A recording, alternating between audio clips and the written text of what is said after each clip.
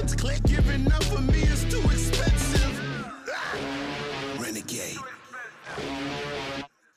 I'm a renegade, renegade, renegade. Better run away, run away, run away. I'm a renegade, renegade, renegade. Better run away, run away, run away. I'm a renegade, renegade, renegade, renegade. You better run away. I'm a renegade, renegade, renegade. Better run away, run away, run away. I'm a renegade, renegade, renegade. Better run away, run away. You better run. Yeah, I tell the world, never label me the same. I feel nobody could relate. You can't box me in the day. I'm breaking chains, I'm in the raid. And that's just me, just me, just me. Don't box me in, it'll get interesting. Cause you don't know the pain that I'm wrestling. I'm a renegade when I ain't resting. That means all day, you don't wanna test me, this ain't all play. I could be the warm breeze on a cold day, or the one you gambling with after a parlay. Yeah, but that's just me, just me, just me. Don't push me unless you're feeling lucky, or you gon' turn this into a must-see. And I don't wanna go there, trust me. Renegade.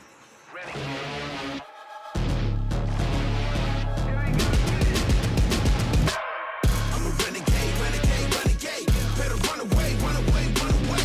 I'm a renegade, renegade, renegade, renegade. You better run away. I'm a renegade, renegade, renegade. Better run away, run away, run away. I'm a renegade, renegade, renegade. Better run away, run away. Yeah. You better run.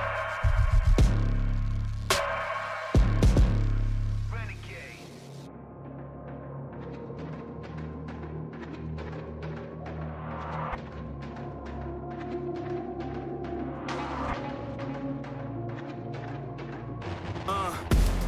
Hit the ground, I'm on cold.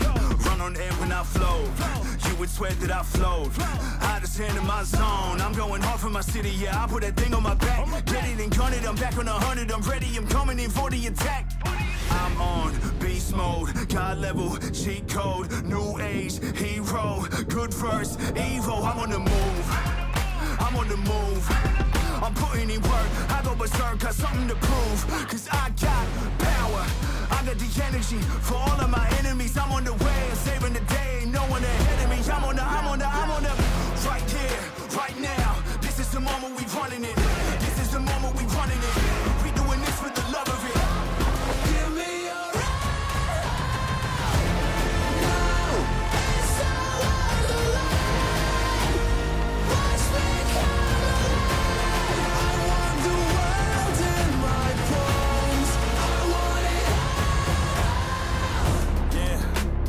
fire lives in my soul. It drives me to my goal. There's no distance I won't go. Cause the climb's all that I know. And I face it all on my own. So my name will be known. Yeah, my name will be known. Right here, right now. This is the moment we running it. This is the moment we running it. We doing this for the love of it. Give me your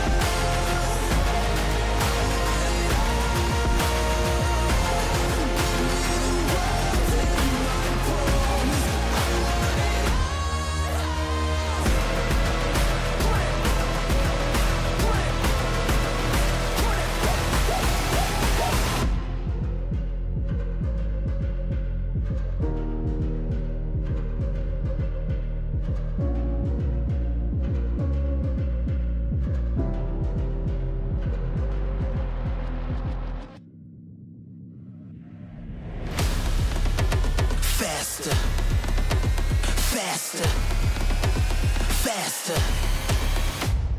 Zoom, the engine room, but you feel the boom. Gone in the wind, when you see me better move. Jetpack kid, reloaded the jet fuel. High speed cruise, too fast, you can't move. Zoom, through. No, I don't mean to be rude.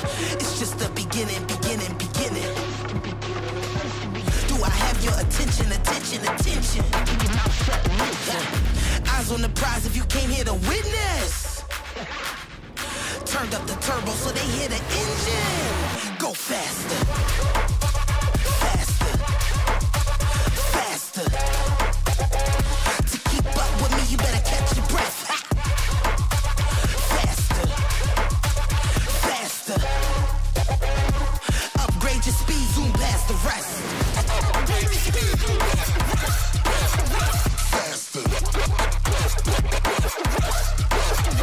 faster. Heart steady racing and racing and racing, pick up the paces. Heart steady racing and racing and racing, they say we dangerous. Heart steady racing and racing and racing, buckle up for safety. Heart steady racing and racing and racing, it's yours if you take it. It's yours if you want it, go and get it, go and get it. Be sure that you want it, cause you gotta be committed. In order to run it, you gon' have to get the sprint. First come, first serve, now listen. Eyes on the prize if you came here to witness. Turned up the turbo so they hear the engine. Go faster, faster, faster. To keep up with me, you better catch your breath. Faster, faster. Upgrade your speed, zoom past the rest. Upgrade your speed, zoom past the rest. Faster, faster.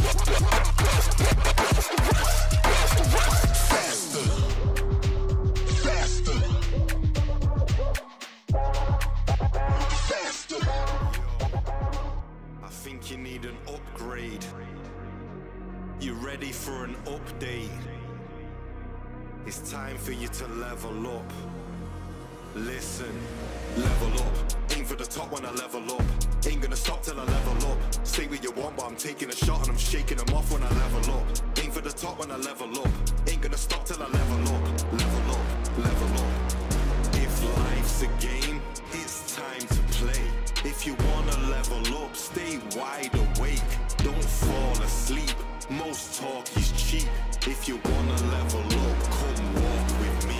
When I put my pen to the page, it's like I just entered the games. First I'm ahead to the range, then do some work on perfecting my aim. I'm spending hours to develop and train. You don't get a medal for setting the pace unless you're ahead at the end of the race. I wanna get better by stepping my level. Attackers up until I'm dead in a grave, yeah. I never said I was brave, nah, but these other men are afraid. And they're only here for the rep and the fame. So don't be thinking me and them are the same. I step on a stage where legends are made. Forget that your claim is weapons ablaze. I'm ready to spray and let out my pain. Tell everybody not to game away. Level up, aim for the top when I level up. Ain't gonna stop till I level up. Say what you want, but I'm taking a shot and I'm shaking them off when I level up. Aim for the top when I level up. Ain't gonna stop till I level up. Level up, level up. If life's a game, it's time to play. If you wanna level up, stay wide awake. Don't fall asleep. Most talk is cheap. If you wanna level up, come walk with me.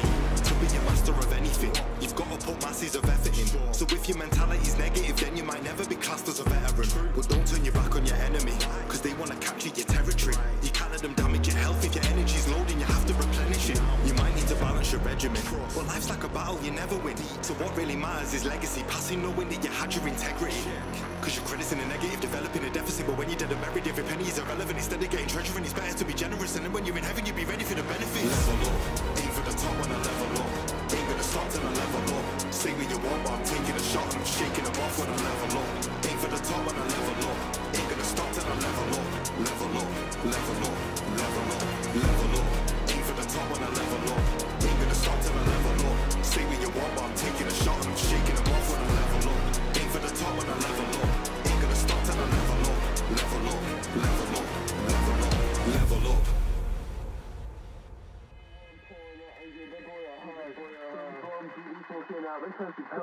Please stop messing me up, just sober up. But I just stole her from my dad, now she ain't getting the bands. Do your dance, where your man's, do your dance, I'm a sad shit cancer. Yeah, do your dance, got some bands, bands up. I'm never going to the country club. Yeah, no one pouring out and get the boy a hug. Three gone beauties walking out the country club. Yeah, please don't mess me up, just live it up. But I just stole her from my dad, now she ain't getting the bands up. Do your dance up, where your man's up.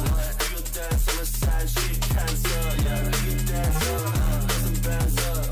I'm never going to the country club. Yeah, you're never doing bands, never riding on the bus, never looking at your man. So he wishes he was us. And my lady has no trust, so let me tell you that's the crux. So you're looking at solutions in the bottom of a cup. Yeah, she on track, she spent a couple racks, yeah. Some tats and a fifth, make it rain, let's smash. I'm on the ass, I love her ass. Let me see a little sass before I give you the pass. Let me see a little sass before I give you the pass. Or while you rolling the back, or while you rolling the joint. I think I'm missing your back, I think you're missing the point. I haven't seen you in a minute, let me see you in a minute. I mean,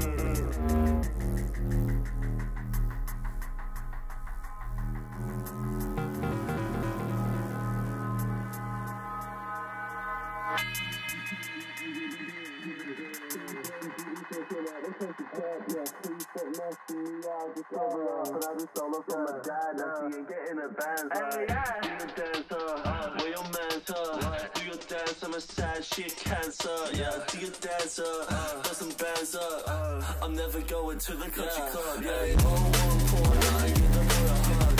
Three gone beauties walking out the country club. Yeah, please don't mess me up, just live it up. But I just stole her from my dad, now she ain't getting her bands up. Do your dance up, where your man's up.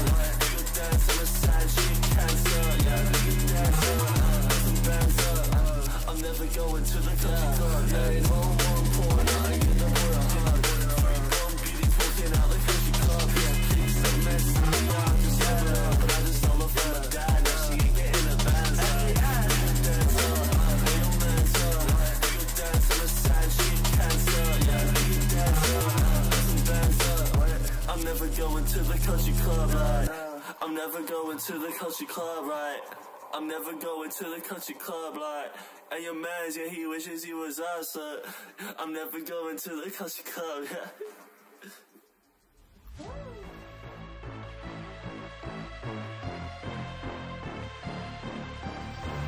I've been living behind all the scenes, 'cause it's easier when they don't believe.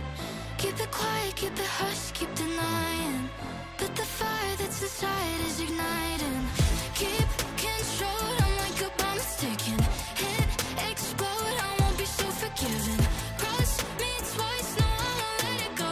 Hit you from your blind spot, hit you where it's gonna hurt most.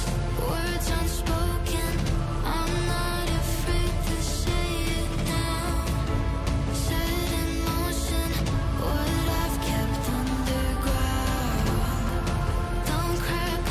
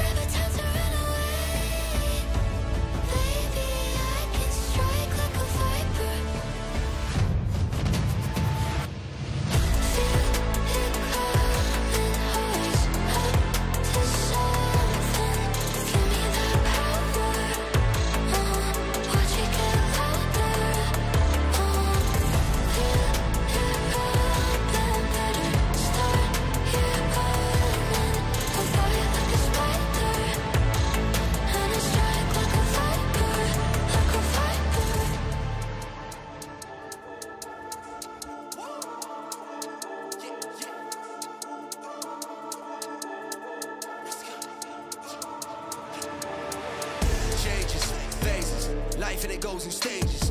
Patient, dedicated. Write these poems and pages. Phases, stages. Backtrack, go back to the basics. Don't stop till we get to the top like ooh, what? Take that shot, I'm blessed and I'm all with ease. All these men when they talk that breeze. Did that big chat, did that scene, but I won't go back. Now I switch that theme. Let's get that P. Now I got that team. Now I hit that pump, that get that clean. No rest in peace till I set my piece. Now we gotta run with a different league. Changes, phases. Life and it goes in stages. Patient, dedicated. Write these poems and pages. Phases, stages. Backtrack, go back to the basics. Don't stop till we get to the top like ooh, what? Take that shot. Been through phases, hit them with a flow and it's so contagious. Bet I'm a vet and I roll with the greatest. Shoulda, woulda, coulda got me running my paces. Getting my space and you're gonna feel mad cause I can't sit still like I'm running around tracks. And I ain't gonna stop till I go to the max. I can't stop, don't stop, won't stop. Back big moves, take notes. Could've been huge but I say no. Me and you ain't in the same boat. Been around and about but I lay low. Stay so gonna break ground when it ain't seen. Not the best, no stress cause I'm better than I been. One shot, level up to the top, no cheat. Putting in work, this life ain't free, no. That's changes, life in the blink of an eye through phases. Been around the world, big tours, big stages. Hidden with a source and I don't stop pacing. Don't stop making, won't stop chasing. Got a big dream, won't stop till I make it. Take it, this one here's for the haters. Face it, can't stop, won't stop blazing. Changes, phases, life and it goes in stages. Patient, dedicated, write these poems and pages. Phases, stages, backtrack, go back to the basics. Don't stop till we get to the top like ooh, what? Take that shot. Changes, phases, life and it goes in stages. Patient, dedicated, write these poems and pages. Phases, stages, backtrack, go back to the basics. Don't stop till we get to the top like ooh, what? Take that shot.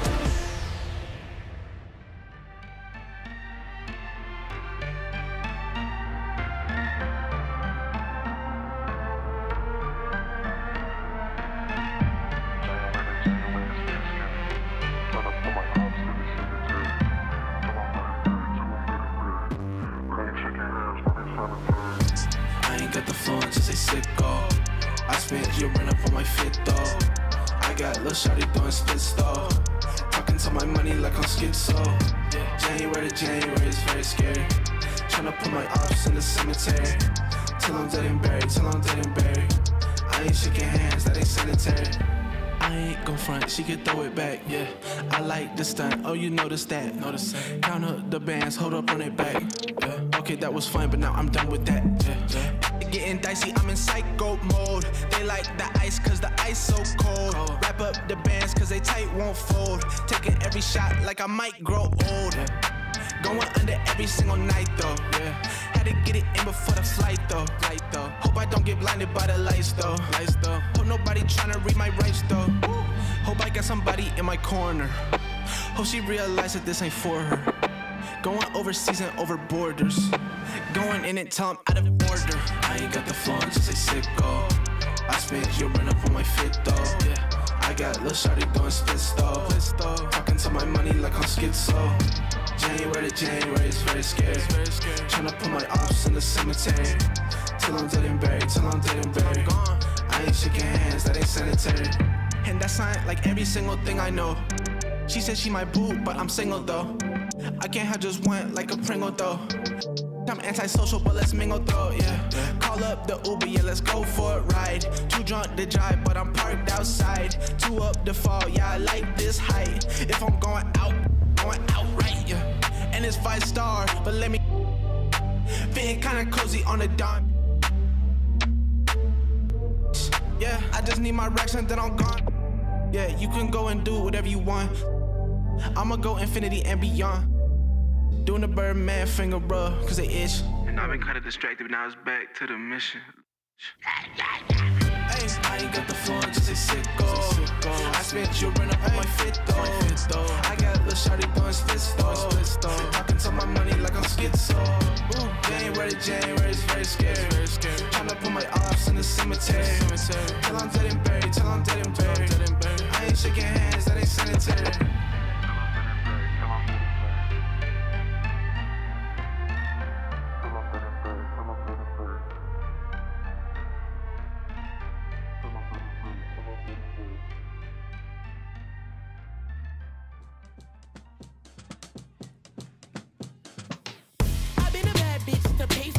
I've been a racket for your station. I've been a quiet storm in the terror zone.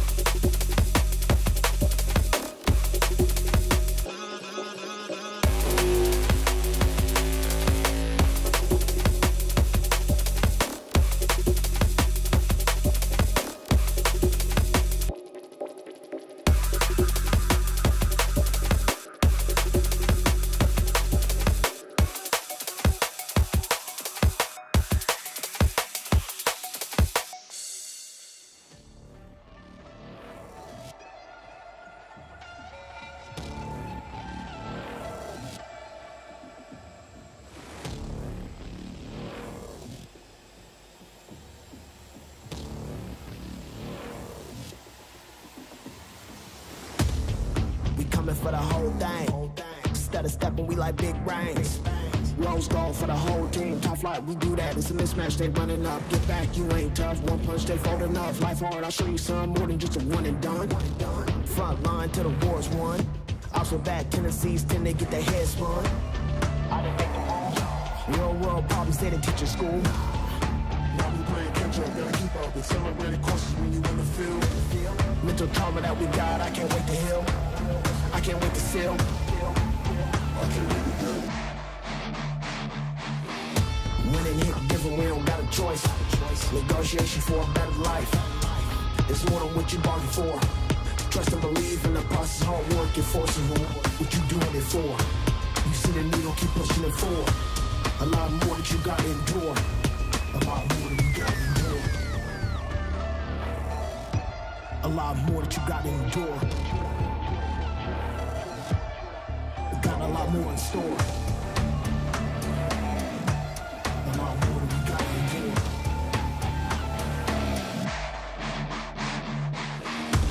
Alright, come let's set the record straight. Something to say it to my face. In the 90s we was catching phase. Everybody got a stick, now they let it spray.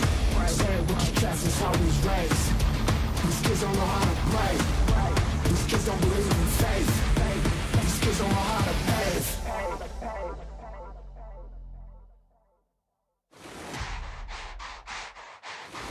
Suffocating now and I can't breathe. Say the grass is greener on the other side. We're coming back to clarify as soon as I arrive.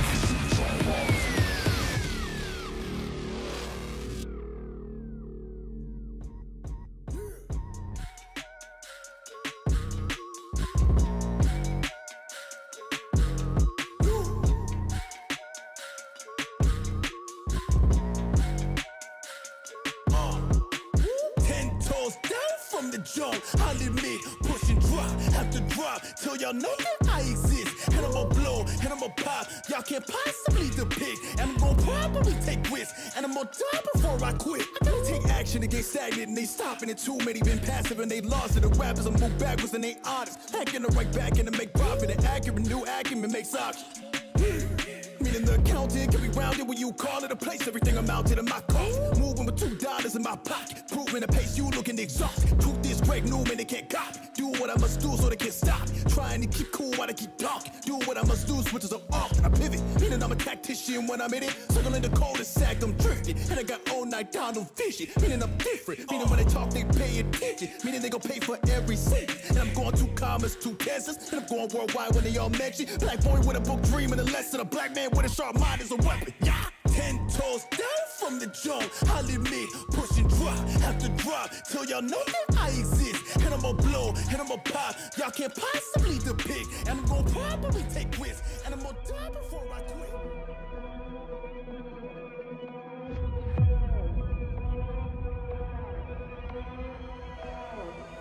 Yeah.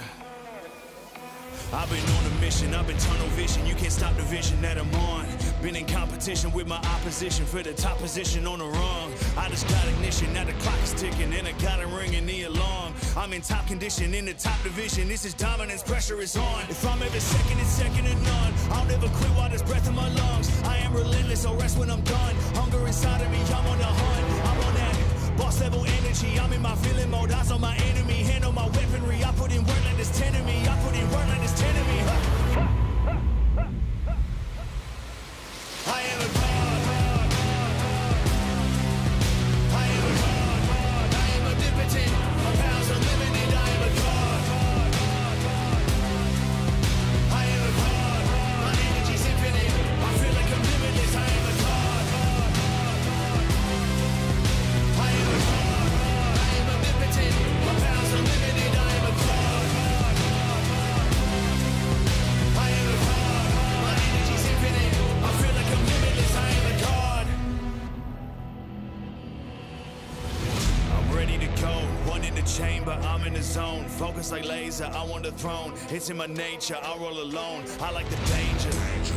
I go renegade. I won't ever break. I don't play around. I don't hesitate. I just level up. I just elevate.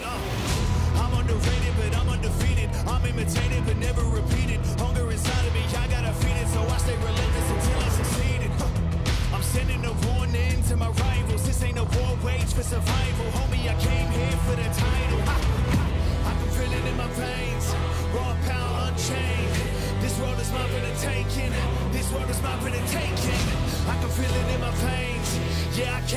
reign.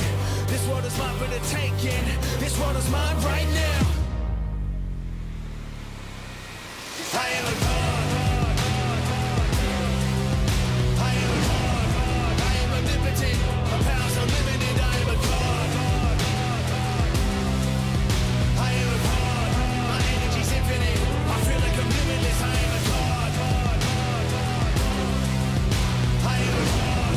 I am omnipotent. My powers unlimited. I am a god. I am a god. My energy's infinite. I feel like I'm limitless. I am a god. I am a god. My powers unlimited. I am a god. I feel like I'm limitless. My powers unlimited. I feel like I'm limitless. I am a god.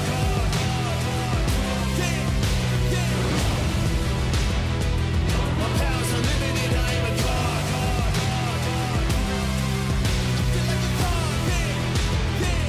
I feel like I'm limitless. I am a god.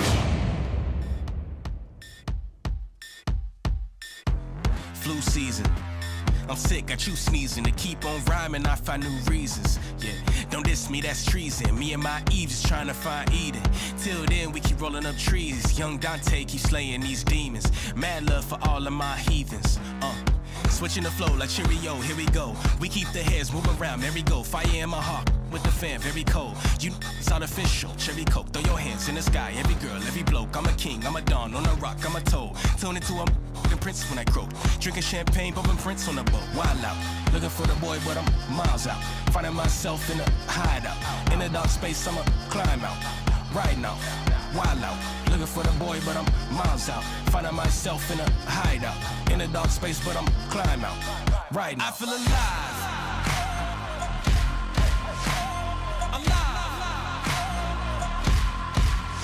I have arrived. I feel alive. I feel alive. I feel alive. Keep coming alive. Keep coming alive. Keep coming alive. Keep doing right. Tonight is night. Come alive. Tonight is night. Come alive. Come alive. A new season. I'm through pleasing. Yeah. Can't see I transform and try to hit me with that Louis Stevens. I'm about to get mean and new meaning. Mouth shut, he freezing. He Mr. Bean. And then for that screen, I've been scheming. Need it in all black when you see him. This is that. Wake your up and get to that bag today. Y'all better not be playing with my cash today. I pop up like dynamite. I won't apologize. If you ain't got my check, well then run and say. You don't wanna see me wild out. Looking for the boy, but I'm miles out.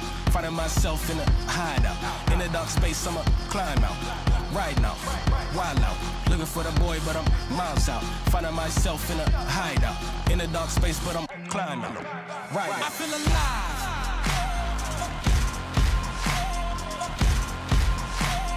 Alive. I have arrived. Hey, yeah, I feel alive. I feel alive. Hey, I feel alive. Keep coming alive. Keep coming alive. Hey, keep coming alive. Keep doing right. Yeah, I feel alive. I feel alive. Come alive. I feel alive. Wild out. Looking for the boy, but I'm miles out. Finding myself in a hideout. In a dark space, I'ma climb out.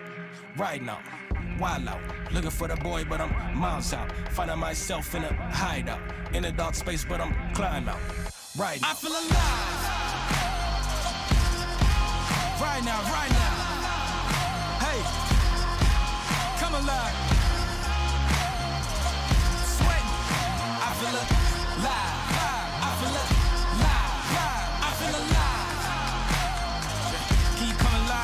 Come alive. Keep coming alive. Keep doing right. Tonight is night. Come alive. Tonight is night. Come alive. I feel alive.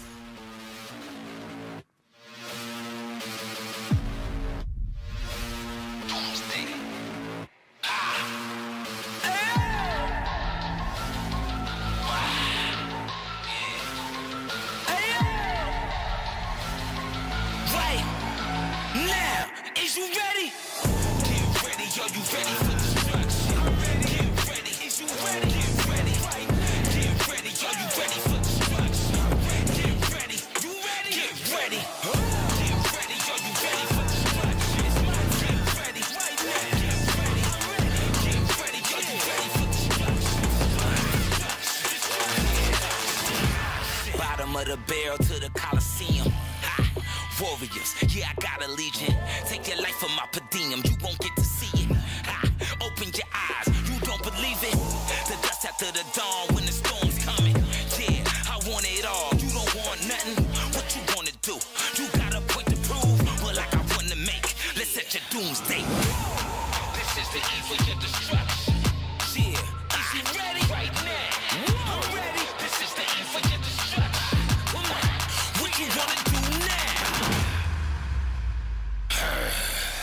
Get ready, are you ready for destruction? Get ready, are you ready? Get ready, I'm ready.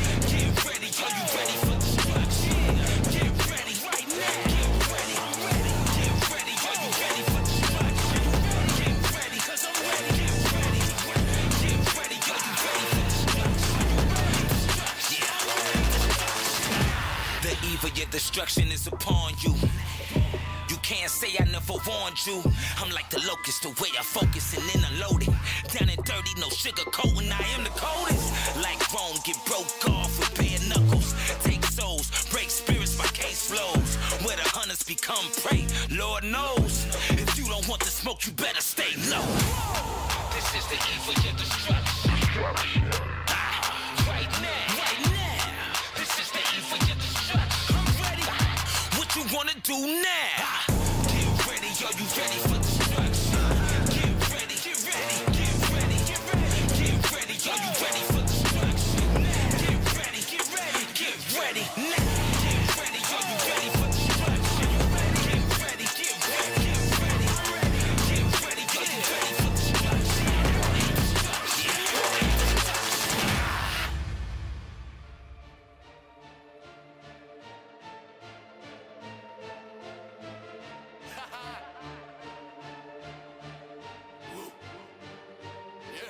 Always ready. No matter what comes my way, they know that I'm standing steady. They wanna push me down, wanna see me landing heavy. My time to rise, they know my grind is planned already. Hard times I've had so many, just know that I'm always ready. Man, I've been through this and I've been through that. Man, I've been through trials and errors. Done seen through tricks and I've seen through acts. I've been through times of terrors. Got courage that rise through life and times. Play life like I'm on checkers. Running new heights in life, you'd find I've come out of violent messes. Ain't the same man that I used to be. Say that I'm mad, not news to me. I make their own plan, that's mutiny. I play the rap game so beautifully. Everybody gonna know is that all my focus goes on being the best. People wanna see me stressed, but what they should already know is I'm always ready. No matter what comes my way, they know that I'm standing steady. They wanna push me down when they see me landing heavy. My time to ride, they know my grind is planned already. Hard times I've had so many, just know that I'm always ready. No matter what comes my way, they know that I'm standing steady. They wanna push me down when they see me landing heavy. My time to ride, they know my grind is planned already. Hard times I've had so many, just know that I'm always ready. Know that I'm building it up and I'm doing it solo. This is the realest of stuff, got the game in a chokehold. No situation I don't know. Mounting my back like a pogo. Man in the sea moving so slow. Ain't a rhythm where I won't go. Facts they know it's my rap so cold. Been told my flow so crazy. Act so bold, no raps and O's. Not about that, no, don't chase me. Ain't been lazy, on my way up cause this music made me. How could you blame me? One of the greats in the game. Better get used to my name, I'm always ready. No matter what comes my way, they know that I'm standing steady. They wanna push me down when they see me landing heavy. My time to ride, they know my grind is planned already. Hard times I've had so many, just know that I'm always ready. No matter what comes my way, they know that I'm standing steady. They wanna push me down when they see me landing heavy. My time to ride, they know my grind is planned already. Hard times I've had so many, just know that I'm always ready. I remember this one.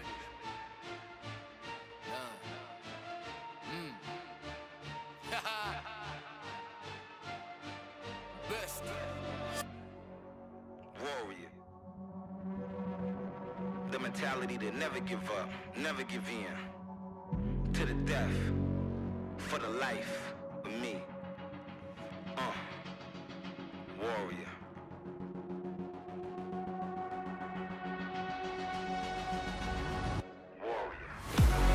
I'm a warrior.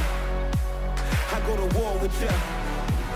I fight to the death, give it everything I got till I got none left. No, like a warrior. I go to war for ya. Till my very last breath, give it everything I got till I got none left. No, I'm a warrior. I go to war with ya.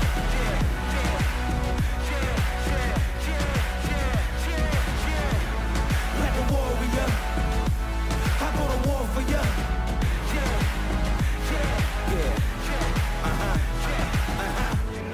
Yeah, I was born for it. Now I'm ready for the war. Ain't no turning back now, no, I can't back down. Can't run nowhere, gotta stand up. Right hand on your chest for your valor. Kneel down to no man, ice running through my veins cause I'm cold-hearted. Look what they done started. I'm sharp with my aim. The best in the game. On fire, hot like a flame. Wild like a beast. I can't be tamed. So stuck in my ways for the truth. I can't be changed. I'm a warrior. I go to war with ya. I fight to the death. Give it everything I got till I got nothing left. No. Like a warrior. I go to war for ya. Till my very last breath. Give it everything I got till I got nothing left. No. I was born for it. I was born to rise. I was born to fly. I was born to climb. I was born to get it. I was born to shine. I was born to live it. Like a warrior. Like a warrior. Like a warrior. I go to war with ya. I fight to the death. Give it everything I got till I got nothing left. No. I'm a warrior. I go to war for ya. To my very last breath, give it everything I got till I got nothing left. No. Yeah, easy.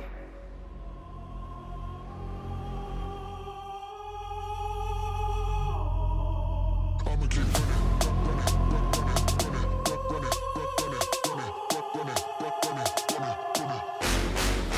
I came from the bottom, but ain't nothing stopping me now.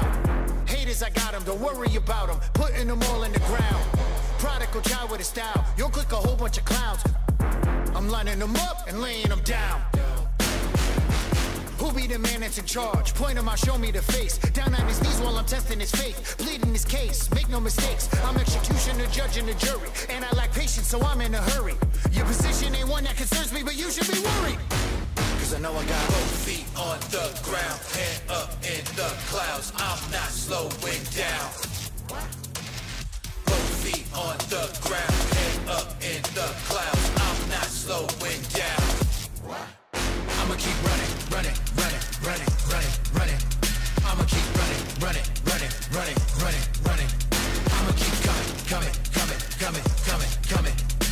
Ain't nothing gonna hold me back. Watch me go as I blow right past. I'ma keep running, running, running, running, running. I'ma keep running, running, running, running, running. Yeah, I'ma keep running, but I ain't no slave. I just keep running, the track has been laid. Run up the numbers to stack when I'm paid. She gon' keep coming, her back getting break. Oops, I mean broken, I'm loud and outspoken. I laugh to the bakers, no joke, I ain't joking with joking. Stop all that talking, I told him, yo, can get rolled up, I'm smoking. Getting blood money, my crypto, the token. The take what was closed like the legs make it open. They say whenever your boy come around with the smoke, they don't want it the way that it's potent. I know this for sure with some more that you got that I never could mess with, cause yours is just bogus. I do no look as I pass, your hook is not magic, you couldn't take that shot if you open. I know I got both feet on the ground, head up in the clouds, I'm not slowing down.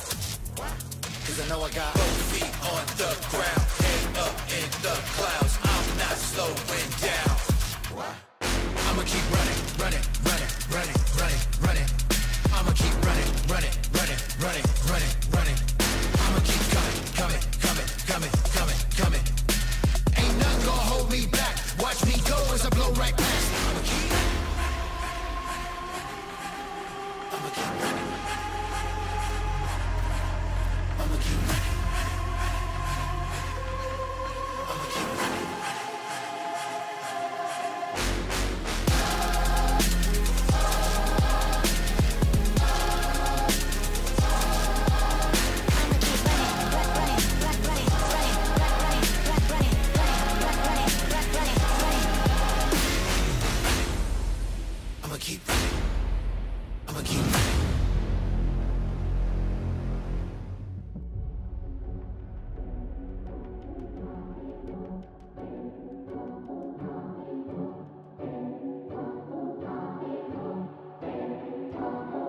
Time's up, the dream's over, the door closed, it's disclosure, the fire out, the pace slowed, nothing left on the desk now in caseloads. I miss my opportunity, there goes the opening, arms reach and slip to loss of dopamine. I lose hope more than any other focus grip this old road. I'm at liberty to trudge, so it's the same old souls, same old goals. Just stick to the script and sick of what's been written and sold. This isn't it, I can't let this empty sink, but oh, the code's cryptic, no momentum to stop it. I swear my prayers and repeat, all I need is one, is a solid. I'm on my knees as I plead, screaming my speech and a promise. One more chance, like who's gonna really take it from me? I get my hands up to any challenge to stand up in front of, convincing myself before I sit on the shelf. It's in my destiny, the best of me, to reach for this belt. I swear they're testing me, but they don't want the rest from the belt. There's only one thing left, light 'em up.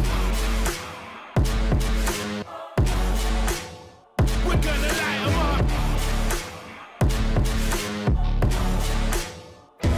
Light 'em up. We're gonna light 'em up.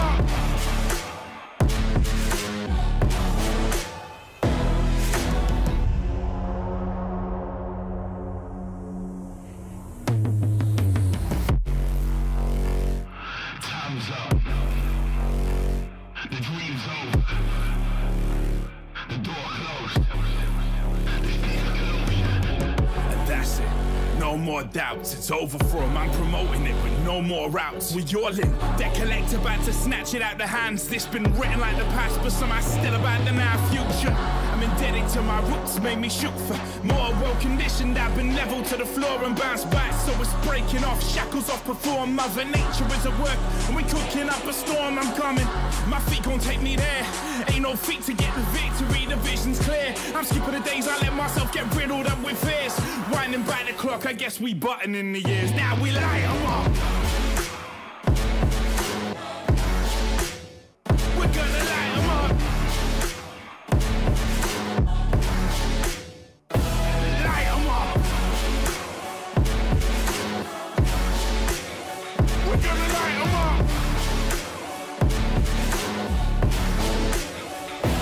Light 'em up.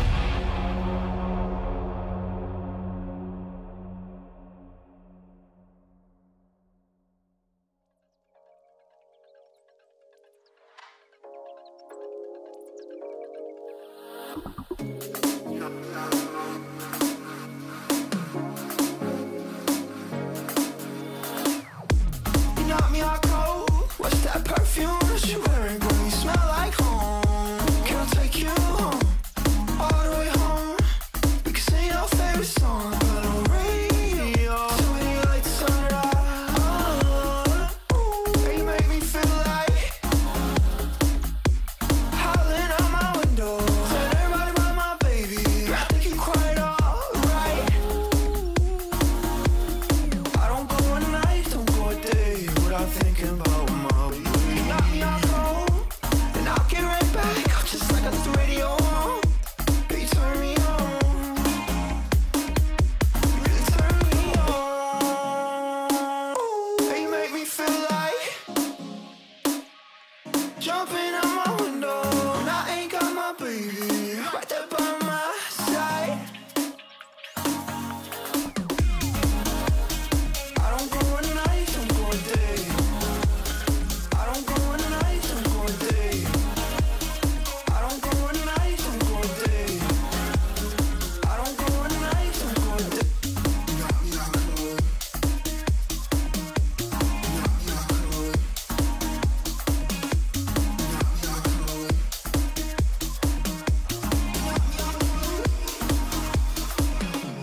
Knock me out cold. Knock me out cold. Knock me out cold. And I'll get right back, just like I did the radio on. You turn me on. You really turn me on. And you make me feel like jumping out my window. And I ain't got my baby right there by my side.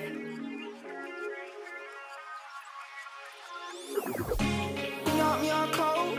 What's that perfume that you're wearing? Girl, you smell like home. Can I take you home? All the way home. We can sing our favorite song.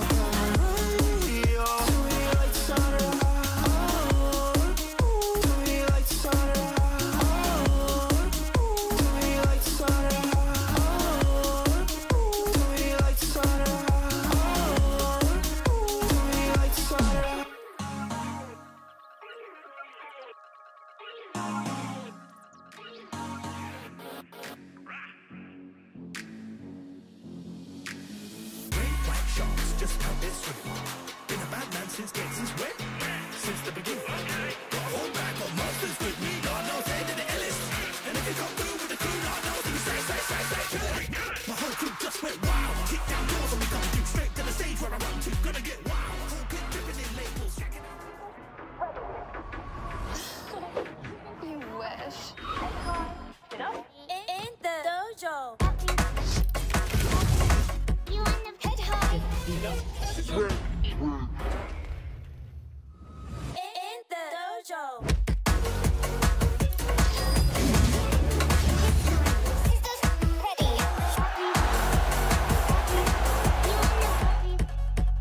In the dojo. Red Bull gives you wings.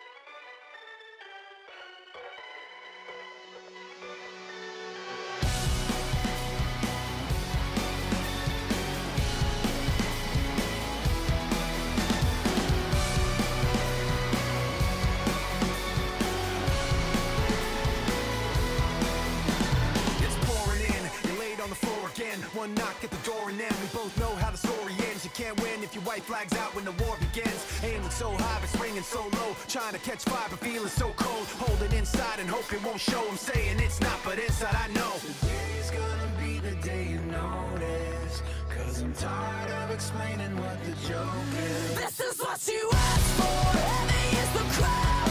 Fire in the sunrise. Ashes raining down. Try to hold it in, but it keeps bleeding out.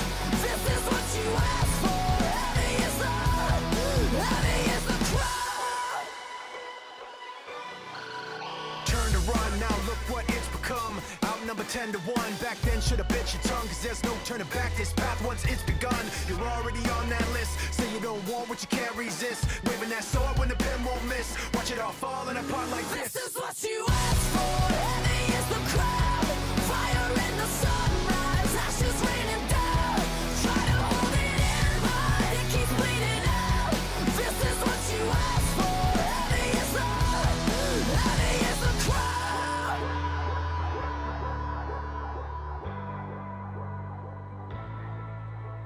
Today's gonna be the day you notice. Cause I'm tired of explaining what the joke is. This is what you asked for.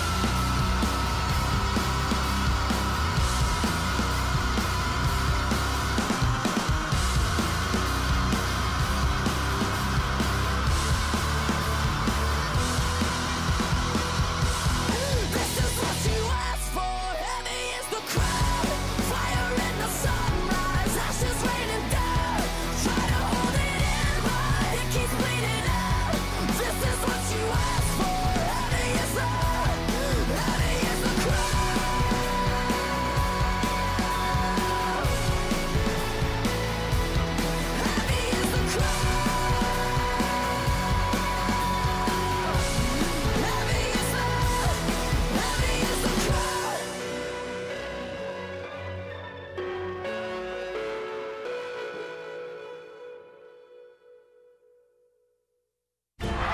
This could be a historic moment in League of Legends Esports. These guys came to fight. Huge clutch plays on the world stage here.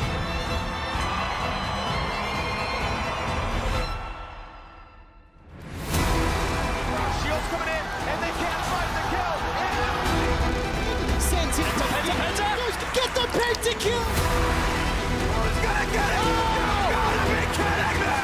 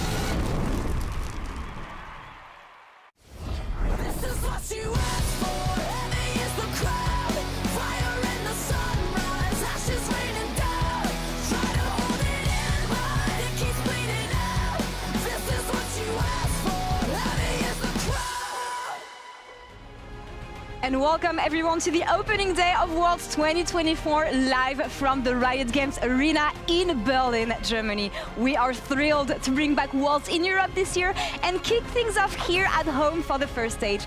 8 teams will be fighting for 4 spots at the main event, and it is my pleasure to open the best month of the esports LoL season with Ezel and GB, guys. Welcome. Thank you so much. I'm so happy to have you here. It's my first time being in the new studio. Yeah. I gotta say, it's looking pretty sick. And I'm so ridiculously excited for Worlds to finally be kicking off. It feels like it's been forever since the regular seasons have ended, and we finally have League back. 2 weeks without esports and without League was way too much. GB. I mean, absolutely. I kind of like the new colors as well. We got some blue, we got some of the white, we got some of the black with the silver. It's looking slick. Yeah, revamped home here a bit because, yeah, we're going to be here for 2 weeks and the first 2 weeks of Worlds. But before we get into all the details, all the action ahead of us, let's take a refresher on the World format for 2024.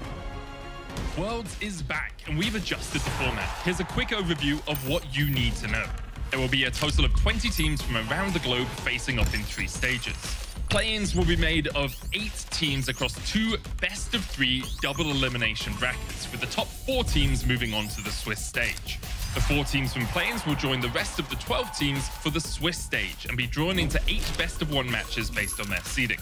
Teams will then be drawn into even record matches until they reach 3 wins to advance or 3 losses to be eliminated from competition. All advancement and elimination matches will be best of 3. For knockouts, the 8 teams from the Swiss stage will make their way through a best-of-5 single elimination bracket, leading to the Worlds 2024 Grand Final at the O2 Arena in London to determine the champion on November 2nd. Check out the full format explainer on LoL Esports YouTube channel and watch all the action from September 25th to November 2nd on lolesports.com.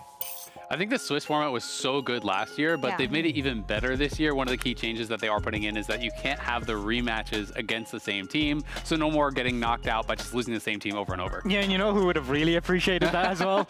Katie would have loved that if they were here, LoL, wouldn't they? Okay, I'm happy you got this out of the way. Are we done? Can we actually talk about the teams that we're going to have at Worlds? Because I agree with you here, Ezel, in the sense that you want to have a format that's going to do justice for the teams and the hard work that they put in getting here, because it's the final test. It's the final exam, actually, at the end of the competitive year. And they want to come in ready, but it's going to be so hard, especially coming into these first days, because it's going to be all about, do they have the right read? Do they have the right preparation? And I know we got lucky enough to have some Champions Q games here and there, some in-houses as well. So what can we expect from Worlds, actually, when it comes into Champions specifically? Yeah, I mean, we're quite lucky. We got Pick'ems. It's usually one of my favorite parts going into Worlds as well. And I want to bring mine up as well. And you can already in Twitch chat start claiming GB, Pick'ems, Omega LoL, whatever it is, because it's probably not completely right. But the meta has shifted a lot. And before you guys discuss my Pick'ems, I just want to say, I have Orianna because I was thinking, what's the safest blind pick? It could have been Kazante, could have been Jarvan, could have even been Syndra. I thought I got more Bannon.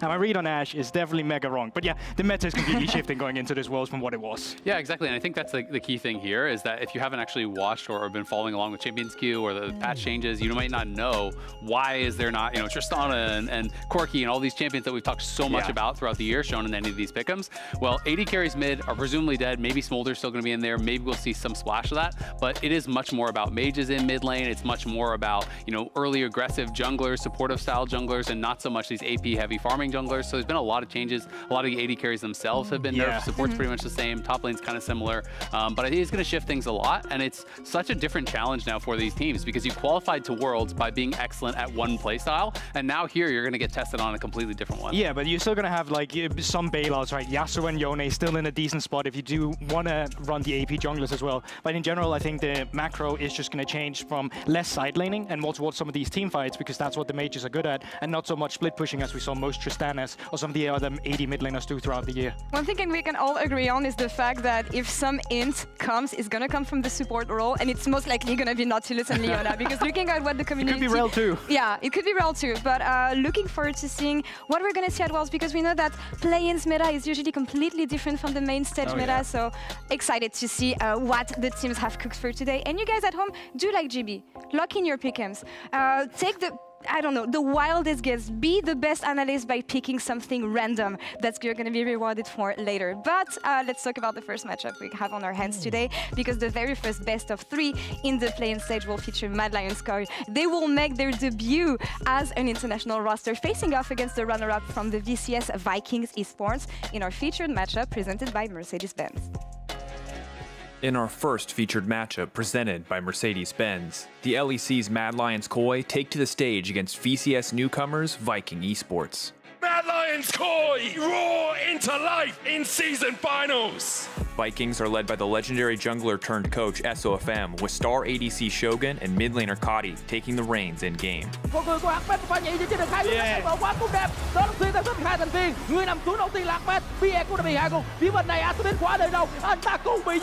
Their opponents, Mad Lions Koi, should be the heavy favorites despite their rookie lineup, as jungler Elyoya is no stranger to international competition. Frescawi waiting around the corner, lands the charm onto Caps, and Caps is sent packing. Now G2 and find a way to fight back, but Elyoya will not give them that opportunity.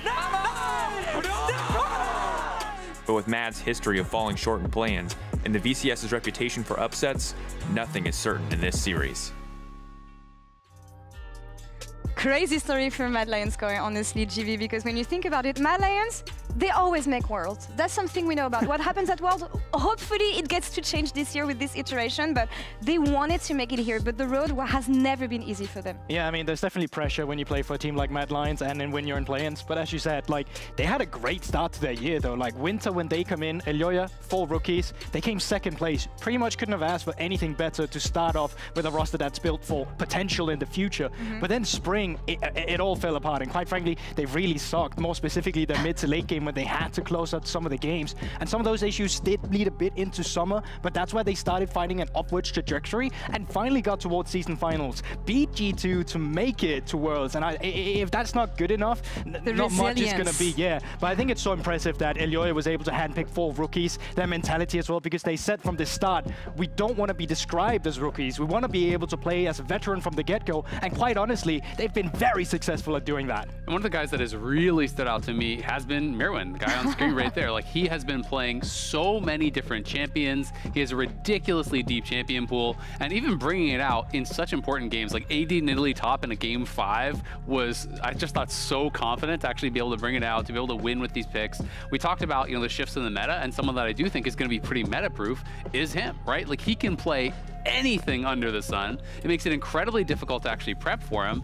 and it lets you know that he's going to be flexible regardless of what the meta throws at him. Oh yeah, absolutely, and I think that really puts it in a point where the opponents as well really going to have to keep track on Mirwin as well, because he has been a spear for Mad Lions. And that's the thing, I was talking to him at Makeup a couple minutes ago, and I was like, hey, so what are you going to play today? Because they kept all year long telling us that usually they show up on stage not actually knowing what they're going to pull in draft, and turns out they actually don't know. So how do you prep when you're on the side of Viking Esports still, because they're also one of the youngest rosters and newest teams we have at Worlds? Yeah, absolutely, and they play a very different style. You know, mostly when people talk about MDK, they talk about top, they talk about jungle. Obviously, Elyoya is the big star, but they're kind of more focused towards that side of the map. And when you talk about Vikings, it's really the polar opposite. You know, their top jungle are both rookies. These guys have a lot less experience. They're not their big standout players. It's about the bot lane. It's about the mid lane. And this was the strongest team in the regular season in the VCS. They're really dominant as far as the early game is concerned, and they are your stereotypical VCS team that wants to fight you at every single opportunity. So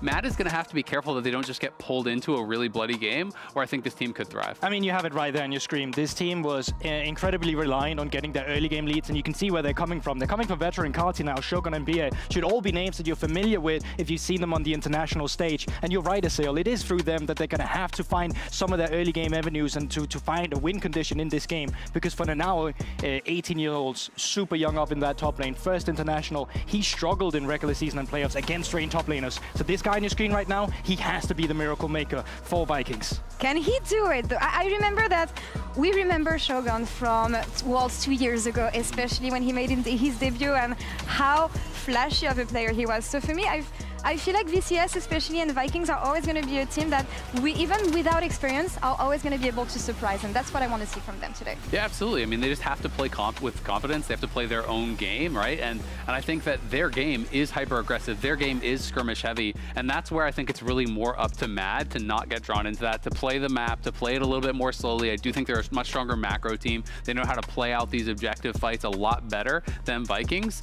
But if Vikings is just fighting you at every single stage and Mad opt into that, that's where we've seen VCS teams be able to pull off upsets. Yeah, I will say though, I think Vikings has been incredibly unlucky with their first draw, because even in VCS, like Gam just started picking range top laners into Nanaue to just stomp them and find that. Like they literally just cyber bullied him in top lane to find that as a win condition, and Mad Lions will just play through that top side. And you are right, Matt has to be careful not getting blown into that early game pressure and all this skirmishing. But even then, Matt quite likes a playstyle like that too. So I think we're going to find a very bloody game in general for this series. That's all I want for the opening game, honestly, of Worlds, because who's going to get lost into this craziness? Who's going to come with the best preparation? Who's actually going to open the show? Because what we see from this series, other teams are going to look at as well. So you're going to maybe set the trends here. It's absolutely true. And, you know, I was talking to some coaches even just yesterday, and a lot of them are just like, we know what we think the meta is, but we don't know if we're right. We're not really sure. So, you know, playing that first series on stage at Worlds, I think has that added pressure because you don't have anyone else's homework to copy, right? Yeah. Like, you are the ones that are dictating the meta for now. I want to take a look at what the fans think in the MasterCard fan prediction, because as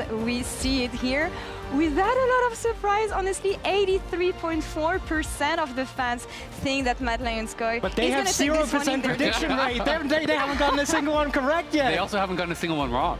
Damn. That's a good counterpoint.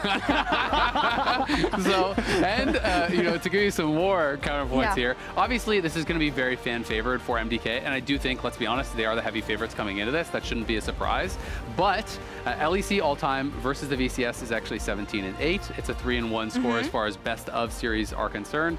And then MDK themselves versus Minor Regions is 17-9 with a 4-1 score against VCS. So obviously we have seen some big VCS upsets. We have seen Mad get knocked out in play-ins before. It definitely could happen, but you know, you want to see those players go in, play confidently, and you know, just believe in their skills because they are the better team. They just have to be able to show it on the day. No, I agree, and I think actually you just have to look again bot side, because Daddy's going to be the guy that we've been talking about the entire time. MSI 2022, Shogun as well, got 5th and 6th at that MSI. He is the miracle maker. He is going to be the guy that's going to have to make them believe at this Worlds if they want to make it further, because they are underdogs going up against Mad Lions, and they really need to bring their A game. Make them believe, bringing in the log line. I love it here. Yeah, start early. When you think, I think we're going to have to use it a lot, and we can use it a lot. Actually, it's going to make a lot of sense for our teams. But GB, there was no expectation on the side of Mad Lions, and they actually, I feel like they prove everyone wrong. Do you feel like that's something they can do at Worlds, especially when you think about Mad Lions' reputation? No, I absolutely think they can do. I think they obviously get some stigma with their reputation, but I don't think this roster got enough credit for what they were actually able to pull off. They were in the slump. They looked like they had to come back next year, and they came back from that, and they look solid. So I think it's okay to have hopes for Mad Lions. It's okay to have hopes. Let's see what they can make happen. Actually, I'm so excited for this first matchup. It's going to be a bloodbath. It's going to be the best way for us to kick off Worlds 2024, and we are moments away, actually, from Worlds 2024 kickoff. 21 days of competition and peak League of Legends ahead of us. We are ready for the best moment of the year, and the journey starts now.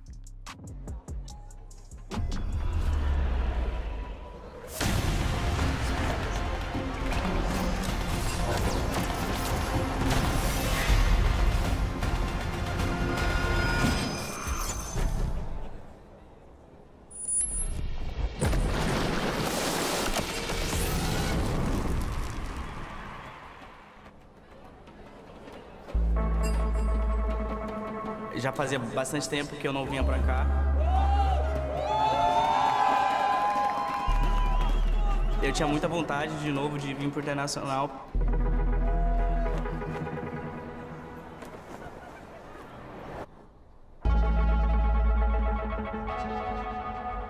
大家都是一整年的努力，都是为了进这个最後一步。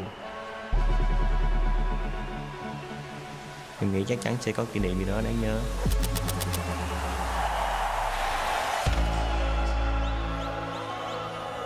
Năm năm rồi quay lại thấy hào hứng không sao? Vui phết ha. 5 năm rồi. Kiểu mình trở lại một nơi mà cũng có ít ký ức, nhiều ký ức buồn, nhiều ký ức đẹp. Lại buồn lại đẹp. Ngọn lửa đam mê không bao giờ tắt hả? Thì phải có đam mê chúng ta mới tiến đến đây chứ. Chắc chắn rồi. Lần này win nha.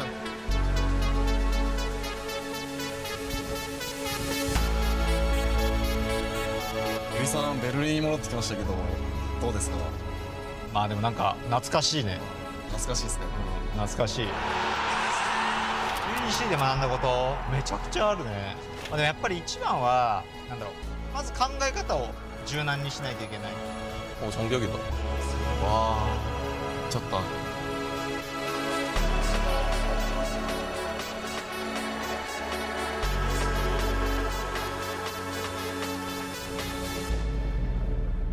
Were you ever thinking about making Worlds in your rookie year?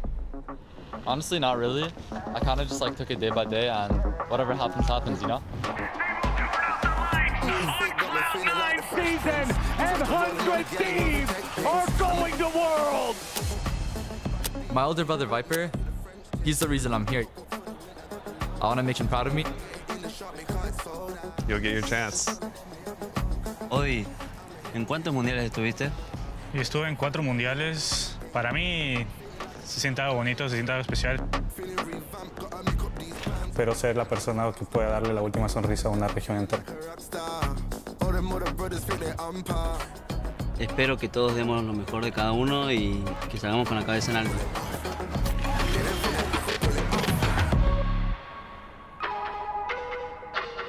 Ngày hôm nay thì bọn mình sẽ thi đấu về thức đó là boba. Trên những cái gì, trên những vị tướng nào và thể hiện đúng những chất tướng mà mình pick, tự tin vào những con tướng mà mình sở hữu được. I mean, it's gonna be a lot of regions. It's gonna be super fun. It's gonna be a lot of different metas. We compete here every week. It's certainly an advantage. It's our stage.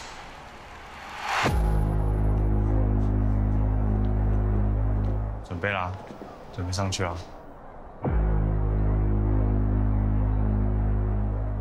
上次一起打世界赛6年前嘛。因为6年了没有打世界赛，其实就是蛮兴奋的，而且还可以再跟你打一次世界赛前嘛。但是差一点，差一把晋级。这次信心满满，这次信心满满。突破一下，真的突破。我已经听到掌声了。走啊，先熟悉一下。E as minhas esperanças é fazer história para o Brasil. Já faz muito tempo que eles já pararam de acreditar. Eu acho que se eu passar do grupo stage, acho que eu já vou ter conseguido fazer eles acreditar mais uma vez. E a gente é um time novo, eu quero mudar isso, eu quero que seja diferente dessa vez. Então, espero que vocês acreditem.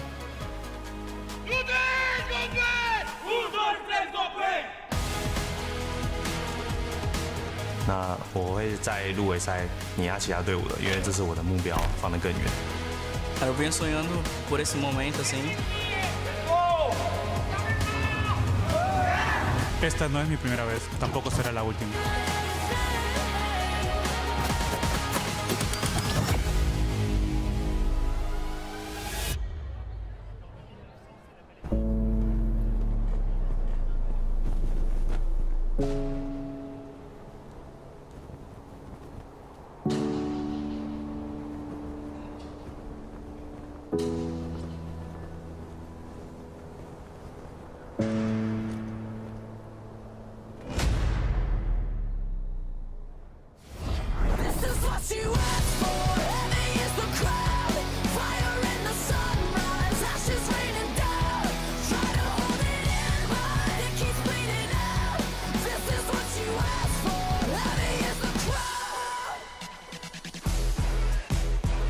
Welcome everyone to our first series in the World's 2024 play-in stage. Mad Lions Koi, 3rd seed of the LEC, taking the stage against Viking Esports, 2nd seed of the VCS. Round of applause here from the Berlin audience as they take to the stage. I'm Dracos on the caster desk, joined by Joshua Jet Leesman. Man, it's good to be here. It's so good to be here.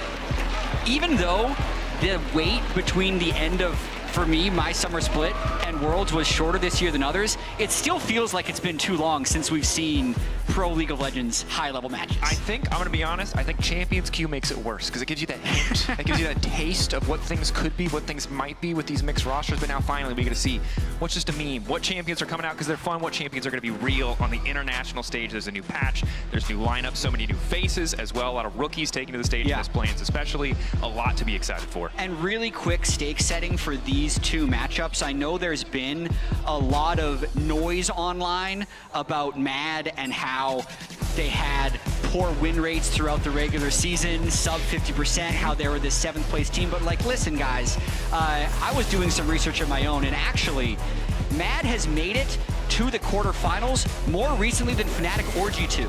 So I'm just gonna throw that out there into the ether and say it's not that bad that they're here, but that's also not to say that this play-in stage is gonna be free for them.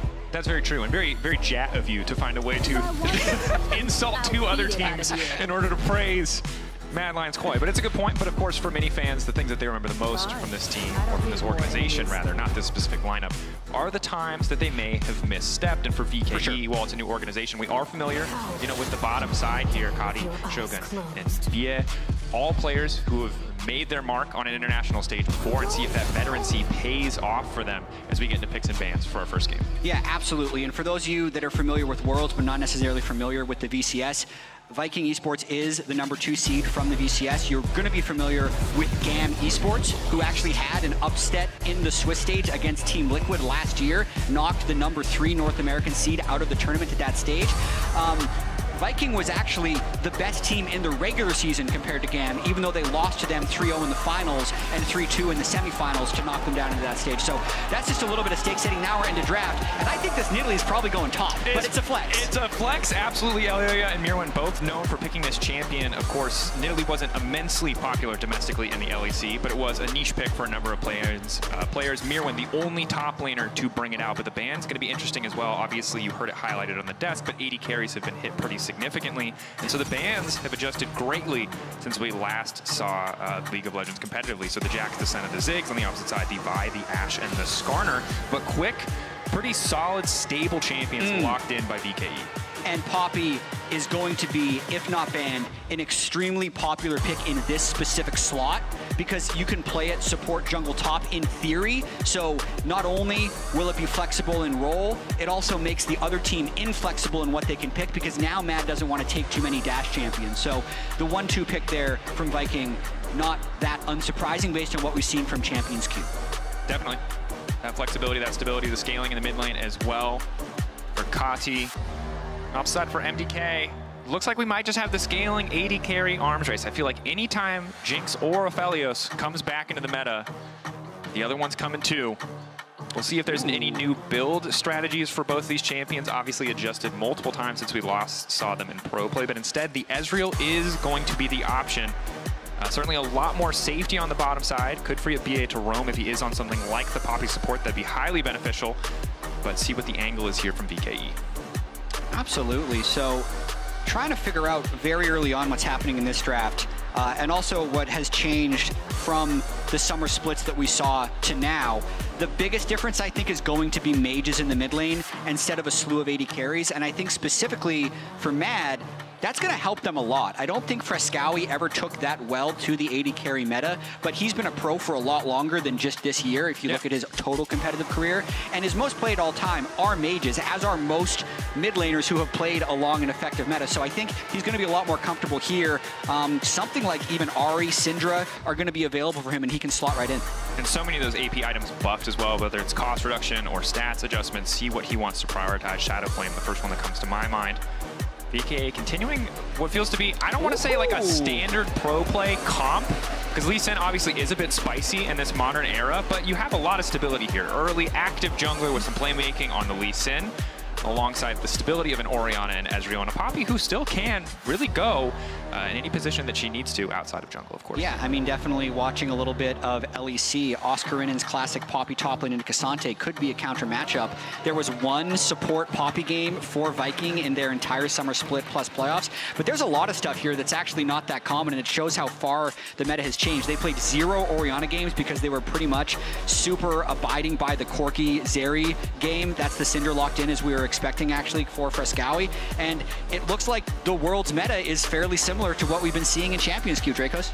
Yeah, very much. And I think interesting because to me this feels like this is almost the safe League of Legends competitive meta. Mages in the mid lane, 80 carries, and like, we've been here. We know what this is about. This is the realm of outplays that I'm ready to cast, that I'm ready to talk about. The Camille, however, something a little bit more spicy for the top side of the map, and I really like this from the side of VKE. I think it would be easy to say, hey, Nanoway, we expect you to fall behind. Yeah. We're going to focus elsewhere on the map, but instead saying, no, we are ready to play towards the top side of the map. We are ready to try to support this rookie top laner in finding a lead. Well, I'm interested here, Dracos, because Mirwin, even though he had 4 Nidalee games, his most played champion in summer plus playoffs was actually the Cassante. Didn't have a good record on it though, 1-4. So how confident are you with this very standard looking Mad draft? I think I'm going to give them the benefit of the doubt that there's been an evolution in the time that since we've last seen them. But I think one of the biggest criticisms leveled against Mirwin was, hey, this isn't an ace up your sleeve that you have these ranged top laners. This is actually the only card that you have. This is the thing that you are good at. So the question now is, will we see that evolution where on a more stable, blind pickable top laner, can he still have that same level of impact? And if people out there are skeptical, I think that's fair. For me, I think we just have to wait and see. Yeah, and we're going to get to see it pretty soon. When I look at these comps overall, I'd say Mad have a little bit better front to back because they have the Cassante and Nautilus as their actual front line. And Viking is going to be a team that is going to have a really hard time if they do fall behind. They're very all in with their Poppy, Camille, Lee Sin front line. That's very much burst them or you don't have a front line. Yeah. So really curious to see how aggressively Viking can play out this early game. Definitely a good question. But of course, when you're playing against something like a Jinx, something like a Nidalee, if you can one-shot a champion, those champions, very easy to take down. Get that Jinx off the board, suddenly that scaling potentially not as strong for the side of MDK. We're now moments away from getting into game, and here we are, MDK versus VKE. This best of 3 series, of course, deciding who will move up. No one eliminated yet. But if you manage to win these first 2 series, you'll already be moving on to the Swiss stage. Both teams hoping to kick off with a win here in this first best of 3. Yeah, quick hit on the format. As you mentioned, there are 4 teams moving on from the play-in to the Swiss stage, unlike last year where there were only 2 teams. So for these teams that are actually in the play-ins, it is a little bit more forgiving of a format. If I'm looking at the top lane engage right here, they're going to get some nice poke down. Definitely not a forgiving level 1. Yeah. For Nanoway, that's pretty frustrating. Not sure what the time is on the clock as of this moment, but given how persistent Elyoya is being, minions just now spawning, Nanoway's not really going to get a chance to reset unless he wants to use that TP early on. I mean, Elyoya is going to probably throw a spear on him, and they're just going to get even more vision. Just finding individual members really early callouts here, and this has to be frustrating for VKE because it's just so disruptive to any plan you brought to the table. Well, also, we could be seeing a swap in game 1. Look where Supa is still. He's still around the red buff, going to be taking this top wave. So the changes that actually happened to the lane swap since the last time we saw Mad play is the turret fortification up top is much stronger. So it's way harder to take early plates, and it's a higher sacrifice for the actual plate gold that you're going to get. So I need to see now how well VKE stack that wave in bot lane and how big the plate differential ends up being. It's a good question. From 75% fortification to 85% fortification on that top lane tower for the first 5 minutes of the game. It is nigh impossible to kill. And 10% is not always 10%. Yeah. Right? When you're going towards 100% fortification, so it looks small on paper, is big in actuality. And they're actually going to be getting near that turret in the top lane fairly soon as we see some counter jungling coming down from the Lee Sin as well. And currently, nobody underneath that turret, but Alvaro is looking to probably hold under this wave, and Mirwin can probably teleport in as well. This is the adaptation we've seen from a lot of top teams. When you get a level 2 support and a level 2 top laner, you can usually catch that wave and not die. Alvaro, see if you can get any XP here. Unlikely he'll be able to grab any gold. This 4v1. Yeah, but if they TP in, then they can probably hold 2v4.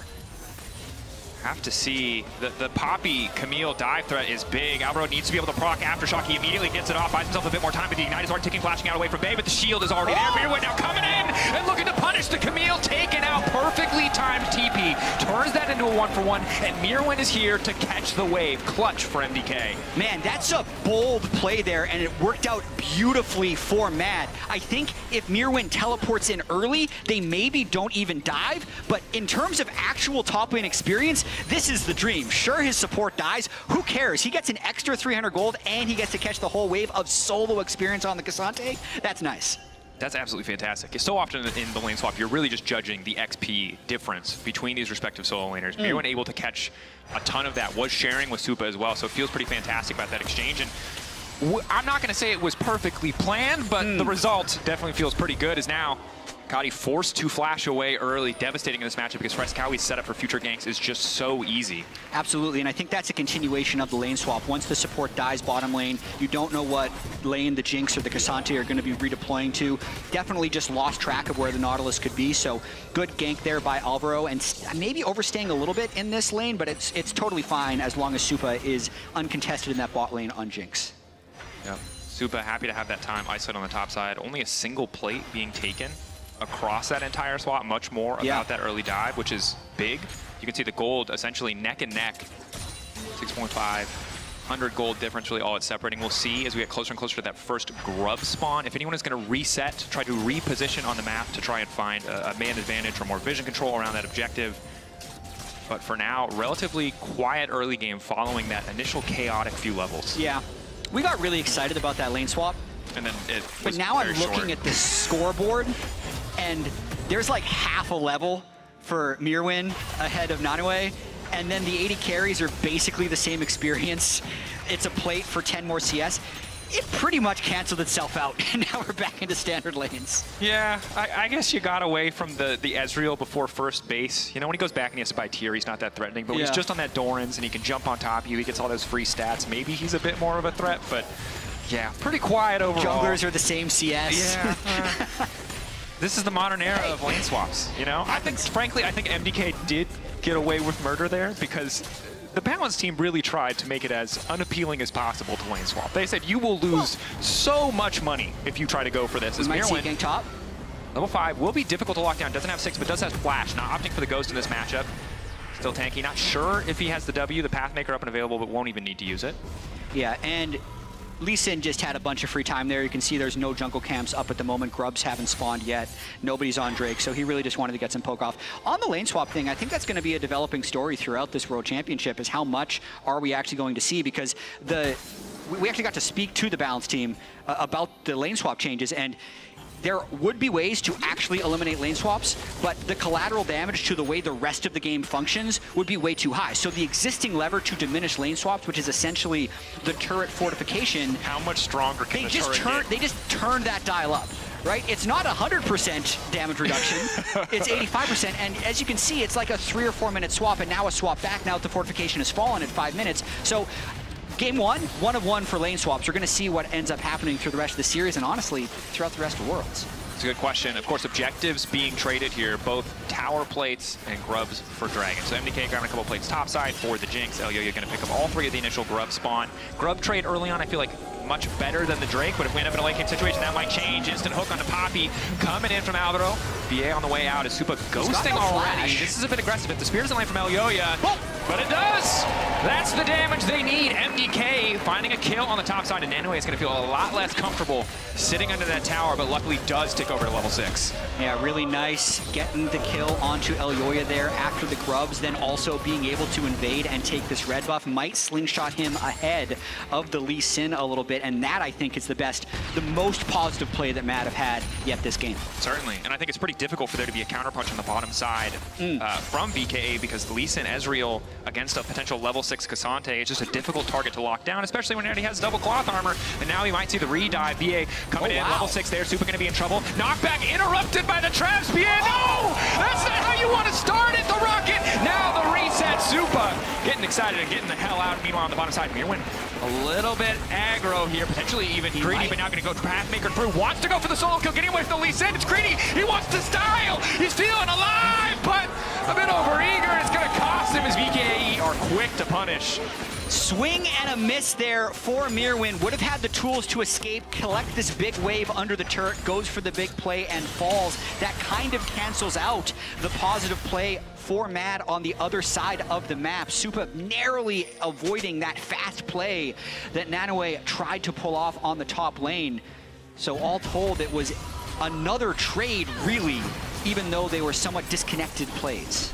Yeah, hovering in the darkness here, ready to protect this control ward, but you're completely correct. I think Mirwin, I respect that this is a stage he knows, he's feeling comfortable, he's feeling confident, he wants to go for the play, but it's one of those classic situations in pro play where you didn't need to. If it worked, great, but you kind of already won on the top side.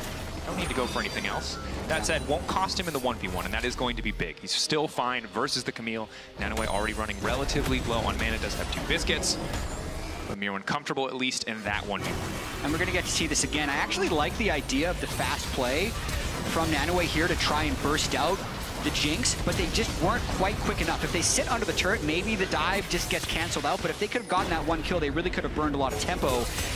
Mirwin right here, I think he actually does have a kill angle, but you can see he missed his E, he ults over, he flashes, missed his Q3 as well, then can't get the dash through onto Shogun either, so missed a lot of spells there to prevent the kill onto Ezreal. Yeah, good movement coming in ultimately to avoid some of that K'Sante burst that'll come through. Yeah, and listen, Shogun is not like he's some scrub on Ezreal. He's 11-1 on Ezreal this summer, so he's definitely very skilled and comfortable on the pick. That's one of the reasons they would have picked it after seeing the Jinx on it. And if any champion in the game can dance around a K'Sante, it is the Ezreal. This is not an immobile 80 carry, sitting, waiting to be jumped on. Now, again, gold lead not massive. 3 grubs here. Second grub's gone is going to be big. If MDK can get that 4 stack, can get that buff, will aid a lot of that side lane pressure that they really do have. The Nidalee kind of a constant threat here for anyone sitting under a tower. The poke, the ability to really just jail opposing laners, stop them from being able to walk too far forward. Yeah, and I want to see how Elyoya continues to play this Nidalee as the game progresses, because there's a couple different ways you can play it. You can play it to just consistently 3-man the bot lane and just kind of fire spears and keep getting advantages, or you can do to counter jungle the other team. You can see a defense already set up here for Viking with both Camille and Ezreal top, which will match the 3v3 of Mad and probably just make Elyoya retreat. VKE, you can see, have the tools to kill Supa. In the previous play, they fumbled it just a little bit. Nanoe wants to keep it going. Traps on the ground once again. Not afraid to walk forward. That initial magic damage shield now fading away. Elyoya backing away. The mark not going to get procced by Ezreal as an entire creep wave will be lost in the bottom lane. Well highlighted observers. The cannon minion slows that a little bit, but a couple hundred standing gold essentially paid by VKE to get involved in this play. Guri not going to find the kick, but they have successfully zoned MDK away from the grubs thus far. Yeah, I mean, VKE spent so much on this play already. They only get 1 grub. They've lost waves mid. They've lost waves tops. And I think they're going to get a fight here. Mirwin. Ulti from Mirwin is going to be big, trying to get around Caddy. Going to move forward, going to find the Ezreal, pull him right over the wall. And there's Supa. Hand delivered the nightmare of every single 80 carry. What a huge play for Mad here, because it's not just about the kill onto the Ezreal. It's about everything else. Every wave was sacrificed there by VKE to either get a kill or secure the grubs. They do not get a kill. They do not get the majority of the grubs. That's now a 5-grub game for Mad, so they're going to be getting the little extra voidlings every time they hit the turret. And on top of that, it's actually Mirwin who's able to get the flank. What a nice play. They're going into 5 people, not getting locked down, taking the Ezreal to safety with himself, and getting the kill. Beautifully done. And there's so many times in pro play where you will see teams willfully sacrifice, you know, something like standing gold or a wave to make a play. But when the play you try to make also fails, it's just all those deficits start to compound. And now we're seeing MDK pull ahead with a pretty significant goal lead. And with the grubs backing them up as well, it'll only make the Herald more powerful. It'll only make further pushes on side lane powerful as well.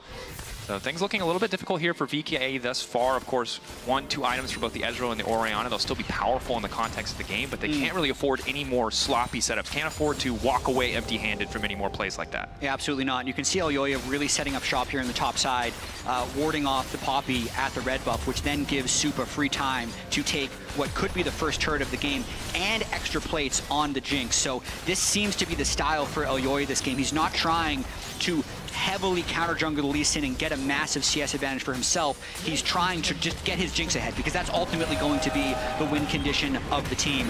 Currently, most of the gold lead was on the Nidalee. It was 1,000 of the 1,600, but giving that first turret over to the Jinx spreads their gold lead a lot more evenly. Now Jinx is also 1,000 gold up over Shogun's Ezreal. We'll see how they want to assign lanes here as Fresskowy is able to push Shogun out of lane. Looks like Supa just going straight to mid lane.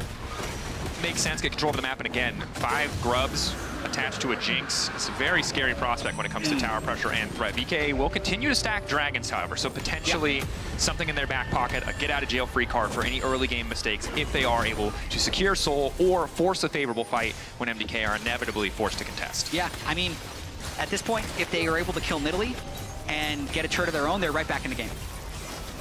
Close. Guri trying to hover and fog. Looks like they've locked up Mirwin. Mirwin in trouble here, unstoppable, but obviously the Camille ult still going to bring him back, likely to fall. Mirwin now trying to get fancy with a will dash, have safety footwork, not quite in range for Alvaro to get the extra range. Unstoppable though, follow-up is there, Mirwin's still alive! Ball comes in, Kadi takes him down, instantly the poppy goes in, quick wall bang to finish it. And you talked about it, they might not have killed the Nidalee, but top and support, a pretty damn good deal. Pretty huge though, they completely stopped that push, and unlike the last play where they committed heavily and gave up several waves, they have Shogun catching waves in the mid lane, and just now Fresskowy is getting that wave in a top side, so they didn't actually sacrifice that much for those 2 kills, plus they're getting an extra play. They just missed it for Kati's Orianna. But yeah, big play here, since they do have the 2 Drakes, if they can just equalize this gold a little bit. Mirwin, I think, feeling confident knowing Elyoya was waiting, not anticipating the additional member from BKE, and of course Camille, one of the few champions alongside Poppy in the game who can stop K'Sante from just walking out of any potential gank. Yeah, and a little bit unfortunate here as Mirwin gets tagged by that Q, brings the Lee Sin a little bit closer, and then I think Alvaro probably could have gotten away if he wasn't trying to save Mirwin in the first place. So one of those things that you're going to probably make that call every time. It just ends up being a little bit negative in retrospect. Certainly. MDK, though, continue to hold on to this gold lead. Still a pretty sizable advantage, but as you highlighted before, really just in jungle and AD. If Supa or Elyoya aren't involved in the play, that gold lead really does not exist. And now for Nanoe on the top side, small advantage, Triforce finished. 1-2 items where we expect to see Camille be a bit more of a terror on the side lane. Yeah, it's a champion that you have to constantly respect, because the ability for the Lee Sin to hide behind the Camille and then burst down pretty much anyone except for Mirwin is going to be present the entire game. So Syndra Fresskowy has to be very vigilant of that possibility whenever he's pushing sides this game. Definitely does. That Camille side lane threat is going to disrupt so much of what MDK would normally be able to do with a lead like this. So for now, they're just going to focus on playing around the Jinx. This is nice. Keep core members strong. I like using the Herald in mid lane, just get more passive control over the map instead of trying to get that additional gold from going on side. And MDK not afraid to walk up here. Supa knows he has so much coverage from his team. A second charge, all those little grubbies. They want to get a second tower here. Instant stun on the VA. Hook goes in, Alvaro unfortunately hitting a minion, but tower will fall. MDK feeling great about that one. Debating if they want to keep pushing. I think tower 3 would be a bit greedy. Kadi already on the flank, ready to punish if they do decide to go for it. Good use of the ball to get passive information here, but the vision control on the bottom side jungle here from VK, not fantastic, so don't really feel confident to walk in or threaten. Really nice play there by Mad. I'd say Elyoya just kind of setting up shop whenever they have the Jinx and the Nautilus and just fishing for spears does a lot to make the other team very hesitant to be in an engaged range where they can have a counterattack, not to mention they just had a large numbers advantage there the entire time. So getting 2 turrets off of a Herald is probably like top 5% of all Heralds you're going to get, especially when it's the 2 mid turrets. Double mid towers I have not seen very frequently. No. Very powerful, so much passive control generated now. Every time Supa pushes a wave here, we'll see how confident Shogun is to step up. For now, it seems like he is, but when they don't have that vision, he's really going to have to be cautious about going too far forward. Elyoya spending some of that well-earned money on the Seeker's arm guard, so not more damage, instead getting a defensive item, maybe hoping to limit some of VK's options or angles of attack in any coming fights. And I will say this next minute for Mad is really important that they can get proper setup on this Drake and secure, because when you give away the first 2 Drakes for Herald, Grub, and Gold control, you can't lose this 3rd Drake. Right onto the side lane. Combo decent to start, taking their time here. Fresskowy going to try to ult flashing out. The TP now coming in, but that TP might cost him. Mirwin. Advantage thus far. Nanoe now the one in trouble. Guri has to be careful. Low health bar. Oh, they're trapped. If a spear hits, it's going to be big. Nice sidestep going in. Quick dash out, but he should just be dead. The Smite for additional movement speed. A quick thumbs up. I like the confidence on the international stage, but he's probably just dead. Yeah, he's gone. Right, but Orianna got out. It was a full recall on a bush. Now he's teleporting back in. TP. Kadi wants more of a fight. BA on the way in as well. Mirwin taken down. Aggressive maneuver coming in from VKE, but they are able to get that kill. Kadi could hide in that bottom turret bush right there, and he was able to get a full channeled recall off, then teleports back in to get the kill. And even though they killed the jungler, they're down both soul laners, so they might not even be able to secure this Drake. Someone needs to answer this wave on the bottom side. Nanoe, will he overstay? No, happy. Just get a bit of extra pressure and walk away. Recall's coming through. Nanoe should escape, but now Yoya off on the side. Are they willing to chase this Camille to the ends of the earth to stop this recall? There's no TP to save him this time, but it's also, they don't entirely know where everyone is, and they also don't know where the Camille is entirely, plus with the flash up, that's big. So because everyone's respawn timers took so long and they're redeploying now towards mid lane, it's again the setup for this Dragon. So we're in a bit of the same situation where if Mad can't stop the Dragon snowball, they'd actually be in trouble despite how much gold they have on the Nidalee and the Jinx. Yeah, Supa is powerful. If they can protect him in a fight, if they can get a full 5v5, they're going to feel good. But right now, it's VKE who pushed that wave and who forced MDK to respond. VKE who are going to be first and set up on the Drake, doing their diligence now to clear out some of this vision. Well, I will say, with the Camille showing on this wave, and no TP, Mad should just walk in and take it. Yeah. DK had first move in mid, but instead prioritizing giving Nanoe some time to pick up XP, maybe take down a tower. Obviously under no threat themselves, right? The MDK have not taken a single Drake yet, so instead just getting some free gold, maybe feeling like once Camille gets to 2 items, their game plan gets a lot easier, as it will just be a tower for Drake exchange. MDK would like to make it positive in their favor, but Kadi quick with the shockwave there means that no wave to play on. No, that was a really nice ult there by Kadi to save that turret, because you could see Mad wanted to go for a turret trade there. Maybe we see a little bit of 1v1 action. No, he's just going to dash away. Very constantly here to cover, but play just going to fizzle. Taking blue here with... It's a bit bold. Yep, a little bit. All right. Oh, yeah, he's going to get it, though. He said might be blind, but you can't say he's not confident. Nope. Turret ends up going to the Syndra anyway, just 30 seconds late, so it ends up actually being the turret trade. Gold lead stays about the same, but I'm actually pretty impressed with Viking here sticking with Mad. I think since this gold lead was about 2,000 or 3,000 8 minutes ago, I've seen a lot of other games between major region, play-in region, snowball from that point, but they've held on. They've pulled off a couple of nice plays with Nanoe's Camille. I'd say Kati's Orianna has really shown up in the right spots, and they haven't really been heavily out-macroed here.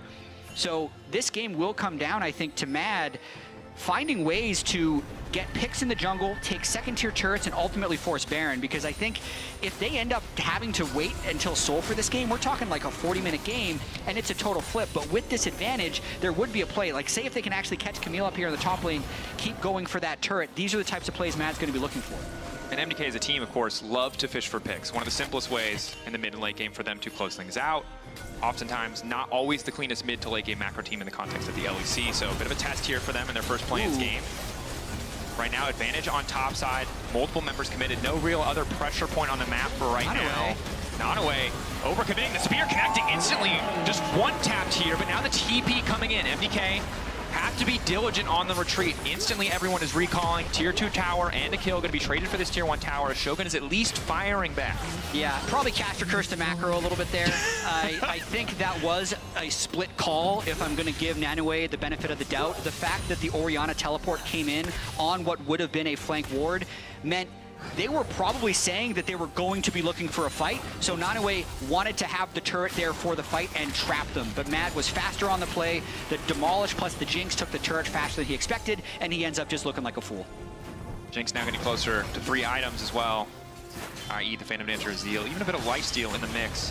Supa's playing a pretty comfortable game at this stage. Yeah. Hasn't really been under too much threat. Haven't really been any big 5v5s yet, outside of a single play around the top side and that second grub spawn. But Baron's now on the table, and obviously Jinx always going to be pretty fantastic at taking that objective if left unattended, as VKE trying to make a fast play on the mid lane. Supa getting out. Oh, squawking up now. Backstep is good movement. Oh, he's going to be really fed this game. He's not even reached his final form there, and he's already dodging around, getting huge poke damage onto the Lee Sin. I think the player that has been largely silent but is now very important, as that recall almost gets interrupted, is Friskawi's Syndra. This is the item buff. for Storm Surge, and it's also the champion that has become viable because of it. He's at a point where he can probably one-shot the Camille at the start of a team fight, which is really going to diminish Viking's ability to engage. Definitely is, right? And both buffed items, the Ludens and the Storm Surge, adjusted in between the mini patches since we've last seen competitive play, regardless of what your personal playoffs were played on. We'll see how he wants to leverage that threat. Even just to scatter the weak to start fights alongside Elyoya is going to be such a massive threat. And the frustrating part is, if you buy MR to deal with this mid-jungle duo and end up in a team fight, Supa's going to eat you alive. Yeah, absolutely. And there's very, very low Mercury Treads usage by this team. So like Kati goes a little bit damage heavy. I could see a little bit of MR from Orianna in this matchup generally, if it's a Nidalee Orianna mid-jungle. But I think because the Jinx is so accelerated, the game plan for VKE is probably just going to be to try and punish the immobility of the damage dealers. Even though the Syndra and the Jinx are very fed, if they are somehow both in range of a Camille Orianna engage, they will disappear. So it's going to be these team fights are going to be very skill dependent on whether or not Viking can land their skill shots. About to set up Shogun. Or Shogun might just be very dead far here. ahead of the mid lane wave, and that might cost him. For now, it's just the flash. Zap does hit. MDK want to follow up. Alvaro immediately going to find the flash. The knockup still going to come through on the ulti, but BA managing to get at least a little bit of a disengage. The Poppy now trying to walk away. Good Ezreal ult TP on the flank as well. Camille coming in, but Orianna nowhere to be found yet. That shockwave will be everything if they can find MDK group, but MDK able to retreat, able to back off without losing too much. All right, so let's check what actually got burned. The Camille loses the teleport, which diminishes their ability to trade when giving up Drake. There's no flash on the Ezreal, and Matt is trying to set up for this Drake, but it's not going to be given. But it's important to note, when they started to push out mid lane, already VKE were on the side lanes. You can see that entire bot lane wave getting deleted. They're losing gold just to be here. MDK conceding a couple waves, conceding some prio on the map, committing a lot, but oh my god, the magic damage is massive, and now Shogun's been caught out as well! He doesn't even have room to play the game! VKE couldn't find the angle to force a fight, can't even find the angle to group up and fight together. Kati getting nothing done, Supa finding the kill, MDK fully confident in their ability to execute on that 5v5. That might be the play that breaks the game open for Mad. You could see the Syndra power there, bursting the majority of the Camille's health before the final spear comes through to finish the job. Now 6 kills for Elyoya's Nidalee. Watching this one more time, even if they don't land the hard CC, just the R button. 1, 2, 3, 4, 5, 6 spheres, not even a like Giga 7 or 8 sphere move right there, is enough to take him down. And then with the Camille down, there is no one in front, and they can clear the rest. They take the Drake. Now they go for Baron. This is a bit dicey. Curry is here. Flash smite available. Fresco with the initial interrupt. Now they instantly turn on the Lee Sin. They do not want to let them get the steal. BA trying to buy as much space as he can for his jungler to escape. Thus far, looks the rocket. He can feel the wind on his backside. Barely able to walk that one out, but it's at least stopped the play crucially. And the side wave still in favor of VKE. At some point, MDK will need to manage here. Man, that was close. You can see the Cinder turning on, though. Like, that damage is really I'm going to be honest, I'm looking at how much damage that Syndra goes, and I go, I don't know if this was a Ravenous Hydra game, but this might just be a cheeky Baron game. TP coming in. Full 5v5 ready. VKE are going to get this objective. Elyoya has no way in. Mirwan getting cheeky. He cannot steal this, and they'll walk away unscathed. They come into MDK's house in Berlin, and they just start stealing objectives. You'll love to see it. They left the door open. What are they doing? Do they understand? No. Possession is 9/10 of the law, Chad. That's what I've heard. Look, they possess the Baron buff right now. It belongs to them. Nothing MDK can do about that.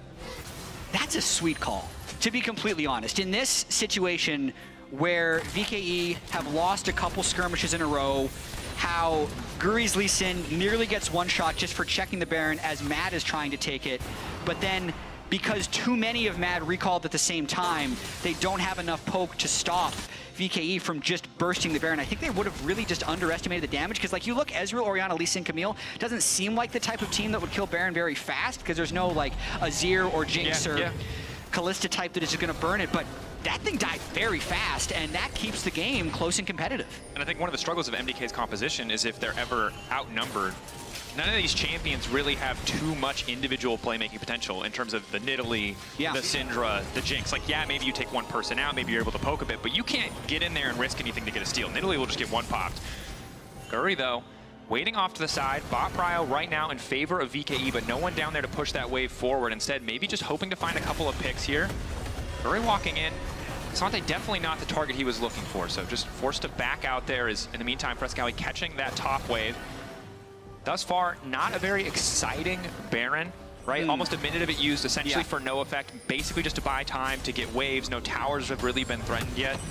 Yeah, I also think generally when you sneak a Baron like that from behind, it's very unlikely you have a big Baron power play. Yeah. Because it is basically just a way of delaying the game and equalizing the gold slightly. I think the Red Bull Baron power play is the value of the Baron. Not a lot more gold was accrued. Good job. They stopped the game from snowballing out of control, and it's been at around 2,000 or 3,000 of a gold lead for about the last 20 minutes, I almost want to say. I think this game mostly is going to be about how both teams play around Supa's Jinx, though.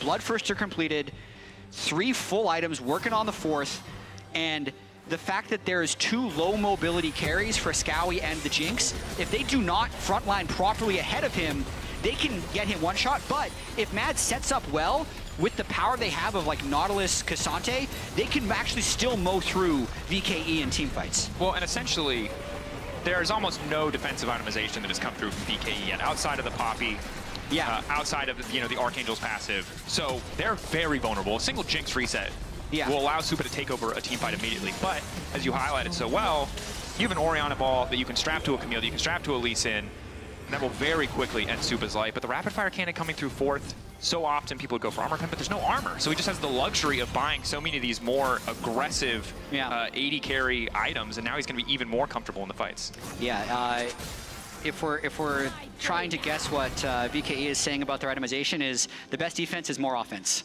Because they just need more damage to make sure that the Jinx and the Syndra can't take him down. I just think Sterix Gauge is generally such a strong item, and while I get Ravenous for the side lane threat, I'm just like, I can't just Sterix Gauge every game. Sterix Gauge, probably please. Coming next. Yeah, for sure. I mean, that's what the tunnelers are for. Yeah. But I think that alone is going to help so much with specifically Frescowi burst. Of course, if you're caught out, it won't matter too much, but in those closer fights, it'll stop at least that initial potential reset, because that's the big scary case for VKE, is Syndra pops somebody, gets Jinx a reset, and then the fight is immediately over. Yeah, this is it though. You can see VKE in the river, but they're not able to hold the bush. So instant pick. Yeah, full confidence. Supa now going in. Frescowi retreating. BA picked off. VKE spending a bit too much effort setting up these traps, looking for these flank angles, and just not bringing enough members to the play. Guri will take the objective, bringing them up to Soul Point. Now going to make his way over the top. In the meantime, Shogun now trying to get out. Down away, getting the kill back. Frescowi taking out the equation. Guri coming around the corner. Shogun, Mirwin going all out. Can he take down 2? Dashing forward, now has to backstep. Is it still going to cancel the all? Wants to keep going. Guri's still alive. Guri's still healing. The extra healing coming in. It's so much work. It's such an incredible moment, but it doesn't matter because Supa is still alive. The Jinx still there to finish the job. What is going on, Dracos? This was now a 4 for 2. The Drake ends up going to VKE, and Nottoway might actually get the tier 2 mid. He's gonna get it, he's gonna walk away. Quick hook shot out. Worlds, baby! Okay, so to recap, it looked like Kati was in a foolish spot, and that was just going to be it. Because they're able to get 2 kills before the play even starts. It's now 3v5, so Mad definitely lets their guard down. There's no way Frescowi expected the Camille to still go for a play after all that. Then nobody marks the Lee Sin. He's able to steal it, and then this extended fight is just hands from Shogun, being able to get enough damage onto Mirwin. Because if they're just, like, the fact that they killed Elyoya in all of this is going to be the biggest tragedy, and the fact that that went over to Ezreal. What an insane sequence. I think, yeah, that is the optimum word, because that was wild. And just a reminder for all the Lee Sin enthusiasts out there that Sundered Sky is insane. I think that was about 800 health from Sundered Sky procs alone in that fight, allowing Guri to play on the absolute edge to salvage what he could from that exchange. And despite so many of the bigger plays, like the grubs, a couple of these Drake contests going to MDK, the gold is neck and neck, and Nottoway is just becoming a bigger and bigger threat. Casante's resistance is meaning less and less now that he is at 3 items. Yeah, if he ever finds the Syndra or the Jinx without Peel or the rest of the team there, he will kill them. All I'm saying is, Supa is very rich, but Supa is also desperation rich, because that is a Seeker's Arm Guard on 80 carry, which is not completely uncommon, but that is a respect to Nottoway, respect to the burst potential of the enemy team sort of purchase, because he knows if he's ever picked off, very likely MDK could concede at least a major objective, if not the entire game. Yeah, I think it's a smart purchase for how rich he is at the moment. When he has enough money to buy a full Guardian Angel, I think he'll sell the Seekers and probably buy the Guardian Angel, but by that time, he's probably used it at least once. But Baron's up, and it's time to set up and wait for someone to come in, because what happened on the last Drake, the start of it was actually very good for Mad. If they can find Orianna or someone trying to move into their zone, they're going to be able to win that fight because they have a stronger front line and they have good ways of following up on that front line. But if the game gets too chaotic, that's when it's going to favor Vikings. We're also in an interesting situation because Nidalee obviously wildly far ahead of Guri on this Lee Sin, but so many late game situations with a Nidalee or Lee Sin in the game, you're like, oh, late game they have less value than their counterpart. But Lee Sin, much higher value in this late game in terms of playmaking potential than a Nidalee, whereas normally he's going to be outclassed by something like a Sejuani, like a Maokai. Here he's actually able to pose a much bigger threat to finding these pick angles, finding these creative plays, whereas Eloya, yeah, he can still kill those targets in isolation, can still land those big spears, but it's much harder to get immediate, reliable value out of this Nidalee outside of the traps, outside of the attack speed steroid present on that Primal Surge. Yeah, and ends up with Mad just resetting, refilling their wards, getting as many completed items as they can. Nice control ward cleared there by Elyoya. Because of that Dragon Steel as well, Vikings is not in any rush since the Infernal Soul is going to be available to them the next time that spawns. So as long as they keep a little bit of vision on Baron, they're mostly going to be worried about keeping that bot lane with Camille as pushed as possible so they have a way in to that final Drake fight. Walking in, Mirwan going to spot the Camille. Mirwan very fearless. I was thinking Nanaway was potentially in trouble, but because if Mad was able to move down the river there, they could have punish the flashless Camille, but he just slides right out of there undetected. It's difficult, I think, for Mirwan to be too much of a threat without committing a lot of resources. Because if you go all out, Camille 3-shots you. True. Right. If you don't know 100% that you have the damage to finish that job, Camille, very powerful at this point in the game. So for now, just a bit of poke, a bit of harass, multiple objectives up on the map. This is where that decision making. Yeah. It's going to be so crucial. And when you look at the veterancy of both of these teams, Elyoya, really the leader of this MDK lineup, is the pick initially coming out. BA forced to flash out. Knock on Nakati. Really able to walk away. So ulti down for Alvaro is a big to start the fight. We really have to watch Camille here. That's a nice trap. It found him. Otherwise, he still wants to control that zone there. There's not enough wards from Mad to actually stop him from being here. Mirwan trying to mark him, but he's jumped on now. Mirwan not unkillable. It's a matter of time before that life bar is just going to be deleted. Poppy ready to disengage the play. VKE uncertain if they can go for the finish here, go for the kill. I mean, Drake's up now. Mirwan has to base TP to get back. Shogun getting chunked out. Mirwan canceled. Excellent ult coming in from Shogun. He's been so clutch for this team so many times in there. Giving them the advantage. Flip it. Mirwan with the TP. Alvaro going in. Nice hook to start things off. Caudy gonna get deleted. That's what they needed. Now Jinx finding the reset, but no immediate targets hit. VKE immediately retreating. Might just be able to go for the 50-50 here. Elyoya hovering. They're not gonna hit the objective. They know it's instead about the fight. Nanaway caught out. CC locked down. No. X-Tech ultimatum. Not enough. Shutdown coming through clutch for the Syndra.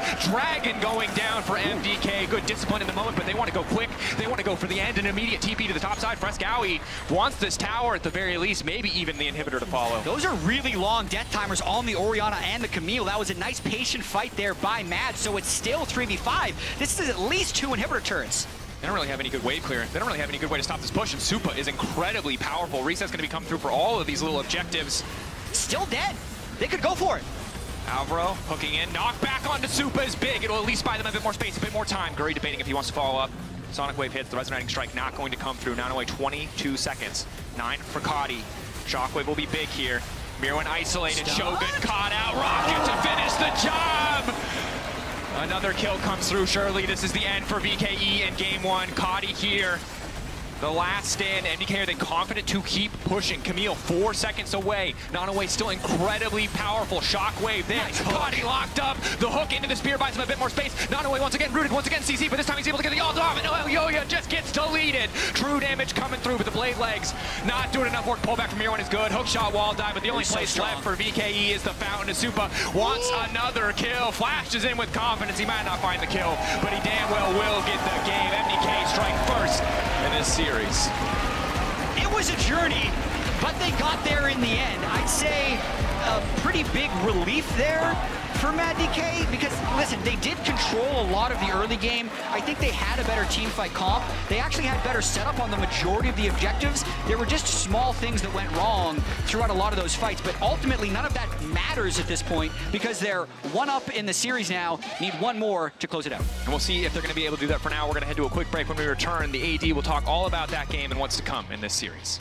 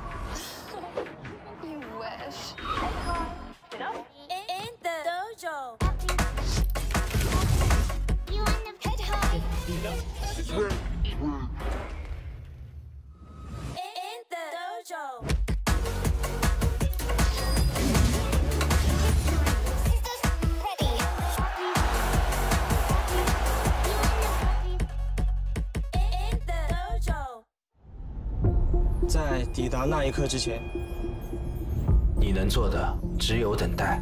如果故事再重来一次，我想 Jackie Lau 还会做出相同的选择。等待比分失衡，企图从中看清胜负的端倪。等待一切安静，好听清自己脑海里的声音，直到抓住那一刻。他们可能会因为激进而失误，但是不会因为胆怯而畏惧。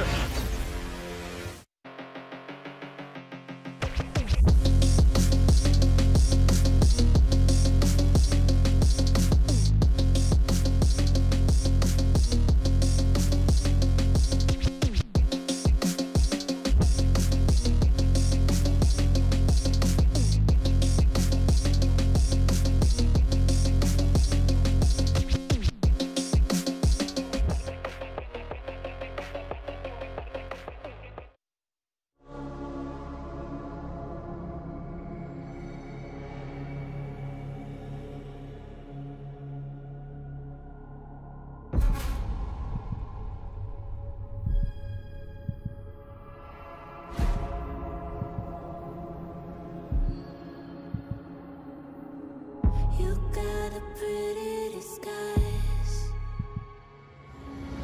but you're still ugly inside. I see right through all your lies. I'm not like one of your kind. I'm a misfit, I'm a rebel, don't fit your description. I never settle, fight back with resistance, pedal to the metal. We're setting fire to the system, yeah.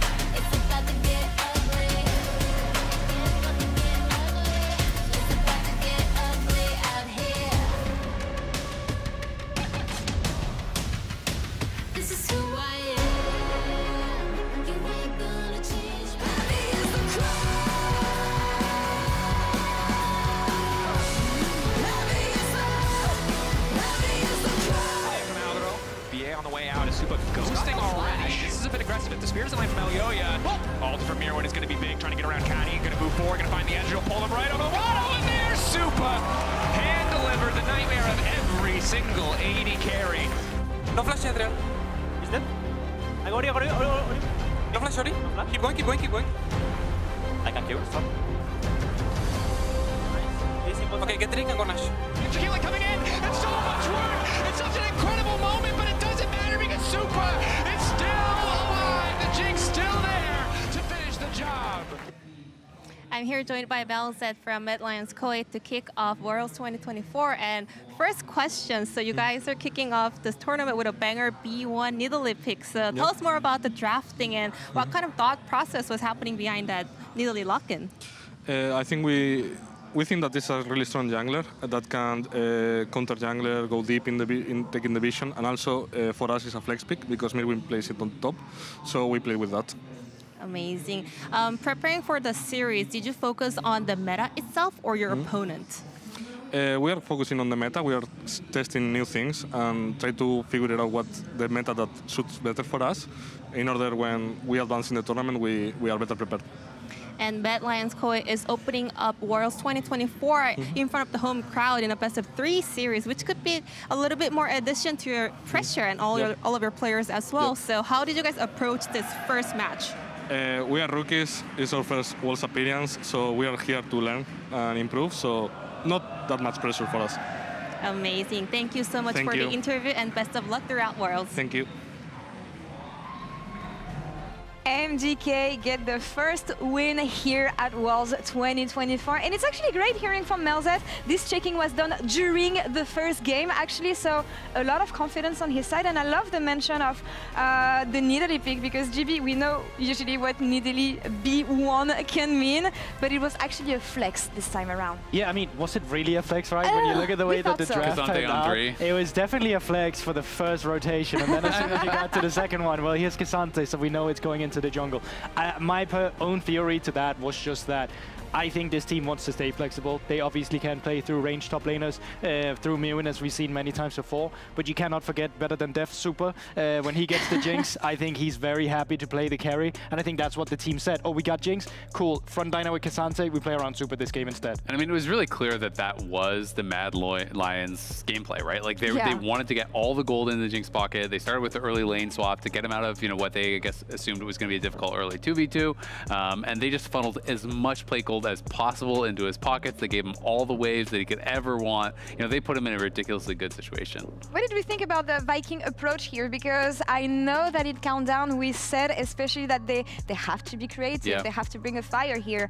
I don't feel like they made things easy for themselves. No, I mean, I think we saw kind of the strengths and the weaknesses of Vikings. I think we saw that they can actually, at times, find these picks, but we also saw them overgrouping a lot. And we have a couple clips kind of showcasing this. One of the big problems for this team was when they were spending too many resources trying to focus on one side of the map and not really being able to get it.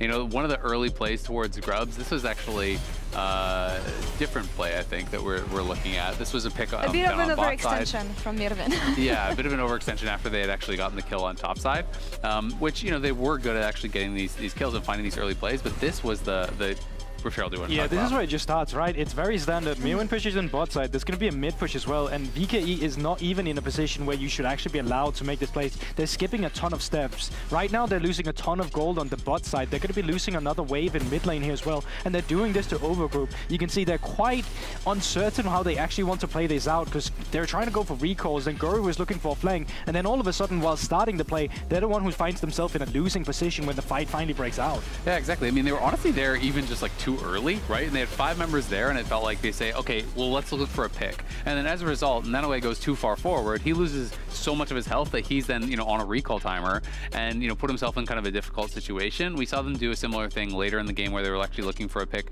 down in bot lane on K'Sante, and they sent 4 bot. Well, Matt is just pushing mid, pushing top, creating gold advantages on the map.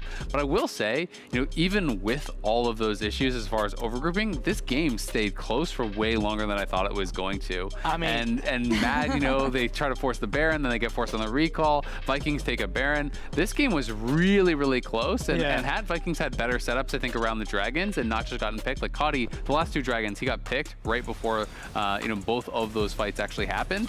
I think it could have been a very different game. Yeah, I mean, I think it's interesting. I think Mirwin on the K'Sante as well definitely had moments where, especially this one as well, where he overstepped and it looked like MDK is going to have a rough time getting in here. But I think Ilioa is such a hero as well. He's been landing a ton of crucial spears. And then the big one, of course, is just Alvaro, who just goes for the flash hook. But you're right, it is also a misplay from Kati in this instance because he has his own flash available. It is, but I'd also even gonna give some criticism to BA. It's like, what are you doing here as the Poppy support, right? Like, you're trying to actually set up a flank or something. If they have someone with your carries there to be able to block that hook, the game looks completely different, right? Like, it's very difficult to be playing from that spot. Ezreal and Orianna were just sectioned off to the side by themselves there. And yeah, Ezreal shifts out, but then your Orianna gets caught by the hook. Like, Orianna had a ton of farm, a ton of gold, but was never really put in the position to succeed. You can see the damage dealt, only 11k in a 37-minute game for an Orianna who had a death cap. Like, that's like one shockwave. There's not a lot that he's been able to get done, but they just never were really able to set him up for success. Yeah, and we'll see if Viking can come up with something new, but I don't feel like I want to see a new approach from them. So let's see how the second game goes here against MDK. Casters, take it away. Thank you very much, yourselves, also us. Two of you, which is great for me. Well, I saw two of them for a moment. I saw double the Azael. I didn't know that was an option, but apparently we get double Azael. I'm hoping we can get not double Orianna. I'm going to be honest. As much as it's the good blind pick, I don't feel like the Desk was talking about, I don't feel like we got to see the full potential of that pick. If they are going to pick it, I hope that they find a way to leverage it just a little bit more in that mid to late game. Oh yeah, for sure. I think Kati is going to want a lot of those later fights back. I think the rest of the team also didn't play around him very well, but he was the one dying in a lot of crucial moments in what felt like a fairly winnable game after the comeback. It's going to be really interesting to see how they adjust though, because once you lose that first game in this series, you do get side select for game 2, and Vikings have decided to stay on red side. So they definitely like the flexibility that red side grants them. Definitely do. And of course, when you're against a player like Mirwin, a lot of your draft strategy, prep, and planning can be deleted very quickly by a man who is willing to play any and every champion in the top lane when he has R5 counter pick. So a bit more safety and knowledge there. And interestingly, despite the success of the Nidalee, instant Jinx lock-in worked out well for MDK. Yep. Poses again the threat of this early lane swap. It's hard to imagine it going better for them than it did in game 1 on the side of MDK, but it's still something that VKE are going to have to contend with. And they've decided, hey, we like the Orianna. We know it's a powerful pick. It was just some of the things in execution or some of the supporting pieces that might need to improve a bit. So the actual champions locked in for the first two haven't changed. But the Jhin going in is definitely going to be a target at utility and range. So potentially they thought they didn't have enough ways of actually from long range affecting Mad. And to be fair, like Syndra Jinx is an incredibly long range duo, especially when paired with a strong front line. So the Jhin is going to help answer that a little bit from Vikings. Definitely will. Also nice to have that initial potential setup, whether it's the curtain call or that deadly flourish to lock someone down. MDK, it worked. So why not just run it back? You have the luxury of a game advantage. K'Sante, still the safe blind pick that he has always been, despite many nerfs over the years. I mean, I wouldn't say Mirwin had a huge impact on that game. The Camille definitely got a little bit out of hand later, but I can see how the team themselves would say that that was more of a their own hands issue rather than a draft issue, because they're fairly comfortable just running back exactly the 3 champions they had in that last game here. I wouldn't be too surprised if we saw the Camille here instead of the Jarvan, but we'll have to wait and see, because Jarvan is very good against both Jinx and Syndra from a jungle perspective, a lot better than something like a Lee Sin. I mean, being able to go unstoppable with the ultimate against the potential scatter of the week just makes it so difficult for Frescouri to play comfortable at any kind of close range. And on top of that, Jarvan has been one of the picks that has been the most hyped in solo queue, in champs queue, so need to see if that hype is warranted. Obviously, just a couple of passive percentage damage buffs at a couple points, I believe, at the start of the year and in some of the most recent patches. So just a little bit more power into his kit, but overall, we've always known in terms of that CC, in terms of that setup, Jarvan has always been a pick worth considering. For sure, and I think the buff is less of a reason why we're seeing him, and the bigger reason why we're seeing him is there's more teams whose mid and AD carry lack dashes. Sure. I think like your checklist for is Jarvan good here, you have both check marks when the Jinx and the Syndra are locked in. So it absolutely is very good here just because of the teamfight power of the ultimate. I don't know, Jad. I always really like when they pick Jarvan into LeBlanc. That always feels really effective. LeBlanc Zeri. Yeah, it always feels like you're going to be have a high impact moment on that J4. But no, obviously the circumstance is right. The patch is favoring it as well. With 80 carries out of the mid lane. A lot more room for Jarvan to shine. And now the Poppy, interestingly, going to be the pick that is taken away. I mean, if you look at Poppy in the early lane, if you're not going to go for a lane swap, this is a champion with very high base damage, a lot of immediate kill threat. If you opt to go for something like Hail of Blades, a very lane-focused rune, can really provide a lot of threat onto the Jinx. So instead, Rel getting covered, still, I think, probably best in class in terms of blind pickable supports, even over Nautilus, just because of it's just Alistar with a better laning phase, more or less, in so many games. Yeah, I mean, I want them to lock in the Rel because that was my pick for most deaths in the tournament, and you need to be picked a lot to die a lot. So okay. I was like, that was some wild flame, but I misunderstood your intent there. Got it. You just need to be picked to die. Last year I had Nautilus, it didn't work out. It ended up being Rel, but enough of that. Same picks for Mad so far. A different order though. They're giving us, you know, just a little bit of a mix-up here. Maybe hoping to get the Lily band away. I mean, double AP mid-jungle duo can cost you. Wouldn't be surprised to see some potential Merc treads come through. But again, the amount of CC you're actually mitigating here isn't incredibly high. Now that the Rel's locked in, it's a bit of a different story. But Alistar, the hover on the opposite side, again, early lane up until level 3, very likely to concede the 2v2 unless Jhin can fully balance out that early power. That said, as we saw, the lane phase wasn't the big deal in the previous game. It was a lot more about that mid to late game, those objective setups, and that diligence around vision control. Absolutely. I think there was a little bit of a mind game going on there between Vikings and Mad, though, with the way that Mad actually was able to control the Rel. I think if you had to pick between Alistar, Rel, which one would Vikings want? They'd actually want the Rel. What they wouldn't want would be for Super to have like a range support like Lulu and just take over the laning phase because they don't want to be in another swap situation with the Renekton against the Cassante. So I think Mad used that leverage to actually get the better engager on their team because I do think that the Rel is slightly stronger than Alistar on this patch. Yeah, I think clever thought process, and laning phase can dictate a lot of these early plays, and Rel is certainly favored early on. Much more reliable version of Alistar in so many circumstances. It's the ult, really, in the later stage portions of the game where Alistar can balance out some of that, the dive threat, but no Renata, no Lulu, no range supports. Once again, we have two compositions set to brawl, but I really like the shotgun kind of that VKA are bringing here. Jarvan, Orianna, classic combination. A Jhin who can support without needing to put his life at risk. Alistar as well. And Nanaue on something that is going to do fine in isolation, right? He doesn't need attention. They can give it to him if they want, but now set up much better to play around bot lane if they so choose. Much, much stronger team fighting from Vikings in this game 2 compared to game 1. Mad have exactly the same type of team comp. The only change is instead of a Nautilus, they have a Rel. And I gotta say, Alvaro played very well. To me, he was probably the top performer on the team, weirdly enough, with the crucial hooks he landed time after time in that game 1. I think a good call out, Jat, as it was a game that we expected to be so much about Supa, and certainly his gold lead was a big portion of that, the lead that they built from early on, but what ended up being the defining factor were those picks, were the angles that stopped us from ever really getting into that even 5v5 situation. Now we take to the rift for the second game. We saw that sign in the audience. It's someone's birthday. Mad Lions don't make them sad. I'm assuming that means they're a Mad Lions fan. If they're a VKE fan, they've already started to make them sad, and I'm sorry for that. And do we see a swap again? I think it's absolutely in the cards, just with the Jinx and the Cassante and how it seemed quite effective for Mad in the first game. Based on this setup, it would say no, but you can still switch through the mid lane whenever you want. I only think that worked out so well because of the absolutely crazy timing where Mirwin shows up bot lane, gets all the XP and a kill. I don't think you can guarantee that again, but Jat, they're doing it. You might be the wiser man here. They are setting up for it. Supa still on the top side, past a minute. This is going to be difficult for Nanaue.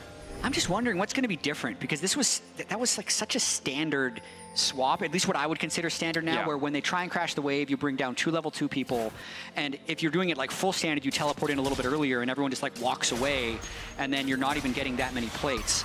That's how I'd like to see Vikings actually respond to it, is they just stack the wave and they get as many plates bottom as they can. Going for the dive is actually, if Mad have enough experience to defend it, it's not going to be that big a deal. See if anything happens here as we approach. Actually, we're not going to be approaching level 2. I forgot there's 2 champions in this lane. The old patterns of mid lane in my head. I'm not used to the new reality of 2v2s. So see if there's any angle here. Of course, Guri being spotted on the ward means MDK likely to just start playing towards the top side. Level 2 for BA will be big. Yeah, I mean, this is their vertical jungling. You can see the support is getting level 2 by sharing, then he leaves. The top lane should get level 2 by sharing, and then he leaves. And then Alvaro finds the jungler, harass him if he can, actually. This could be a big win if he just walks into this bush. Alvaro. Just try and push him off. He doesn't have smite. Yeah, on the way down. That's an ignite already ticking. Aftershock damage going to come in, but Guri, quick flash, quick fingers. Means he'll make it out of that one, but doesn't have ignite. Might still die here. Martial Cadence, not that buffed. Frescow on the way down. There's surely no way Guri gets out of this one. A Dark Sphere, a single auto, first blood for MDK. That's a heartbreaker early on for VKE. Frescow and Alvaro going for a bit more chip damage here, but Kadi there to cover at the very least. TP's back to the bottom side, coming in from Mirwen. Meanwhile, TP from Nanoe on the opposite side. So mirrored start, but the kill's still in favor. Now Yo-Yo already arriving, knowing the jungler's gone. Caddy's got nowhere to go. Might still have enough space to walk away. Why is he sticking around? He's fine. He's sticking around because he wants to kill. No, I'm saying he's like, what? Why did Kadi walk back in? It doesn't have flash. Oh, fair. We learned that in game 1. But right here, this is why you swap, Dracos. It's because you can create these somewhat chaotic situations. And to me, Vikings just slept on it a little bit. They weren't expecting Alvaro to go looking for his jungler. And just Jarvan gets a little bit low doing that clear, especially when you're in the enemy's jungler, because those camps, when you're counter jungling early in the game, actually have more durability. So you hit them slower, they do more damage back to you, and they just get 2 kills manufactured off of this swap, maybe more. Guri's going to be in trouble here. They've spotted him now. Alvaro's going to go and going to miss on the initial Shattering Strike, but that's a level 2 Jarvan. MDK bullying VKE in this early game. 1.5k, 1.6k gold lead, not even 4 minutes in, and Shogun's now got nowhere to play. Nidalee just going to start auto-attacking with that red buff. She has cleanse. Taking their time, pullback is there, the cleanse potentially a little bit late. El Yo-Yo wants to go for more, 4-shot big. Okay, walking away, but you're so right, Jet. If it comes down to a situation where you're trying to out-clear speed a Nidalee early on, you're just not going to win that, especially as a J4. And now, Guri's life is miserable because he doesn't have a topside jungle. You can see him now on that mini-map. He's wandering in to see if he can even get a little crumb, a little scuttlecraft, just desperately wants level 3, but yeah, luckily not on the top side of the map, means he will at least be able to get something back. We'll see if he can counter jungle any camps, but right now he's at a pretty massive early deficit, 800 gold overall, on top of a bit of an XP lead coming in from El Yo-Yo, which will only continue to grow as he farms the rest of those camps. Yeah, I wonder how much he's going to continue to just be in Jarvan's face. He's got so many camps of his own that he can go clear. I think that's what El Yo-Yo is going to do, just kind of take that free golden experience, because when he gets his first item, he's really going to be able to walk in and continue to punish. But that was just overall beautifully done by Mad, and I'd say poorly done by Vikings. If they have the Jarvan, like, I'm going to go back a little bit. I think as long as nothing crazy is happening, I'm going to go back a bit to like what they could have done to maybe prevent the Jarvan from dying, is they need to either, they probably just need to have Renekton babysitting the Jarvan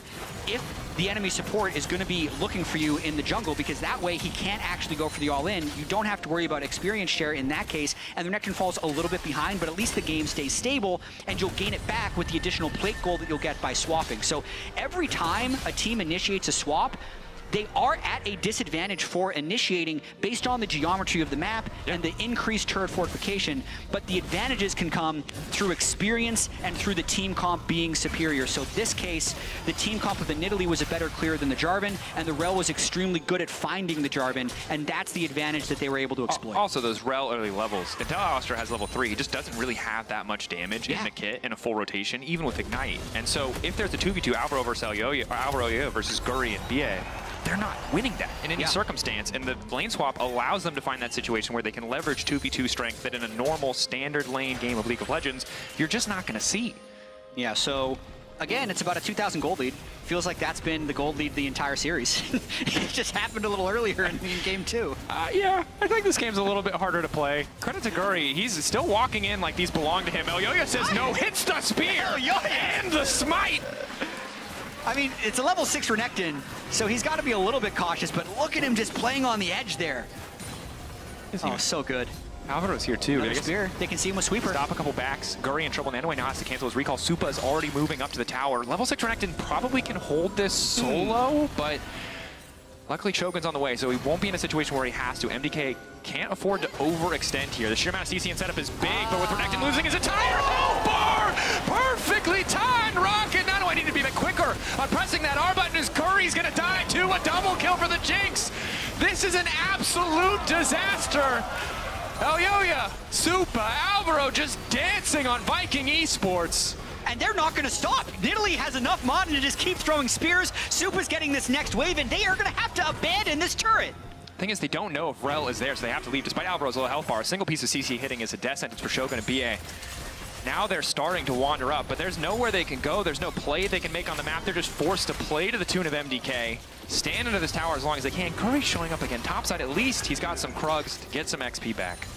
Wow, they're playing clean. So I did not see Supa hit level 6, and I'm willing to say Nanue, Renekton, did not see the level 6 either. He's all discombobulated, just like I am. But that was such a beautiful exchange, because absolutely, you're level 6 Renekton, you think they're mad if they come for me. But my goodness, they were not. Or they were? You gave me like a little... They are mad. I mean, you said they're mad. I know, I didn't actually mean to do it. I know, but that's why I gave you the thumbs up. Thanks, bro. It's like when Amazing played, and we always had to call plays solid instead of amazing. I mean, okay, Jinx is actually level 6 for quite a while. Stunned into Airborne, has a window where he could have pressed R and maybe lived through, but then he just gets one shot because it is a 4v3 where they lose 2 for 1 and both kills going over to Supa's Jinx, and then also Vikings having to abandon this turret is just the cherry on top. And when you fall behind in these skirmishes, even when you're under the tower, look how free it is for Jinx to walk up, get a cheeky auto, Nidalee walk up, throw an auto, throw a spear. There's nothing you can do. You're literally just trapped there waiting, hoping that they don't have enough in the tank to force the dive. It's Rescowie, nice scatter, bit of additional damage. And we take a look at the overall map state. With a lead like this, MDK can do a lot. But Mirwin matched up against Shogun. Shogun not the Ezreal anymore. Might need to burn the flash here. Does have cleanse as well. Q3 ready to go, flash forward, looking to lock him up. A Shogun clean flash out to safety, will at least survive for now. Mirwin can immediately cancel the all-out to get those resistances back. Elyoya caught, good upfront damage. Mirwin gonna try to body block and evolve. The shockwave there, Elyoya taken down, VKE. Good heads up play, the rocket not gonna hit either. Mirwin now gonna be in trouble as well. One last shot for Shogun, but he reloads. Now gonna find the captive audience as well. Good punish, coming through from VKE on the bottom side. Mirwin overcommitting, Elyoya overcommitting.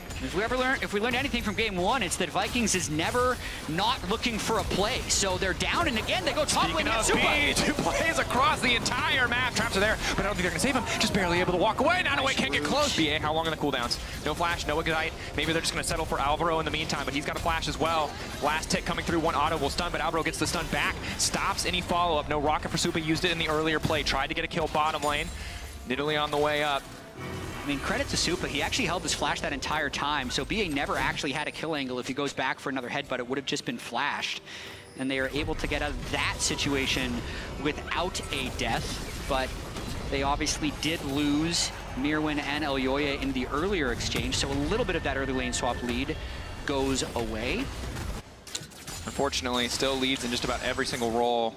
And reminder that MDK, you know, it has been a very up and down year. They started winter incredibly strong, dropped off a cliff, made a miracle run to get back into the playoffs, eventually qualify for the LEC season finals, the final portion of our year. And it seems like continuing that upward trend. And this is why I think they're such a controversial team in terms of Europe's representative, because in terms of regular season performance, they were never above 4th. In terms of playoffs performances, they frequently were. So they were 2nd in winter split with a hot run, and then they were able to beat G2 in that best of 5, which is ultimately what qualified them, as they're going for multiple plays now. Caught out, that ulti not quite going to finish the job, but Alvaro and Supa able to get some work done in the bottom lane. Kadi might be in trouble. Shockwave to delete the wave again, stopping Elyoya from forcing the dive. Quick kill to MDK.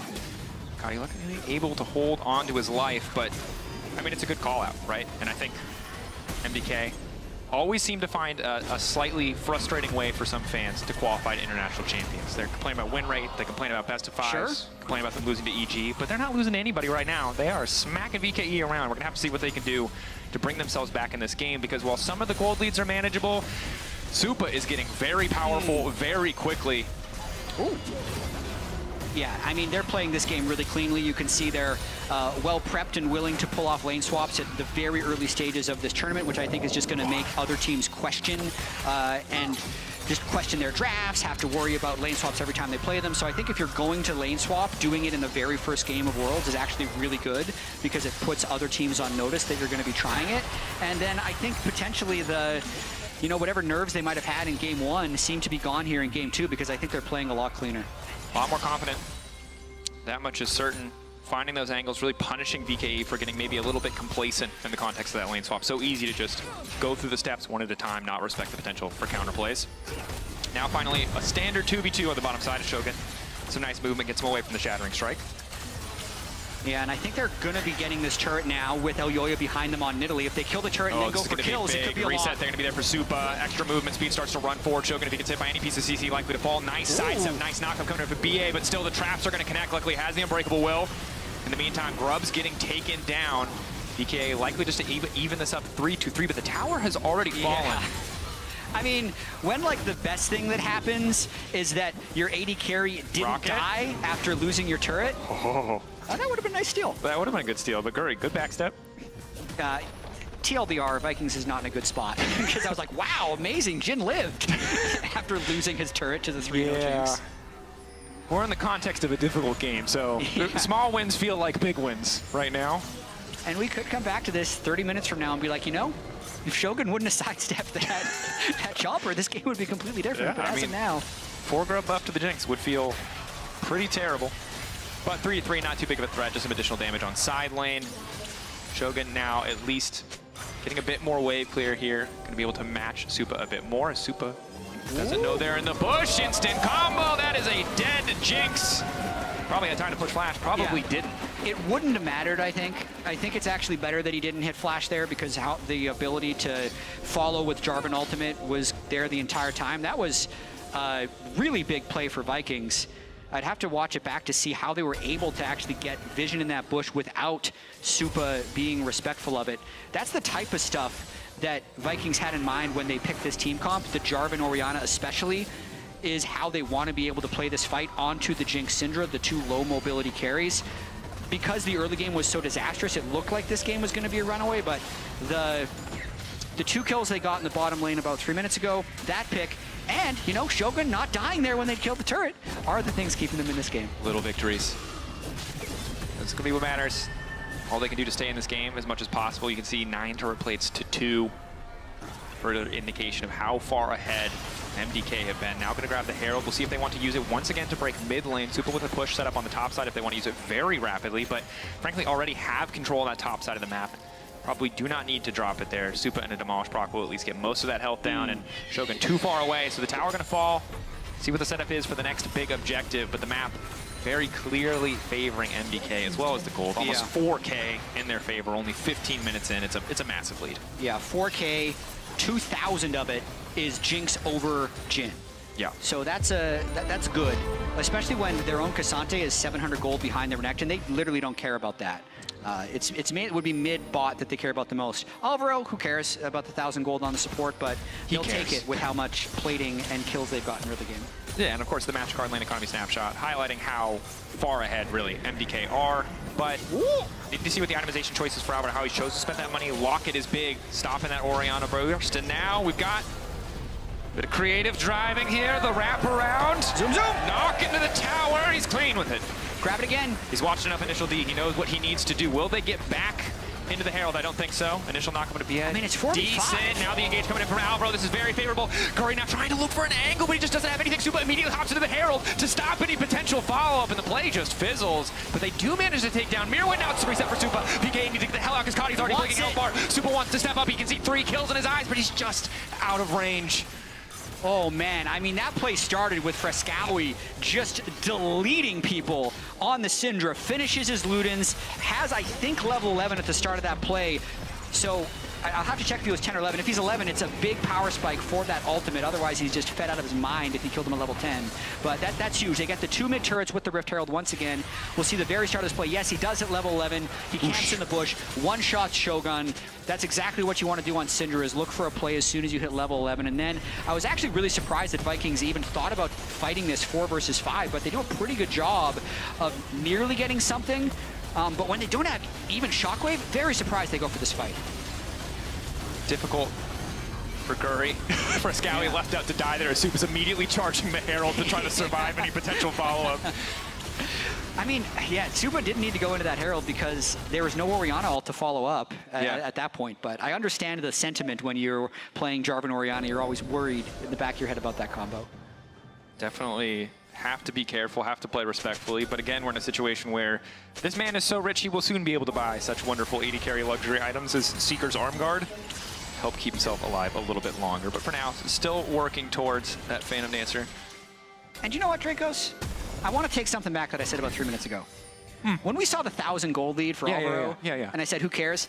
Actually, I think it actually does matter. The first support item, one locket versus no locket, is actually a really big difference. So if it was late game 1,000, who cares? But on this power spike, it's big. Yep, and still making plays. Look at that Doesn't need any money for that, but the locket does mitigate the follow-up. The Orion and the Jarvan malding. He didn't use it, I'm sorry. It still looks cool. Yeah, you want to talk about how important it could be. But in this case, it's not, because MDK are just wildly far ahead, I think is the they're styling this game. Like, this is just, and I feel for VKE, it's desperation. Every single play has a price of admittance, and right now their base is the price of admittance. So we'll see if they want to try to go for anything. Nanaway isolated off to the side, a lot of resources burned to try and get this Renekton down, but with Kadi out of the picture, they don't really have good damage to punish the resources MDK are committing onto that tankier target. Nanaway double dash out of safety, BA trying to get a bit more space. Shogun at least getting one kill. Curtain Call now coming out, has to be careful of El Yo-Yo. The spears are going to need to be body blocked as Supa gets hit by one. Last bullet does not connect. Kadi finally here as the Banshees as well, but ultimately just kind of delaying what feels like an inevitable push from MDK. Yeah, good defense to stop that turret from going down. I had to check. Locket reduced 488 damage that fight, which, to be fair, is 488 damage more than the Alistar reduced because he doesn't have one. So, score one for the Locket. Why are you shaming this man for being broke? He's not supposed to have money. He's a support. He can't afford the nice things. Frescowy just Syndraing all over Shogun. I think we're going to see a lot more Syndra this tournament. He's having a heck of a game so far. Voidstaff second this game instead of the Storm Surge. A little bit interesting since there's not that much MR, but when you're this far ahead, who really does item police? Anticipating perhaps future MR purchases, or at the very least the Verdant Barrier or Merc Treads from the side of VKE. VKE, the map getting smaller and smaller for them. Their vision line, very defensive, very much on their own side of the map, not really able to get into that Baron pit. Of course, we're only 19 minutes in. I know it feels like a much longer game, but Baron hasn't even spawned yet. When it does, VKE can delete it pretty quickly, just given how accelerated that Jinx is. See if VKE can put up a fight there, if they're just going to be forced to concede yet another objective. Mirwin off on the side is going to use the ult to kind of taxi himself out to safety, but he wouldn't be Mirwin if he didn't go for the 1v1 instead. Now flashes out the rocket, now coming in. Nanaway just needs to stun that man. Knocks back. A little bit of redemption for Guri there as he turns it back. Could have walked away, but instead he chose to fight. Will cost him his life. I mean, he just wanted to be part of the club. Yeah, he's 0-4-1. He's just like, guys, I just want to participate in the game of League of Legends. He's looking at everybody else. He's got a 5-1 Jinx, 3-0 Syndra, 2-1. He's like, guys. But he ends up making it worse. He forced it. He's there for the entertainment. You know, he's getting into the... It's going to be fine. Pulls him into the arena, gets the 1v1. I will say, for the negative Nancys out there, they're going to definitely use this as ammo the next time Mirwin plays Cassante. Yep. Because they're most likely going to 2-0 this series with 2 Cassante games, so he's going to be undefeated on it. But he was 4,000 gold. It's all about how you contextualize the stats, though. It's true. This is Mirwin's Worlds 2024, or could be undefeated Cassante. Yeah. 2 picks, 2 wins. 2 picks, 2 wins. What more do you want? You don't need to look at the replay. That's all you need. Mirwin. Teleport flanks. Looking for the angle. Doesn't have ult. Uses taxing the previous play. But getting closer. Q3 ready to go. Supa spots Nanaway crucially. Guri off to the side. Bit of a split use of resources here. Nanaway just slowly getting chipped. The Jinx is too strong. Supa on a killing spree. Gets a reset. Has to be careful about not walking into the choke. The ball will reset back to Kadi, trying to find a good angle. The shockwave not even going to come out. The retreat is there. Supa resetting left and right. Yet another scatter of the week. Frescowy, good angle. Guri getting cut down. Flash away from the rocket, but now Supa just flashes to follow. A triple kill. The team in decent position to try and find him the penta, but I don't think they need it. I think they can end it here. I mean, they're so strong. Nothing if not stylish on the MDK lineup. His first penta on an international stage, unofficially, as the timer has expired, but they want to give it to him, but instead El Yo-Yo will say no. You have not earned it. Not official. I don't think they'll end on this push either, but they're going to be able to recall with a huge amount of gold. They will want to stop the objective bounty going over to Vikings, so there's a chance Elyoya does stay on the map here. But just watching this one more time, they need to stay connected. That's the biggest thing for them when they have this big of a lead. So Fresskowy freely uses Flash to get back to the team. And then the only thing they're looking out for here is Jarvan Orianna combo. So when both tanks basically move forward, there's no space that the Jarvan Orianna can actually reach to get onto the carry. So just a well-played front-to-back team fight. It's going to be a lot easier when you're this far ahead in gold and you can just flash forward freely, but still well-played. Crit at the end there to get the triple kill. Yeah, very good. PKE, you can see, thought they had the angle, thought they had the setup. Now like getting spotted, and MDK are just quick to collapse on the flanker, stop any potential. Oh, the bounty! The bounty will get claimed. The rocket finally connecting onto Guri, but will not end his life or take the objective as Fresskowy on a side lane. Syndra not normally a side lane threat in the context of League of Legends games, but with the kind of lead that Fresskowy has, is going to demand a bit of respect here. Yeah, absolutely. I mean, they've gotten multiple picks just off of him pushing a wave, going into Fog of War, and then one-shotting Shogun. So it's a very strong game for Fresskowy. And I think just as an overall point, I'm expecting a pretty good tournament out of Fresskowy based on people's impression of him throughout the summer split, because I just don't think the AD carry meta necessarily suited him. He has really bad win rates on the majority of AD carries when I was watching. And even when they beat G2 in that best of 5 that ultimately qualified them for Worlds, one of those was a Vex win, there was a LeBlanc win, and that's like during the AD carry meta. So Galio, like he was experimenting a lot, and certainly a lot of those picks are going to feel better in the context of this meta. TP coming in, but it might be too late. The team is just collapsing. So much initial damage going in onto Guri, knockback onto BA, getting the Alistar away from the rest of the team. Now it's been caught. He's been caught out. Shockwave going to connect onto 2. Nanaway is here, but I don't think they have the damage. Now going instantly in, but Mirwan is there to try and peel for the Jinx. Supa in trouble now. One more shot might be able to finish it, but Supa's still standing. Everyone on the team ready to body block for this Jinx. A double kill for Elyoya. PKE thought they had the angle, but it does not pay off. The rocket, Guri, still standing, still living. Shogun running. The Jhin probably not long for this world. Guri ready to give his life to protect his AD carry, but there's just not enough bullets in Jin's gun to finish this one. Okay, 4 people wanted to end. Supa wanted to do Baron. And he also didn't want to get hit by random Jarvan EQ, so he's far away from the team. More power to Mad, though. They are getting more and more fed. The Nidalee Spears are going to be able to keep them a little bit healthier. The small amount of lifesteal that Supa has is going to help him heal on this Baron, and they're just going to extend their lead even further. Nothing really to be done. Mirwan covering any potential angle of attack for Guri. A lot of low health bars, but denying J4 access to the pit. Stops any potential for the steal. MDK walking away. They get the fight. They get the Baron. Their gold lead is 10,000. Set up to win this game. The next major push or objective. Yeah. The only criticism I have for Alvaro is he's not contributing to the Rel Death Fund. He's played a great series otherwise. Ah, yes. I forgot the Jats pick'ems. He's doing well in the context of League of Legends, but as far as Jats pick'ems goes, he's really letting us down. A lot of people picked Rel for most deaths. To be honest, it's like, it's Rel or Nautilus. I feel like if you picked anything else, it's just who you think is going to be more prevalent in the meta. Yeah. I've just heard and been informed by production that our producers have picked Nautilus, so it's a bit divided here. Fair enough. In terms of the English feed. I think they're going to win on this push. I think that's probably a safe call. PKE need a bit of a miracle here.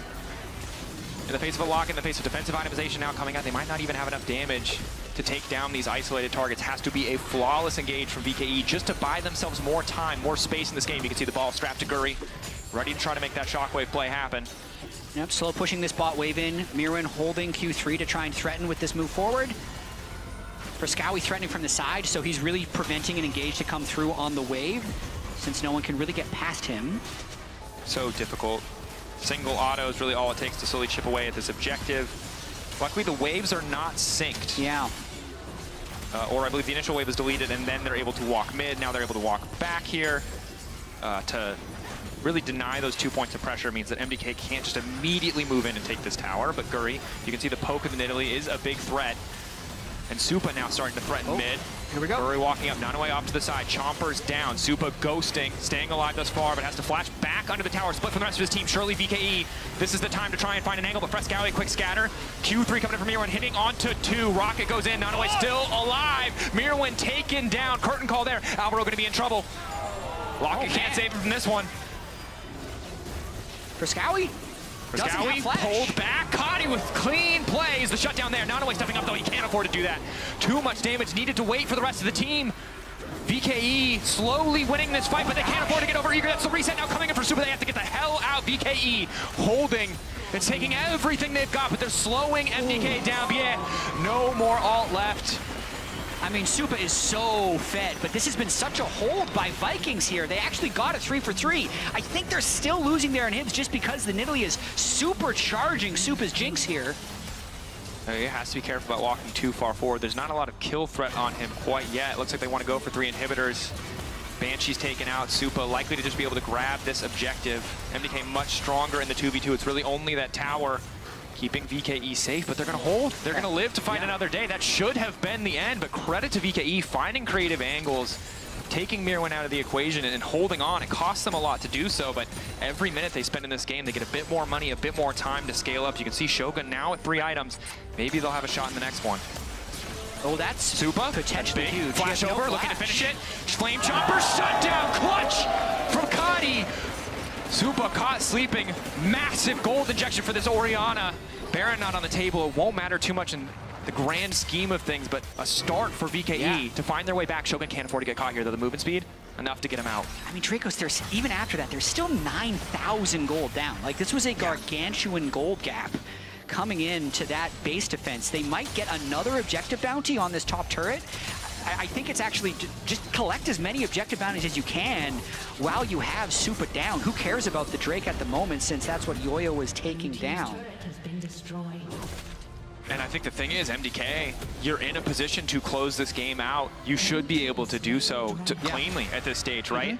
And I think for the critics of any MDK mid to late game probably feel like they're eating good right now. But in this kind of position, MDK, you know, all it takes is one more auto, one little thing to go slightly more in their favor, and this game is instantly over. And that is still true in every fight that will come for at least the next few minutes, because VKE are still massively far behind. They really are. But they have Jarvan ult, they have Orianna ult, and Supa has no flash.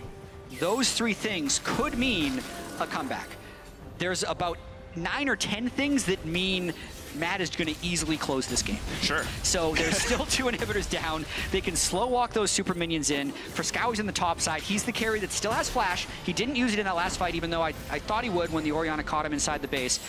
If they can crash the 2 waves of supers while that 3rd wave hits, they can get the 3rd inhibitor down and just end the game. But they do have to be a little bit careful because of that engage that Vikings have. Very good side step on the Shattering Strike. Any piece of CC hitting means an immediate spear follow-up, potential death sentence. But the push on the top side, not going to come through too much, but bot wave, you can see, as well as mid wave now moving in, will give a little bit more license for MDK to push top uncontested. Waves, however, still staggered a tiny bit. 44 seconds on Baron. MDK playing with respect for VKE after the last instance. A little bit more tutorial style maybe than they had initially planned, needing to take everything off the map, make sure that this is as much in their favor before they really start a fight. Yeah, Mirwin's back here because if Jarvan tries to fly in, Mirwin can come from the backside. But if they engage on him fast, it could be trouble. Nice sidestep coming in from Mirwin to get away from the captive audience. Immediate pick onto Guri, and that should just be it. That's all it takes. Single mistake, single misstep. One of the 9 or 10 reasons you were talking about, Jat. MDK have the gold advantage.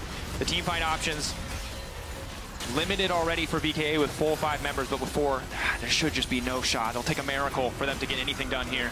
Yeah, Orianna sells really good wave clear, but this is the 3rd inhibitor likely going down. Vikings just so difficult for them to hold. They can try an Alistar Orianna combo, but that might not be enough damage to take out a carry. And Super Splash is almost back. That's so much pressure on Kadi. You can see Shogun about to fall. Kadi, a good shockwave buys you time. A bad shockwave loses you the game. So much pressure on this lineup to hold the line, but instantly Alvaro finds the angle, and the fight's over before it even starts. MDK 2-0 to start their run in the World's 2024 Swiss stage. Excellent game 2, planned stage. And I'd say Alvaro had a spectacular series. I think there's some nitpicky things you could point to for Mad in here where, oh, they should have won cleaner, blah, blah, blah. But ultimately, they are 2-0 against Vikings, who I do not think people should sleep on. They should not be sleeping on the VCS. Vikings and GAM were very competitive throughout the series, and we've seen GAM make a lot of noise internationally in the history of Worlds and MSI. So I think plenty more games to be played. No team is eliminated based off of this series. What this means is Mad will move on to the next stage of the upper bracket. One more best-of-3 win will actually advance them to the Swiss stage. And if VKE lose again, then they would be eliminated. Get 2 chances 2-0 start in series would already qualify MDK very early into the next stage of the tournament, give a chance to watch from the distance, knowing you have that comfort, see how the meta develops, and an excellent start for the team. Obviously, playing in a studio where they might find comfort. So many teams, when you talk about a rookie lineup, 4 rookie members on this team to the world stage, Elyoya, the sole veteran, you know, look comfortable. And unsurprisingly, because while this is a different tournament with different stakes, it's the studio they know, it's the city they know, it's their home. And that comfort really showing up. They did not hesitate one bit in so many of those moments. And as you highlighted, Alvaro, I think the crux of so many of those games, because we can paint whatever picture you want about how League of Legends should work. Oh, the Jinx is super fed. But if you have a support who could just find someone, CC them, and kill them, the rest of it doesn't really matter. I mean, look, game 1 looked really dicey until he found Nautilus hook after Nautilus hook to win the clutch team fights in the end.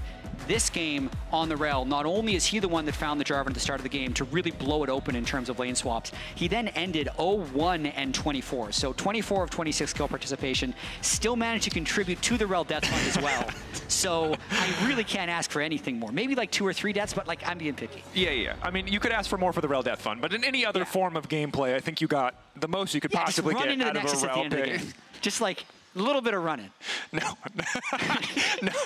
I don't remember who I picked, but now I need to go check because we might be at odds here. It's for sure Nautilus or Rel. If you picked anything else, tell us why, because I can't understand why that would possibly be. Of course, we're getting ready for an interview now, and we'll see kind of what the perspective is from MDK. Yeah. Definitely feels like a good start as an LEC pundit. There's always nerves, you know, who's going to show up when you have teams like MDK who are so momentum heavy and often can be, you know, emotional or get lost in the moment. You see a game 1 and you go, uh-oh, but that game 2 instilling so much confidence, and it turns out we are now ready for an interview with Jisun and Elyoya. Jisun, take it away.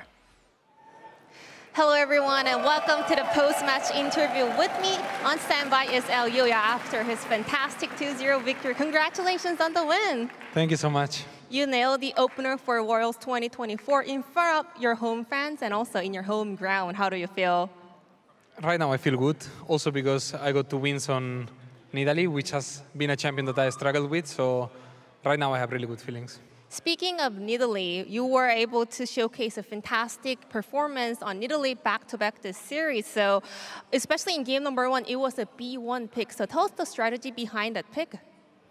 Well, so far I think we've had a lot of success with this champion in scrims. And it's a champion I have always struggled with. I think I had a mental block with it. And yeah, so far I'm pretty happy that I could pull it off and that it gave us 2 wins. It's amazing to hear that you were able to jump off that mental hurdle. And how are you feeling about the current Worlds jungle meta, and are you confident right now? I'm pretty confident right now on the World jungle meta. I think it's still a bit unknown. People don't really know what's the best, even myself. We have some doubts on what's really the best champions. So I think throughout the whole tournament it will define, but I think we have a pretty good idea, and so far I like it. Also, earlier today, Melzet mentioned that Nidalee is not just a pick for you, but also a great flex pick for the top lane. But we also all know that you are not completely sold on Merwin's top Nidalee. So today, did you have that in mind, or was Nidalee just for you? That was the whole point of playing Nidalee today. So we could show that it's better in the jungle than in top lane. So like we don't have to see Merwin Nidalee again. Amazing. And also, you are leading the team as a captain, you know, with the most experience right now. So how are you kind of helping out your teammates to kind of perform better or without anxious on the world stage? I think I didn't do that much help for them. I think they are actually quite confident coming into the stage. We have had really good weeks of practice. So yeah, so far I think they were really confident.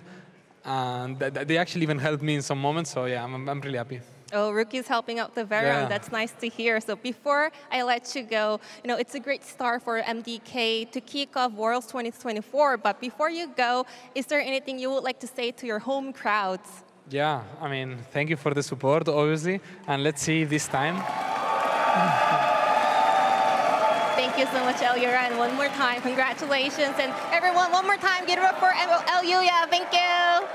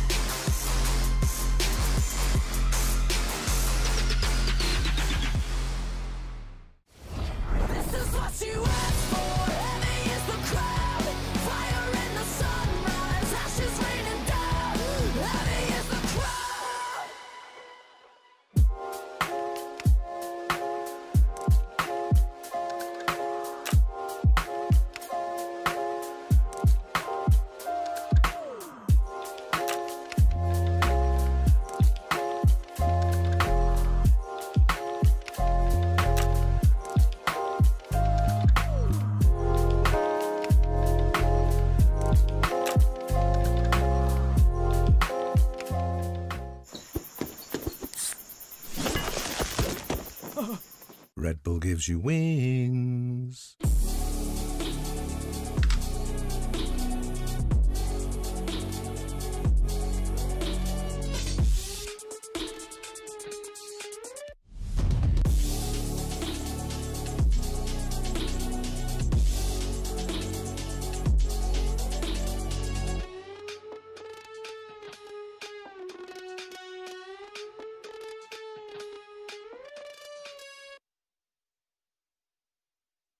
And if you're wondering why I move the way I do, I just feel so good, good, good. I just feel so good, good. I just feel so good.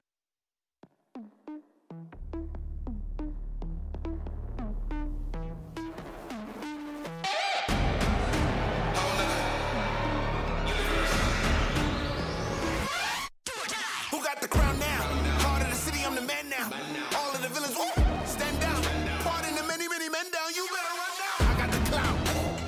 I'm in the clouds too. Ain't no coming down. You better run. Don't mean to be blunt. I'm already a weapon. I don't need a gun. And you don't want none. See, the new #1 is up for the hunt.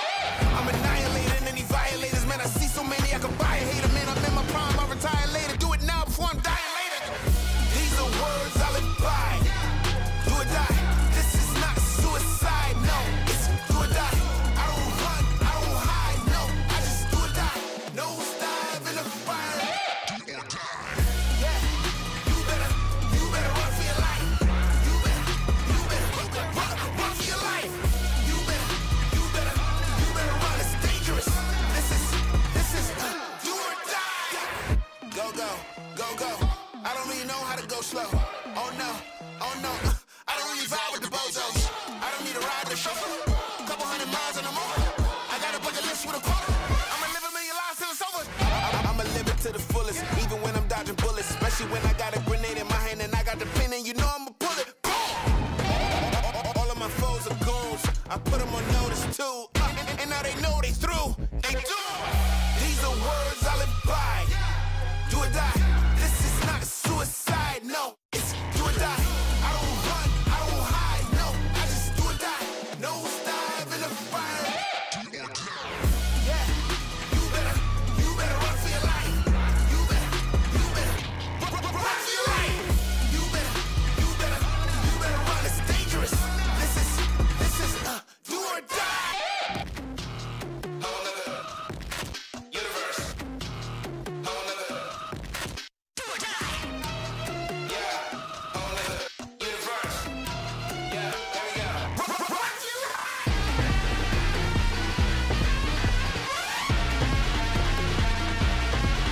Do or die.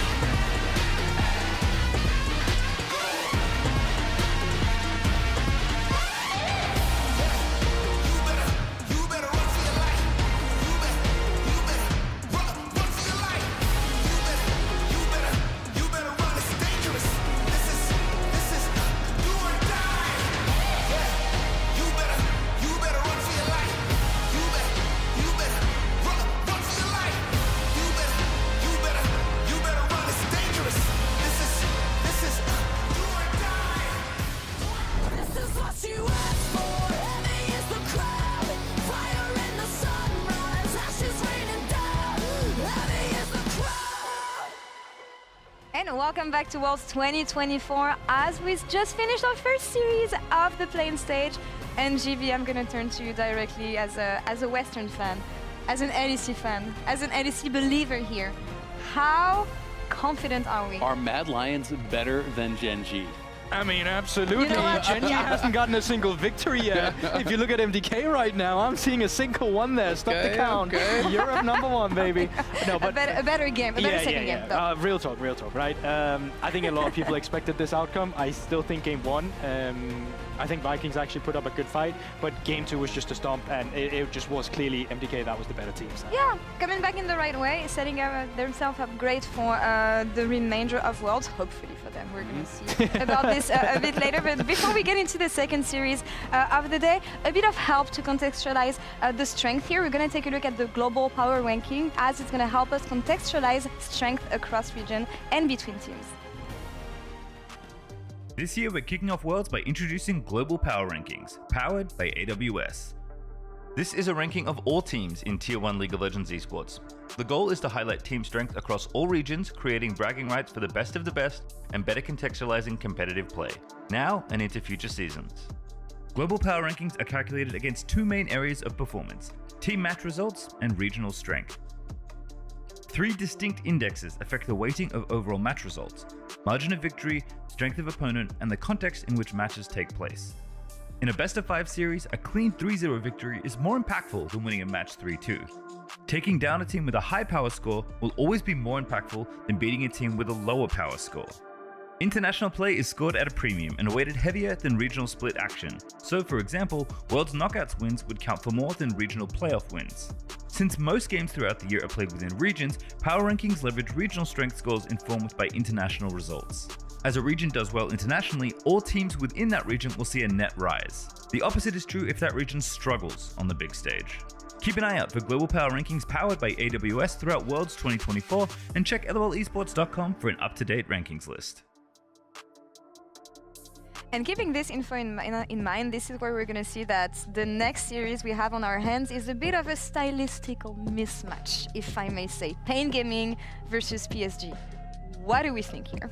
I mean, I think it's going to be a really tough match, honestly. PSG, to me, I think is the strongest team in play-ins. I think they look better than MDK. I think they look better than 100 Thieves. I think that they've improved even from spring. Oof. And they're coming off of a very strong MSI, which is really the largest reason why they are so high in the global power rankings. Because at MSI, they beat FlyQuest. It's the first time NA hasn't made it out of play-in, so that was a big win. And then they actually almost beat BLG in a 5-game series, which is incredible, right? You know, they took them all the way to Game 5. Yeah, and I mean, from the side of Brazil in general, I think they've only ever taken one game off PCS as a region as well, so just not just this matchup right now, but also just historically speaking, they have struggled against them. And it is just one of those regions where the pool of talent that they have is just incredible, and especially for this team as well. If you just look at the entire roster of PSG, it's almost unfair that they're going through play-ins as well as a minor region, and I think you could highlight whatever individual you really wanted here. I mean, that's the thing. How do you want to tackle this team if you're Pain Gaming? What is the biggest strength of PSG? What are the biggest issues that they're going to face? Well, I mean, it's going to be tough. PSG, you know, has a very unique style where they focus so heavily playing around top lane. Like, even though I don't think their top laner is their best player, it's interesting because they're just non-stop going up to top lane. They're ganking their, 24/7. It is like actually crazy how much they focus on top lane. There was a really interesting stat, and this I'm kind of paraphrasing a little bit because I can't remember the exact numbers, but it was basically that their PSG top laner had, I think it was like 3rd highest first blood participation in the league at one point, like way above junglers. And to put that in context, most top laners have like a couple % first blood like participation. They're just not involved in the game usually. Yeah, I think actually it was the first across all regions at some point as well. So he's definitely up there. Yeah, exactly. Yeah, absolutely. But even this was 3rd, like including junglers and all positions and stuff in their league. It was ridiculous. It was one of the weirdest stats I've ever seen. And so I think, as Pain, you have to understand that is the playstyle that they have shown all through this summer split.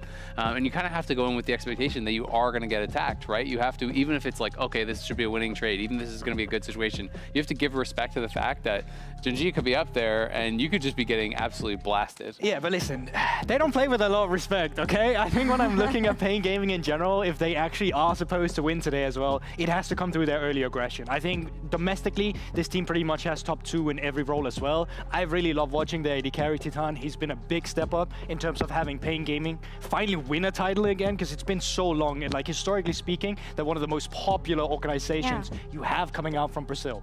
But to go back to Titan, he's incredibly happy to skill check his opponent. He'll take a challenge wherever he sees us. Specifically, I loved watching his Ezreal, because that arcane shift, that's not to disengage, that's an engage tool, okay? And most of the time, their victories will come off the fact that they get an early lead, they skill check their opponents, they try and set up around objectives. It's a very standard way of playing, but it's also very egotistical when they approach their enemies, and they'll have to keep a bit of that ego today, despite coming in as underdogs. They need to be dogs with bites. And I love the way you mentioned this, because for Titan, it's actually his mom usually telling him to pick Ezreal, and whenever his mom tells him to pick Ezreal, this is usually so when he finds the most success on the pick. But is the mom buff gonna be enough here today? Well, is she here drafting or not? Turns out she's the genius behind the draft. MDK just know what they draft coming into today. Pain Gaming, they just asked Titan's mom, and there you have it. I mean, that's the thing, and it kind of have a feeling of last dance, I feel, for the CBLOL region here. And I feel like when I was talking to the fans, the expectation is that the players are gonna do well, especially given the fact that Pain Gaming is a returning team. We haven't seen them since Worlds 2015, when Worlds were actually as well in Europe, and it feels like they had to overcome a lot of hurdles domestically even to get here. So I just hope they can have a good showing. Yeah, absolutely. I mean, changes on the horizon for the LCS and for the CBLOL. Obviously, like, you know, we don't know exactly all the details about it, but it is going to be, you know, the combined Americas region along with LLA, right? So there are going to be changes there, and you know, for some of the players, definitely they're saying, okay, you know, things aren't necessarily changing for the worse, but they are changing, and they want to have, you know, a good kind of final representation here in this current era of the CBLOL to be able to showcase that they are a strong region, that they can really compete, and I think it's going to be exciting to see if they can do that. If you can even if you lose to PSG, but you have a competitive series, I think it bodes well for your chances to get out of play-ins. Yeah. And that's the thing, we're looking at, as you said it, the strongest team we might have in play-ins here in the likes of PSG. Pressures on their shoulders. Or and I mean, like, really to contextualize why PSG has become so strong, like, I'm sure a lot of viewers out there are very familiar with them because they very often make it to the international stage, but they've really perfected not the current one, but the former meta we had here in summer. Like, having 80 carries on Mabel, playing through AP junglers on Junjia, or just supported with the Sejuani. Like, it was so easy for them to just, as soon as they hit that mid-game, spread out the map with Mabel as an 80 carry, make sure that the enemy never got anything to really pick in this game, and just pick them apart yourself when you came around for the team fights with this big gold lead that you've been able to accumulate of just taking sides. And one of the things that I think people, you know, kind of assume when you're looking at smaller regions is that they're going to have, you know, holes in their gameplay. Even if they're mechanically really good, they're not going to be good at playing the map. They're not going to really, you know, excel in the macro game. PSG is a different beast with that. You know, we were talking about this earlier. One of the questions is, was it, you know, just individual improvements and team improvements for PSG that made their macro game so much better in summer compared to spring, or was it more of a meta thing, right? Because a lot of it was about how Maple was playing through side lanes on Corki, on Tristana, and having so much success actually collecting gold and creating advantages there. And so it's going to be interesting to see if they can kind of, you know, emulate that same style they had so much success with in summer here, even though the meta is changing and Tristana and Corki and stuff have kind of fallen out of favor. But I mean, that's like almost like a thing that Pain has to hope, but I hate to be the one disappointing their dreams, because Mabel goes way back. He's been here multiple times. Like, mages, like when I first started watching Mabel, like, that was when he was playing Victor and all these other control mages as well. Orianna's Syndra's already back. We saw that in the first series, so I think it's just going to be easy for him to go back to default here. My big question is, how's the team going to adapt to that? Because I think individually, Mabel's going to be fine with this, but as a team, I think they might have to adapt to Mabel suddenly not being on the side lane. You mentioned Maple. I feel like, I mean, he's one of the legacy standout players that we have. He was playing League even before I was watching League. He's been here forever, and it might be one of the last times we see him compete on the international stage as well. Yeah, I mean, as it's been stated in the video. It's kind of crazy, right? You know, thinking back, to me, it's like Maple is linked kind of intrinsically to like Karsa and Maple, you know, like way back in Flash Wolves days and things like this, where, you know, they were kind of known as the Korean killers. You know, they could actually take down LCK teams and have these really crazy series. The other thing with them, though, is that they don't always have that consistency internationally, right? So they do sometimes show up and have these really, really good performances, but it's like this MSI was incredible. Then you look back to last year, they got knocked out in play-ins both times. So it's not as though they are a team that has no faults and has no holes. I definitely think they have improved massively from last year. You know, talking about Jajia, like, he is such a good individual player. This is a guy that is at the very top of Korean solo queue. He's mechanically really, really gifted. He's a very strong individual player. So I think it's going to be tough for people to compete with them, but PSG has obviously gotten knocked out a number of times in play-ins. I'd like to have a small refresher on what we saw from them at MSI that made them stand out. Remember, they lost to G2 3-0, but before that, one of the best teams we had from the East, actually, and a lot of hopes on their side. Yeah, I mean, before that, they lost to BDS, right, at Worlds. But then before that,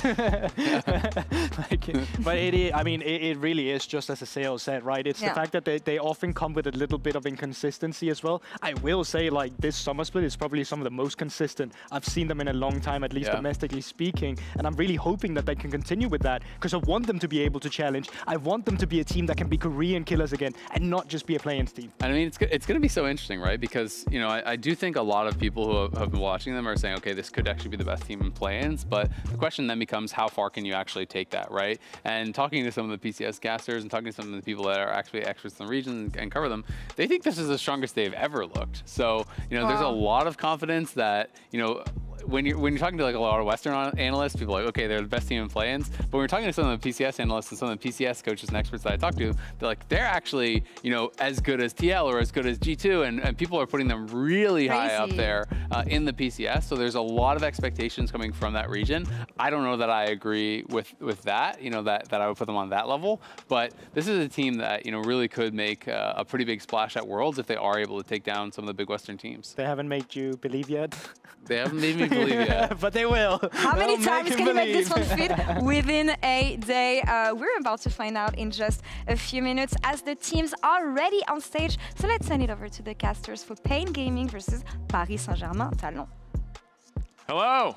Welcome back to the Caster Desk as we get ready to meet our teams for the second series of the day. Their histories so wonderfully highlighted by our desk there, and it's getting close to be time for Champ Select, powered by Omen and HyperX. And personally, I'm excited to see the mid laners because just checking some playoff stats, ain't nobody touch a mage for 3 months. Absolutely. So this is going to be a new old look for both Maple and Jinkato. So yeah. See what's good.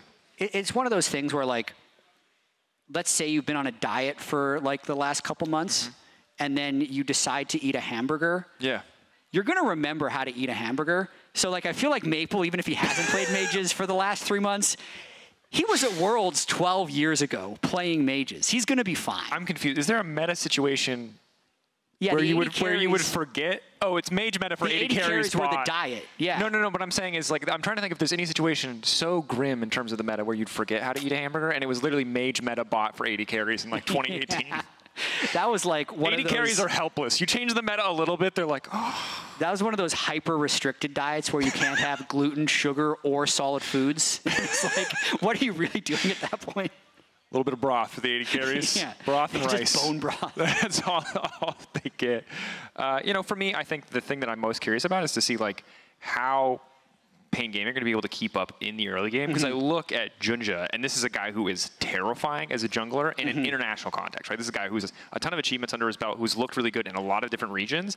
And also, this is our matchup when we look at the global power rankings powered by AWS with the biggest discrepancy. It's 19, that's PSG, to 52. Yes. And that includes teams who aren't attending Worlds, but it's important to highlight like how big of a discrepancy there is because while PNG, they didn't get to represent themselves for a lot of their regional rating, the entire regional rating of the PCS is PSG. Yes. It's the, I talked with some of the guys that made the power rankings, and there was some, they call it like the solo rider thing, where like PSG has done so much internationally for their region that they bring up all the other teams in their region in the actual rankings as well. 100%. And if we think back even just to MSI, PSG, they played 2 best-of-5s against FlyQuest. They lost the first one 1-2. They 2-0'd the next one. They eliminated FlyQuest. At the time, the number 2 seed from the LCS from MSI, and then a lot of people forget, they took BLG to 5 games. So they were very competitive against a top LPL team at MSI, and now they're in the play-in stage. And it's tricky to say because in past years, you would consider a loss, like if you're a major region team, LEC, LCS, you're kind of expected to beat PSG as a minor region, but PSG doesn't feel like that. I think a lot of us colloquially discussing it think they might be the strongest team in play-ins, but obviously we're going to have to see once the games start. Yeah, it's definitely a good question. So much will be decided. Kind of, we'll know more going into the Swiss stage if PSG are able to make it that far, kind of what shape they're in. Because Azeo highlighted it well on the desk too, right? This is a team that has shown incredible tournaments, incredible series, like that series against BLG at MSI. And they've shown some that have been really rough and questionable, whether it's a bad read on the meta or maybe 1 or 2 players underperforming. So seeing what form they are in, seeing how they stack up against a team like Pain Gaming is going to show us so much in terms of what we can expect from this version of PSG at this tournament. Yeah, and I'm also being told that we can't expect this game to start quickly, but just so you know, I'm not the one that is keeping the players off stage. Like I actually love this shot. You can see that we're waiting for the walkout to happen. But this gives me a moment to talk about play-ins as a whole. And listen, I will stop this the instant they're ready to walk out on stage, but I'm going to get into it now. So last year's play-ins versus this year's play-ins.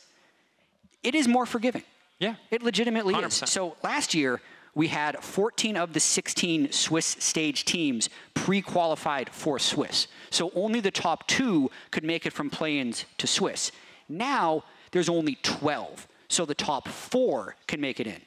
And the differences in terms of the strength of teams in the play-in is last year, there was no North American teams in play-in whatsoever. The top 3 seeds from both NA and EU were in the Swiss stage. And the 4th seed of EU, BDS, was in there as well. So technically, the European team got stronger in terms of being added to the play-in. You're adding the number 3 NA team, but then you're also adding 2 extra slots. So I think now resetting those expectations for PSG, it's not like a can they make it out of play-in, because last year they lost the final game to BDS. BDS actually knocked them out of being able to make it to the Swiss stage. Now it's kind of expected. That guy can jump. That's some now it's kind of expected, because that I feel like that was a really... That's not that bad. It's okay. Does that happen a lot? He's just tall. He's walking off like he's... I know. Uh-oh. Oh, he's getting stopped. You're not allowed to do that. You're not supposed to jump. But that was... That was impressive. Yeah. You had your moment. A little jarring. A little jarring. Wasn't ready for that person to appear behind us. No, I wasn't. But I think it's a good point, and I think it's important to remember specifically why LEC got a 4th seed in play-ins. Do you remember? I'm kidding. I know we don't need to go back. We don't need to realize. But it is a good point, and I think it's kind of the underlying expectation for all of the major region teams, and PSG included in this, is that they will make it out in a way that looks confident, that looks solid, because there are 4 slots. It's not like they're not guaranteed to have to fight each other to make it out of this portion of the tournament. And so for people who are really confident in their respective representatives, whether it's MDK, 100 Thieves, PSG, whoever, it's a lot about gauging how good they look against competition that is not the expected favorites, and seeing where an upset might occur, or potentially poking holes in any of their strategies or game plans. Okay, it looked like that was like not that high a jump when we did that pan. It's not as high up as I thought we were. I haven't been to your new studio yet. The last time I was casting here was 2019 with you, so it's good to see. That's true. We were just standing on the side. I was living in a blissful time of joy. I'm less impressed by that jump at this point. Oh, I also heard it is a peripheral issue that they're working on, and that's safe for air. I do wonder where they're working on the peripheral. It would appear they're working on it. Oh, no, we see someone on stage. We see they're on stage. They're working on the peripheral issue. Changing some cables. We have to take a little bit of credit, because I'm going to be honest, anytime you start a new broadcast at a new tournament, there's always hiccups on the first day. You know, we tested everything yesterday, and you never know what, Murphy's Law, what's going to break, what might break. And me and Jap both said independently to our producer, wow, it's been really smooth. We did. There's been no delays. Yeah. And so we're going to take the L on that one. This one you can put on the casters, folks. We did the little curse thing that we do sometimes. So what is the, you know when you commit a crime, statute of limitations?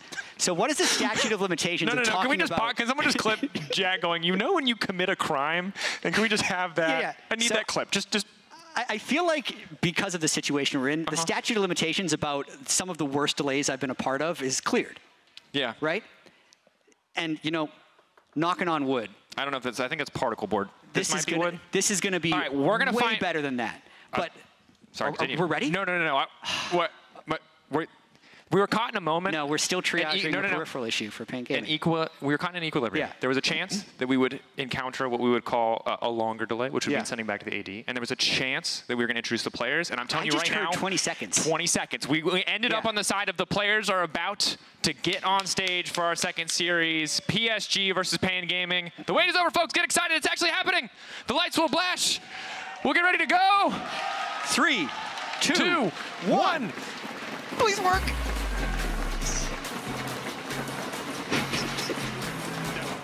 We had no count in our ears. Jad just threw that out there. He's the magic man. He made it happen. And 2 teams are going to make magic happen on stage today. PSG, Pain Gaming, going head-to-head. Absolutely. Resetting the stage here. PSG, the big favorite, up against Pain Gaming from the CB LoL. Both the #1 seeds from their region. But PSG had a huge showing at MSI. Have improved since then based on everybody I talked to. And Pain Gaming come from a very competitive CB LoL. It feels like we're getting a new top seed almost every time we look at that region, looking to make a big splash now that there are 4 Swiss stage spots up for grabs here in the play-in stage. Yep. And as we enter Champion Select powered by Omen and HyperX, a lot of questions into what Pain Gaming can do, right? This is a team that has been to finals so many times, but not been able to get over that final hurdle to qualify for international events. Now we will see if they're here, if they can be the ones to make the upset happen, if they can do something crazy. So many, like the history of the CB Law, obviously, is these incredible upset games against major region teams in unexpected situations. And also, like, we've been the beneficiary of it, I can't lie, from an LEC perspective. H2K very glad that, you know, INTZ came in back in the day and was able to find those massive games. That's a deep grab. Yeah, that's 11 years ago. Yeah. Wow. Oh, I did not need to come face to face with my own mortality at this point in the day. Hey, listen, I think one of the coolest things about this World Championship, and even the play-ins teaser that aired earlier in the broadcast, if you haven't seen it, go to the LoL Esports YouTube, watch this 5-minute piece that was done, is there is so much history even within these play-in teams from past World Championships, like Maple and Betty getting to play together at Worlds once again with having such long careers, the path that Maple has been on, where 12 years ago on this day, he had his Worlds debut in a Worlds quarterfinal against Faker, now making it back again, even though he's not playing against Faker, he's still playing at a Worlds level 12 years later. Titan wanting to bring the life. There was a really fire quote that I can't remember exactly that he said about he basically just said that, region. you know, the CB Law fans have stopped dreaming, and I want to make, like, basically more or less said, I want to make them dream again. I want to bring back that ambition, that hunger, not, you know, assume a foregone conclusion or assume that they're underdogs. And I think, you know, you find these wins against PSG, you show a good showing here, even if you can't find an overall series win, that lights a fire. Yeah. Absolutely, and I will say the only thing that is currently holding them back from doing that is that damn peripheral. I saw even when he came back on stage, he was struggling with the mouse cord. It was all over the place, but I see them in lobby, and I think we're getting to champ select right now. Now, here we are, moments away. Got the timer. We'll see what they want to go for here. I see a band popping up. I think we'll get it on your screen shortly. Time for Champ Select, powered by Omen and HyperX. Maokai gone, Aurora gone. Completely different bands already. That is what I love to see in the first day of play-ins. Everyone's going to have a slightly different read on what they have as their overpowered champions. There's also been that question of, like, how soon do players come to Europe to begin their scrims and boot camps, and what pockets of scrims have they been involved with? The one thing that we did learn, I think, most definitively from the first series was that we do still have teams that are willing to lane swap, and it is very highly likely that we still see a strong mage meta. Syndra, I think, was fairly dominant in both games, with Frescowi playing it twice, and it's one of the bans here by Pain. Orianna going to come out as well, so we're going to see new picks in the mid lane at the very least. A lot of the other champions untouched thus far. Kalista limiting some of the more aggressive early 80 carry options. Now, first pick for the side of PSG. What is their big priority? I mean, Skarner's up. Apparently, it's just Jace. Is it a flex? I mean, the thing about it's not locked in yet. It's not locked in. Okay. The Skarner would be my guess, would make sense. Okay, so something Junja has played domestically. Obviously a champion who still functions incredibly well. Didn't see him as much in the LEC, for example, but is a pick that has looked pretty powerful. And in a world where Maokai is banned or has been knocked down a peg, in this case, there's room for other tank junglers like the Skarner to shine. Exactly. I think he actually fills the Sejuani slot very well in terms of the type of team comp you'd want to pick for him. He's a strong enough early game champion. He has strong ganks, and he can be a big team fighter. And we get to see our first Yone, who a lot of people put as the most contested champion of the World Championship on their bingo cards, because he was popping off towards the end of the LPL and the LCK playoffs. Yeah, this is a champion that I think every single co-streamer, every single, you know, pundit on social media has talked about as probably the best option, right? In a world where there are very few 80 options in mid lane, Yone just does so much for a team, synergizes incredibly well with the Sejuani pick as well. So the mid-jungle duo, assuming this is a mid-Yone, most likely option, I imagine, really set up here for success on the side of Pain Gaming. It is a pick that can be flexed. You will see the odd top Yone, but you're absolutely right. It is most likely going to be a mid lane pick. Got one game on it for Pain Gaming, but it was a much different meta throughout the regular season, so I would imagine this is likely a practice pick from scrims. Rumble now going to get locked in as well. This was a champion that was hit a couple times with the nerf bat, expected to drop in priority, but is still going to be prioritized by PSG here. Some of that passive on-hit damage as well as the early Q damage reduced pretty heavily. Yeah, pretty heavily. Pretty big nerf, and it honestly looks like PSG is just saying, let's keep on cruising because Tristana was their most played mid laner throughout the regular season, tied with Corki. Rumble was their second most played top laner for Aja. So they are a good pair, even if they've both been nerfed fairly heavily. Yeah, I'm really curious to see what the lane setup is going to look like here. Tristana, a champion who was obviously heavily targeted to the point where she even dropped out of mid lane in the middle of the AD carry meta, but perhaps there's a new spin on it. The Jax is locked in, so again, really excellent solo lane synergy for this Ida Pain Gaming. This PSG can at least limit the jungle or support, or sorry, excuse me, support or AD pool here a little bit. Yeah, I'd imagine Maple just really likes the matchup in Ione, so he's willing to play the nerf version of Tristana, and then Rumble is just a strong enough pair, and Aja is just very confident on his ability to play against anything, because the Jax is basically instantly locked in by Pain to match the Rumble, if we do see standard lanes. That's if we do, yeah, of course. Swap always there. We'll be interested to see, because right now we've seen one team do it, right? Which means there's probably other teams that have been scrimming it. It's usually never happening in complete isolation. We'll see if either of these teams join in, and if it's a greater trend for the tournament, as the Ziggs will be banned, the Varus, the Nautilus. Nautilus, of course, just generic kind of prio here. Interesting to see that ban prioritized over the Rel. Rel did get hit a little bit with the nerf hammer, not too much. But it seems like they feel like Nautilus the bigger threat to what they're trying to get done, and obviously nice with the Yone because that ulti's gonna follow you back. Absolutely will. I'm surprised. I'm just trying to look at these bans. Okay, we're gonna get probably Lucian Nami instead of engaged support like Rel. I think that's generally correct, just because otherwise they kind of have 4 melee champions that all have to dive on top of a Skarner Rumble, which didn't really seem like it's possible. So they're gonna go with a little bit more range. I mean, you could do it. They're just gonna ult you, and then they're both gonna push R, and then you're gonna die. But it's always on the cards. It's an option open to you, and now having the Rel locked in. Okay, so giving some good engage options here for PSG without it coming through in the top lane as much from the Rumble. Nice to have it in the support position, but does leave them open to some more aggressive options on the bottom side, some ranged options. Nami and Poppy both hovered. Lucian Nami obviously dropped out of popularity after a massive, massive tear, but is now back again. See how aggressive Teutonic Curry can be in this bottom lane 2v2. I don't mind it actually in this case. I don't necessarily think that Lucian Nami is suddenly going to become the meta here at Worlds, but I just like their ability to have a little bit of extra range since everybody else on their team is so all in, and they have a fairly like self-sufficient range duo in the bot lane while everybody else needs to play flank. And then on the side of PSG, it is just a really well-balanced team composition, although it very much looks like a patch 14-16 team comp, not necessarily like a Worlds team comp, because all these champions you could easily see being played in their regional playoffs before the massive patches hit. I think every single one of these champions, except for Skarner, was nerfed. Like, yes. This is literally a draft from a different patch, and it might still function. But these are the champions that I think everyone expected to fall out of meta, right? MF took small hits. Bloodthirster was nerfed a bit, which was her best first item purchase. Yeah. There's so many little things that should have dissuaded us. Base AD as well. So it's a difficult position to be in if you're PSG, because this comp would have been stronger on previous patches, but it's also probably comfortable. You know exactly what you're getting out of this, and if comfort is what PSG want to go for, we'll just have to see if it works out.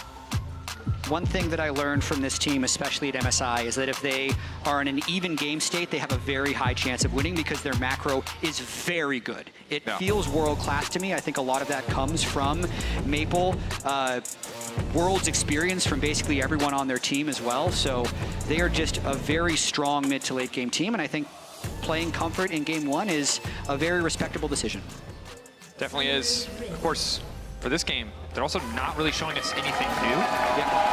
Showing us something old in the context of a meta that has changed so much, at least shows that they're willing to play it, but perhaps there's even more waiting in their back pocket, depending on how this game 1 plays out, as Jinja Karaoke trading blows in the jungle. Well, not actually hitting each other, but at least fishing, looking for an angle. Surprisingly active level 1s in this first day of plans. And I think we might see fairly active level 1s throughout the World Championship, because you need to get information if lane swaps are on the table. So wherever you have a stronger, 1v1, 2v2, being able to push someone back and get a deep ward to actually scout the jungle is very important. So they're kind of thinking about getting that ward down, and that was a mistake because they've given away early vision and a cheeky little CS on a Sejuani. That's 10 gold right there. Well, it's a hair of experience as well. Yeah, so Jackson and Yone both got 1/3 of the ward's experience in that as well, which might be an earlier level 2. I'm not completely polished on how that matters. On the third of third of a ward? On Yeah. like a third of a ward. I know is what that the enough ward to hit level 2 early? Yeah, I know the ward, but the third of a ward is where I get a little Basically, lost. every pro player in the world knows this, but currently I don't, so please tweet me or something. I want to know. Yeah, good call out. Someone else will probably know it too. Jinkato gonna get pushed back here anyway, so it doesn't in the matter. first levels. Yeah, one of the big things to note is there's no Fleet on the side of Maple. Fleet obviously hit for range champions by pretty decent margins. Absorb Life also hit 2 nerfs designed to get 80 carries out of the mid lane, take away some of that safety that they were kind of guaranteed from runes overall. Yeah, I love this triple lane cam. If anyone decides to get a little bit aggressive, I want to also see how well Maple can stay pushed in this lane, because this is kind of why he would have picked the Tristana. He's going to like this matchup, I think, into the Yone. And then also just how does PSG deal with the Lucian Nami? Lucian Nami's not that big of a menace at like level 1. It's more about once they get a few items and a few levels under their belt.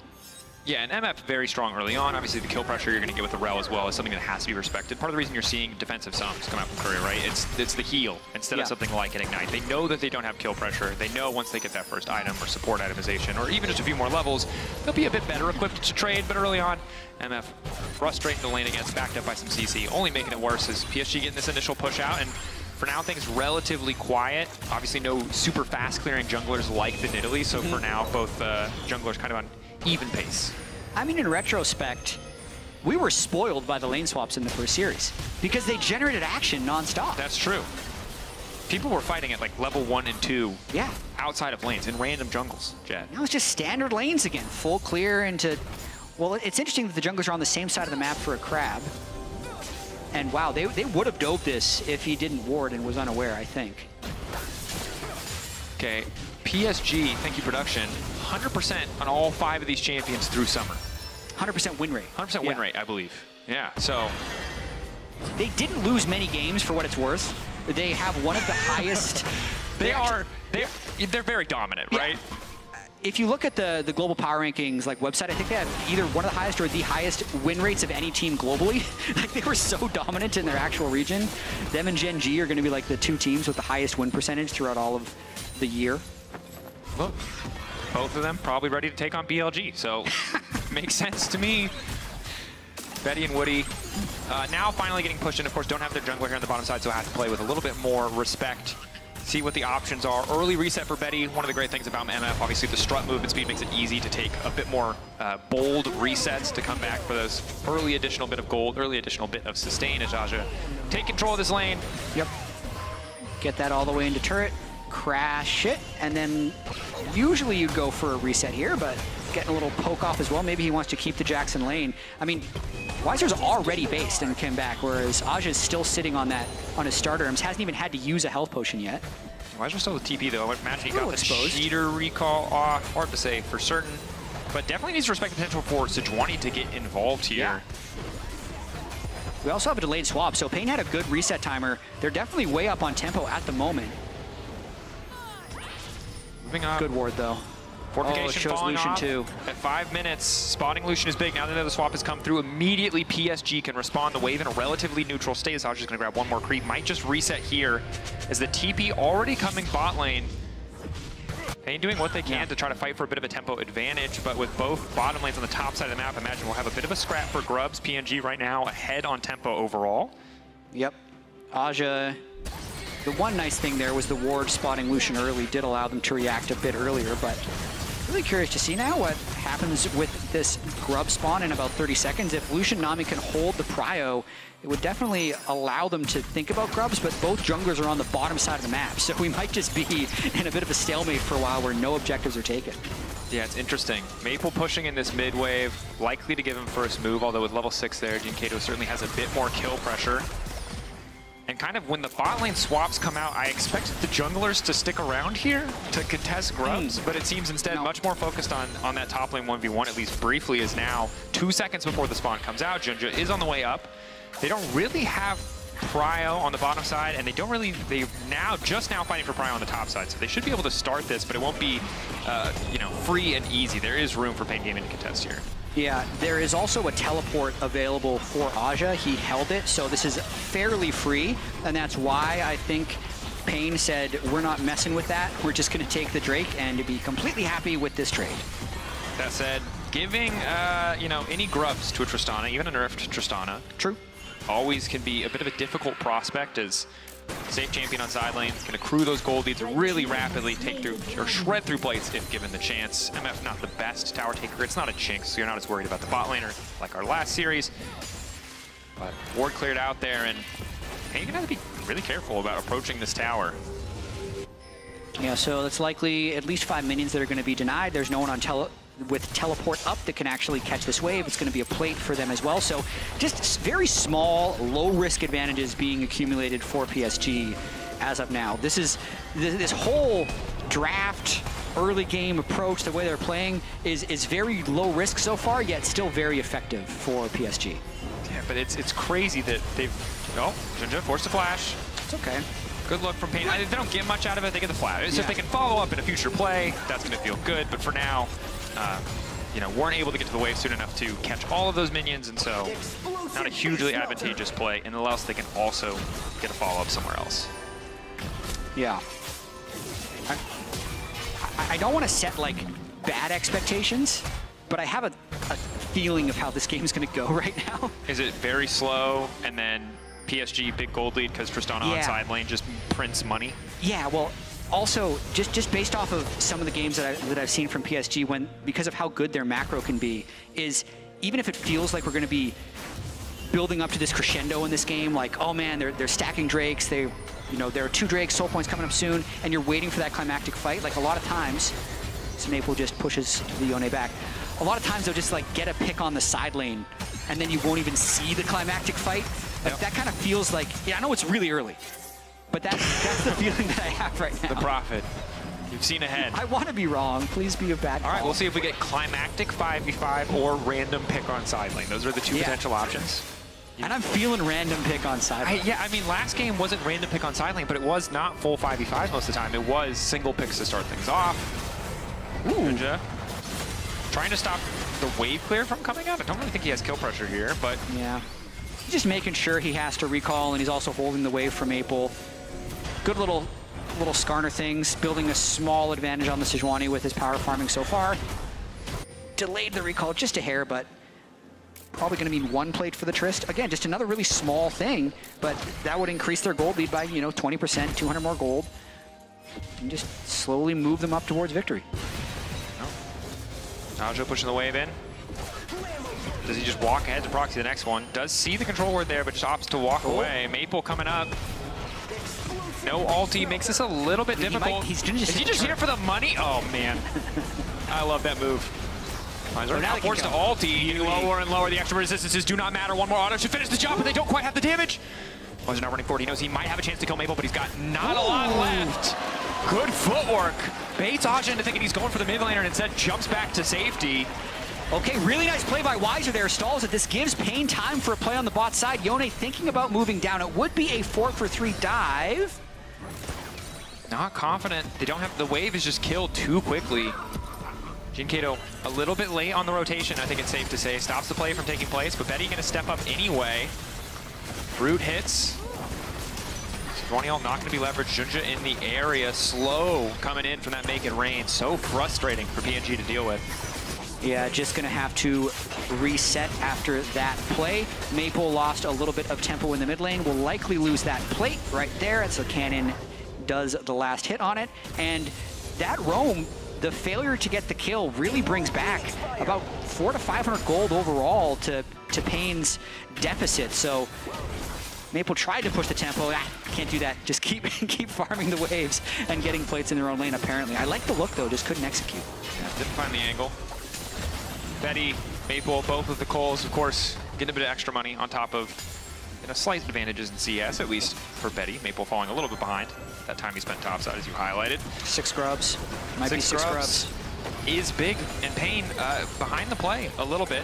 Jack's likely going to push wave into tower. Betty has, or not Betty, excuse me, Maple has TP to respond if he wants to.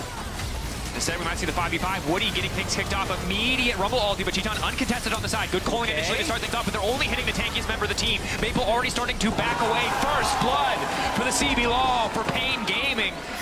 So they're only going to get one grub back, but a positive start.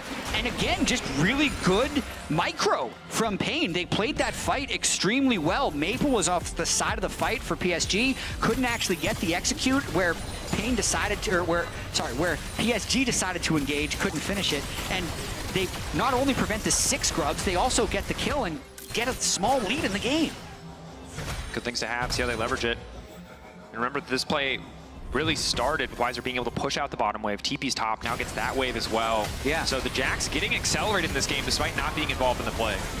So Sejuani flashes out early from the damage, and then Yone's counter engage really just ends up one-shotting the Skarner.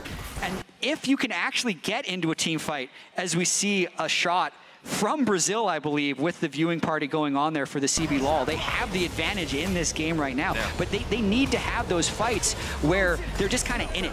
With the double melee soul lane plus Sejuani, it's a lot of flanking and hard engage that needs to happen for these fights to work, and they had it working in that fight. And always nice when you pick a champion like the Jax to see him find that gold leech, TP it, get that kill, got some extra CS in the meantime, and Aja ultimately not able to find a super effective Rumble ult in the context of that fight. As he gets closer to level 11, that might change as he starts to get closer to finishing that item as well. Leander's, of course, important. PSG, they've already got 5 grubs now, at least showing presence around the Drake, but of course there's no waves here yet. Both waves in a neutral state, mid and bot lane, so PNG with better vision setup, with more members in the area, are free to start the objective. I think they're just going to get it. Misfortune and Tristana are too far away, so that second Drake already secured for Pain. And in terms of first 13 minutes of the game, they're going to take these when you consider PSG is one of, if not the strongest rated teams heading into the play-in stage. And Pain, if you look at the CB LoL's performance lately, I mean, they won 1 game at MSI against a depleted GAM team. They were winless at last year's World Championship, so kind of anything beats the expectations for them, and they're looking like they could win this game if they continue to play well. I would be really curious to see how the power rankings change if they win this game. 19th versus 52nd on a list, it feels like it's going to have impact. Even, and remember, it's not just for them, they're also playing for the rating of their region, right? How all, and it's not obviously just rating, it's also prestige for the CB LoL too. Pain Gaming, first chance in a long time to represent here, and thus far, not too bad. Despite initially looking like a game where PSG was going to be able to bleed them out, they've been able to find a couple angles of attack. Yeah, we'll see with plates going down now how much the game opens up and whether they're able to actually make the correct roams. Because the trick here now, especially once you start seeing some outer turrets going down, is how well you can make your rotations to pull off plays on side lane. But they could maybe go for a flashless Maple. Just decide not to, though. They're going to kind of hold here where they're not at the disadvantage. First items coming through for PSG. You know, see if any play is going to break out, but nerf BT. Obviously nerfed Kraken, but Kraken's been nerfed for quite some time. It was even nerfed on the playoffs with champions still building it. I like the Heartsteel Skarner against the 3 melee champions as well. You can have the kind of more team-focused, not Heartsteel Skarner. Geez, I forget the name of the item. The Sejuani has it. Instantly, gonna see that all. It's a quick pick. As we look away for about a moment, Betty's ult not able to do enough work as Chitani Curry quick to clean up that kill. These Sejuani ults are really connecting. Apologies there, looking at item names when there was a fight happening, but that's another it was a second. It was a second of fight. Should have seen it came out of nowhere. Going for more here. Jinja. Just trying to walk the wall there, but we'll be all right. And again, these little picks starting to pay off. Still gold leads everywhere but top lane for the side of PSG support. I'm just going to say is not significant. But I think more and more pressure on Weiser to do some work on this Jax. You can see him just going into Aja, has that Trinity Force completed, knows that he's powerful in those short trades. And as the game progresses, if you're able to keep your CS up on Jax and not be forced to overgroup, you can start beating that Rumble and also the Tristana in side lane. So Weiser can absolutely be a force.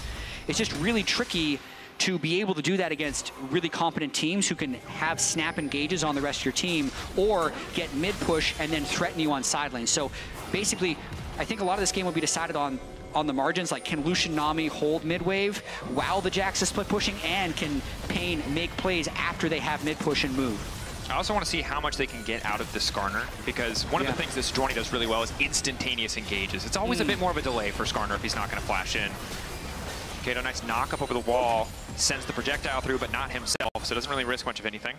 And Jack's free hitting on mid turret here right now, so pretty nice. When they have the 4v4, they're the ones getting free time on turret. Rumble was too afraid to free hit the top lane turret because he was worried about actually coming down for a fight. So little bits of turret damage. Teleport top lane and maybe break that turret as well. Now the response, though, this is going to be very difficult for Weiser to hold. And the tower down top lane as well. Maple there to pick up that money, and PSG going to grab 2 towers. One will be traded back. So a bit of an awkward exchange overall. 1.5k gold lead now for the side of PSG. They obviously take towers much faster, and with the Tristana on side lane with 5 grubs, yeah, you can see how quickly that tier 2 is going to fall. Really nice teleport there by Maple. Even though they weren't the first ones on the turret, they had a bigger wave, and they crashed 1.5 turrets top lane as well as killing the mid lane turret. I think a small mistake there by Pain, resetting basically everyone from the bottom lane instead of moving it up towards the mid lane, because that would have likely meant they could defend the mid turret and then probably take the mid turret as well. But let's see if they can get this on the bounce back. Might end up being about pressure for Drake instead. Betty here to cover. Red buff and the BT shield allows them the safety to just walk up, clear this wave. Pain Gaming hovering to the bottom side. They've already got 2 Drakes. Infernal Soul on the table. Only, of course, would be their 3rd, but ever closer, putting PSG in a position where eventually they probably are going to just have to fight the full 5v5.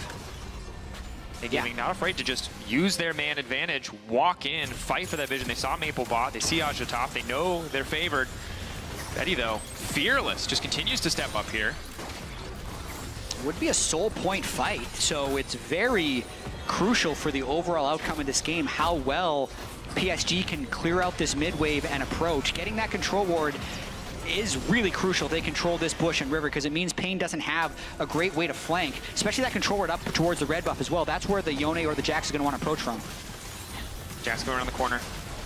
Have they marked the ward in the brush? Looks like the answer is yes. Hovering off to the side. Rumble now coming in. Objective. Jin Kato immediately going to try to kick things off. A lot of burst used on the Skarner to little effect thus far.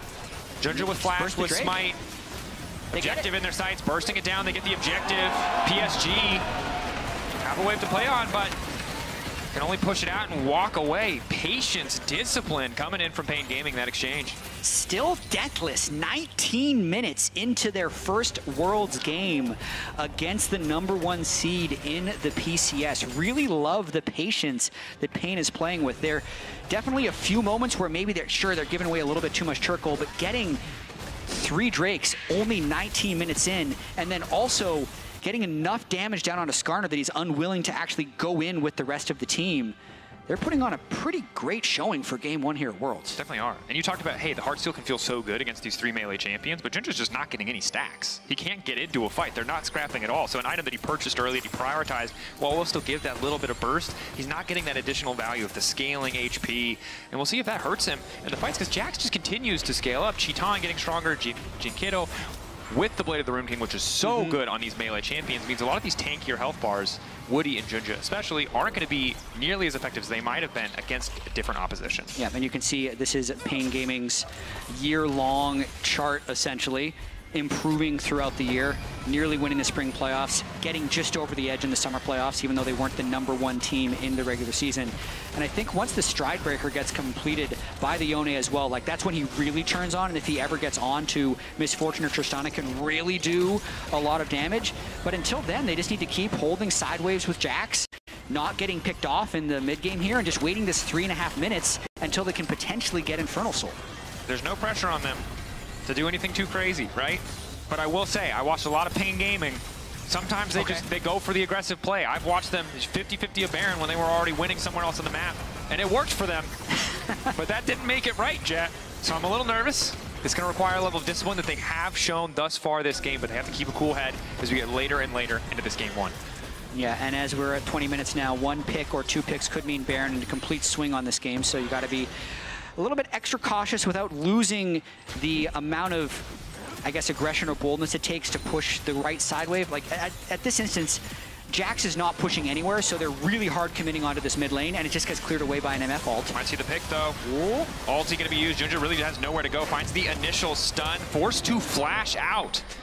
It's going to make any potential contest of the next objective that much harder. Skarner, of course, can go through the wall, but Flash the most reliable way to get into the pit, whether it's Dragon or Baron. Yeah, especially needing maybe a Flash to flip the Infernal Drake. So even though it cost Pain 2 ultimates, it's not like PSG is setting anywhere else on the map up where they can fight. So Pain isn't worried about those 2 ultimates whatsoever. They're gonna be back fairly quickly as everyone resets after that play. Visor just keeps getting scarier and scarier. This is not... No, this isn't what I expected. I feel like we had all that time to set the expectations about PSG being, you know, maybe the best team in play-in. Woody, history. Their global power rankings, 12 years at Worlds. But that's the thing I love about Worlds is sometimes, you know, you DRX it. No one expects it, and you just show up and you start kicking people around. Yeah. The weird thing about this game, though, is PSG is like 2,000 gold up. But it doesn't feel like they're winning the game, which is crazy. Because they have no kills. It's all explainable, but it's still weird. That said, they are getting mid-push out first. They are setting up now on the top side of the map. Maybe since these second item spikes are coming through, they're feeling more confident to start to fish for these plays. And they are powerful. They just have yet to find that circumstance where they can really leverage their advantage. Initial pick onto Junja. They know that he has no flash. That Skarner ult is doing, or excuse me, the Rumble are doing a decent amount of work. Skarner now making his way out. Jinkato trying to follow up, taking the jungler out of the equation. Immediate snap back over for Jinkato. He will not drop. We're in trouble now too. Visor in the midst of everybody, but a perfect input buffer from Maple means he will walk away. PNG, what can they get off of that pick? Well, they could think about Baron, but they might just get the mid turret as Sejuani and Nami are both recalling. And we got some chance here in the studio for a potential upset game 1 win by Pain. 43 seconds on this next Drake. Everyone's going to reset and set up for this. And the start here, again, PSG feel like they're in a decent position. Yeah. But the confidence from Karyuk to just force this, knowing Jinja does not have the flash. A little bit crazy when you think about maybe a potential game-deciding moment could be over this red buff, yet that's here we are. And it's about the Yone getting the flank over the wall that can finish the execution on the Skarner, but also stop any of the actual damage following through to the rest of the team. I love the arms up, just walking slowly to the screen. That one's my favorite. Both in Brazil and here in Berlin. Pain getting a lot of love. And I'll say that one of the picks that feels really good here is Nami, and not in the context of Lucian Nami, but against the MF, because you see the tidal wave thrown out early. That initial overcommit into that choke point could have killed them, but the tidal wave says for the next 3 to 4 seconds, you cannot get all. Lucian? And now Chitan doing good damage on Maple. Jinkato trying to follow up, flash over the wall, tidal wave not doing much, but Junja now forced to walk away. Soul. What is important here? PSG, can they get into the pit? Junja has the E. He should be able to get to the wall if he wants to, but PSG trying to play through the bottom side. Immediate stun now coming in. That's the ultimate. They get it! Infernal Soul for Pain Gaming in game 1. Now a quick retreat. PSG desperate to find a fight, desperate to force something back. I mean, this is a pretty big lead now that the Soul has been acquired. The next time they fight, they're going to be that much more powerful. They're just buying a little bit of time to make sure they're healthy. They might fight right here. Jinkato going for the wall. The knockup not going to hit. Aja taking a decent chunk of damage. Not sure if they get the arm guard or the Zanya's there, but either way, highly impactful in the fights to come. Knowing that Rumble doesn't have ulti either, Jinkato just continues to fish with these knockups. Junja is so squishy against these champions. The tank jungler, not tanky at all. PNG continuing to find picks. 5-0 the kill score in their favor. They have a lot of gold in inventory, but with the enemy jungler down, they might go straight for Baron. Oh no, he's interrupted! Woody, pick off to the side. Jinkato should just knock. Or get knocked down here. He was planning on teleporting straight back in, but now we have a fight. In, immediate ult, the stun not going to connect. Nice knockback coming in from Maple. But Betty now going to be the one in trouble. Chitan on the front line. So much damage coming through. PSG being pushed back into enemy territory. They need to find a way out of this one. Karyuk going over the wall. Knock up there. Another member falling. PNG say, all right, good deal. We'll just turn right back to the objective. We'll take our time. Lead only gets bigger. They finally... I mean, surely they have to reset at some point. 1,000 gold on Titan's Lucian. He is looking so good in this game. Going all the way back to the very start of that Infernal Soul fight. His flank on the side, which takes Maple to about 5% health. Potentially a game-winning, confident move. Finally able to get back to base. A little desynced on the recalls is going to delay their redeploy to maybe go for this Baron, but they are so strong at this point that they are in control of this game. I mean, Jax having second item right now is so impactful for the fight. He's not going to go down quickly. He's going to force an ult out of Maple to keep the backline safe. It's really, for the side of PSG, we talked about was going to be teamfight or random pick in the side lane. The answer is neither. It's going to be PNG in total control, Jat. And right now, Betty's ult, the potential for a combo here feels like PSG's angle out, but it's so difficult to set up when they're so far behind. And when Pain Gaming are playing with such confidence, instantly punishing Junja. Over the wall. Wajir now coming in. Quick stun. Ulti not even going to come through. Pain Gaming. They got the pick they wanted. Jungler out of the equation. Not a 50-50 anymore. Baron belongs to them. PSG just can't fight back. Pain's been completely relentless. Tristana was pushing mid. There's no one that's able to re-engage to help the Skarner. And now they're on Baron with no smite. They could finish or they could peel early. Betty's ult is going to be big here, but Curry has ult as well. Can just throw it in. Jinkato poking. Objective low, but there's no smite. Kirk doesn't have smite. Oh, jeez. This is, oh no. Not like this. Not like this, Pain Gaming. Oh my goodness. Don't do your namesake justice. Brazil does better than you get. Now coming in, Jinkato going to get over the wall, but keep the Baron back, and Lord doesn't matter. Betty, take it out. PNG, you got to get it. Shut up. The smite, just in time. Coming out, but G-Ton is clutch. It might have been messy, but when it matters, he stands up. Just like they drew it up, let's bait PSG into the Baron pit. Let's get the smite. They only lose one, and they secure the Baron. Dracos, this 15-second staring match with Baron at 1600 and no smite was crazy. Yone can't even get out the back of the pit. Sejuani seems like he's gonna die. Yone sacrifices his life for it, but then the smite actually comes up as the next Baron auto literally would have killed the Sejuani, and then Titan, just absolute beast mode at the end of that fight. I love it. This world, baby. I didn't expect we'd see this kind of banger on day one. I thought we'd ease into it, but we're starting strong here. That was a pop-off hug. That pop-off, you can see his arm shaking. That's adrenaline. That man hyped up. 6-0-6 so far on this Lucian in game one. They do need to close this game out. They would then also need to beat them again. Yeah, but remember that while this composition from the side of PSG feels a little bit outdated in the context of the patch notes. Absolutely. They're undefeated on it domestically. This is the definition of comfort. And yet this entire game has not looked comfortable for PSG outside of the first 5 minutes.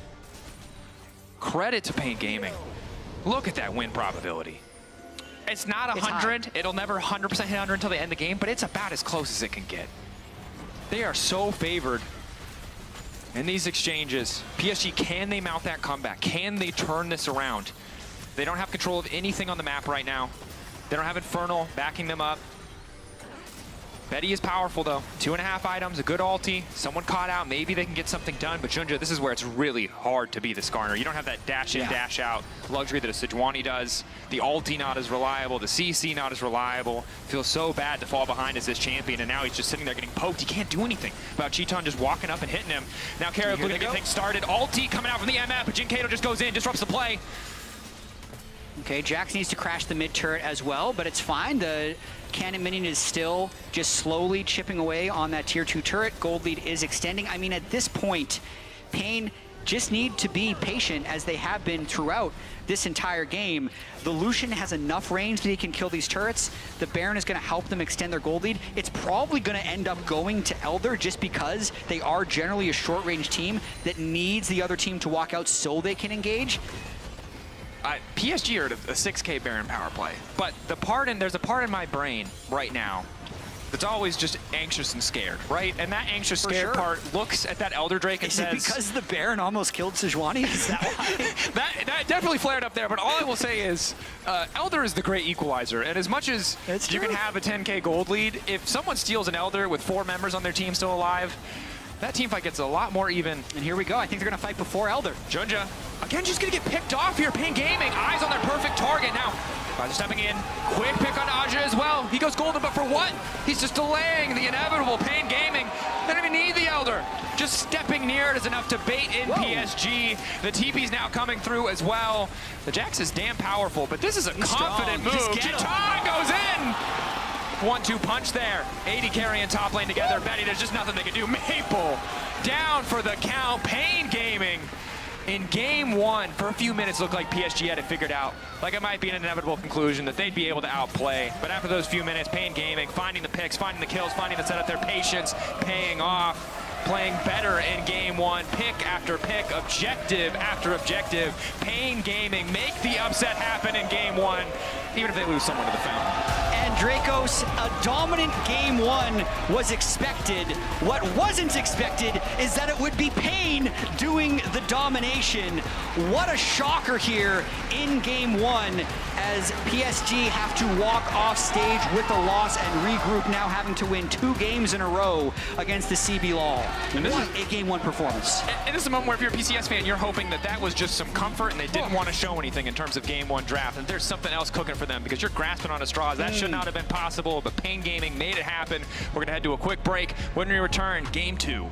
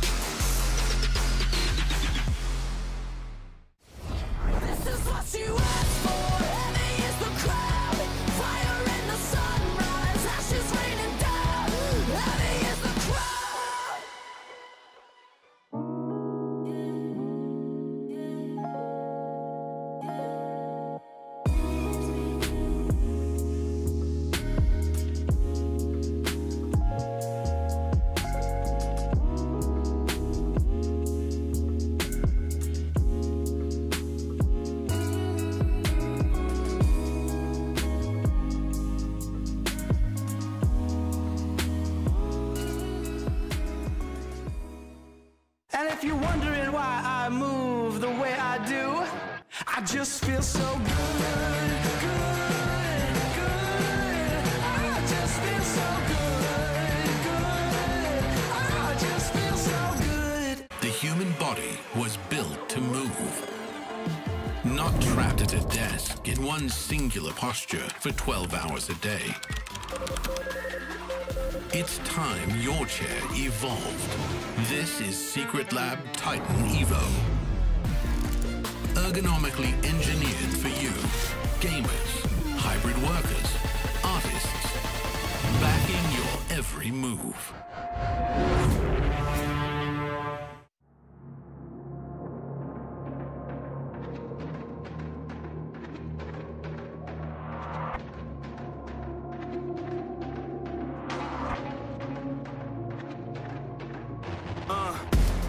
Hit the ground, I'm on code. Run on air when I flow. You would swear that I flowed.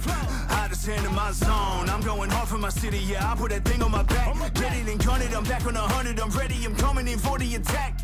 I'm on beast mode, God level, cheat code, new age, hero, good verse, Evo. I'm on the move, I'm on the move. I'm putting in work, I go berserk, got something to prove. Cause I got power, I got the energy for all of my enemies. I'm on the way, saving the day, no one ahead of me. I'm on the, right here, right now. This is the moment we running it. This is the moment we running it.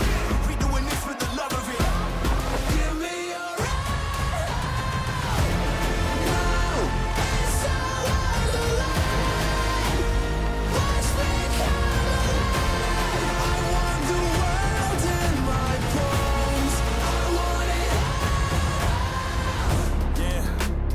fire lives in my soul. It drives me to my goal. There's no distance I won't go. Cause the climb's all that I know. And I face it all on my own. So my name will be known. Yeah, my name will be known. Right here, right now. This is the moment we running it. This is the moment we running it. We doing this for the love of it. Give me a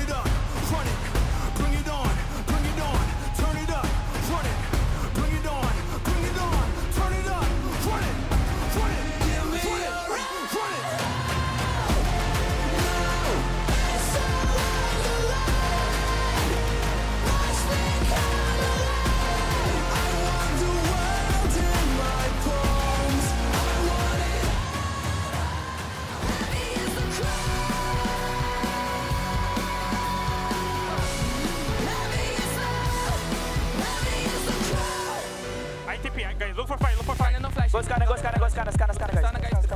give you here. Get the mini header now. The Rumble are doing a decent amount of work. Skarner now making his way on GK. He's trying to follow up. Taking the jungle out of the equation. Immediate snap back up from GK. He will not drop. We're in trouble now too. Let's everybody, but it's perfect input bump from Maple. Get the bottom, get the bottom.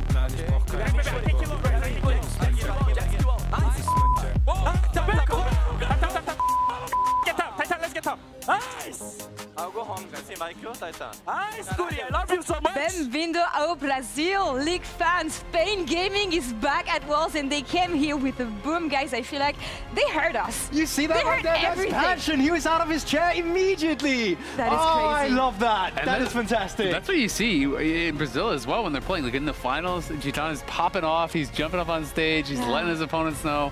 And I gotta say, I mean, we spent a lot of time obviously talking about PSG coming into this because they were one of the big favorites for play-ins. To me, I'm just straight up say it. Pain is who I had power ranked as the lowest team my second lowest. in play-ins, and versus the #1 team I had coming into play-ins. So this is a crazy upset. They earned it because from a difficult draft to actually a good execution and the way they kept the ball rolling, and thanks to the reliable Cisco network, they were able to be perfectly on time for the right engages to contest objectives every time.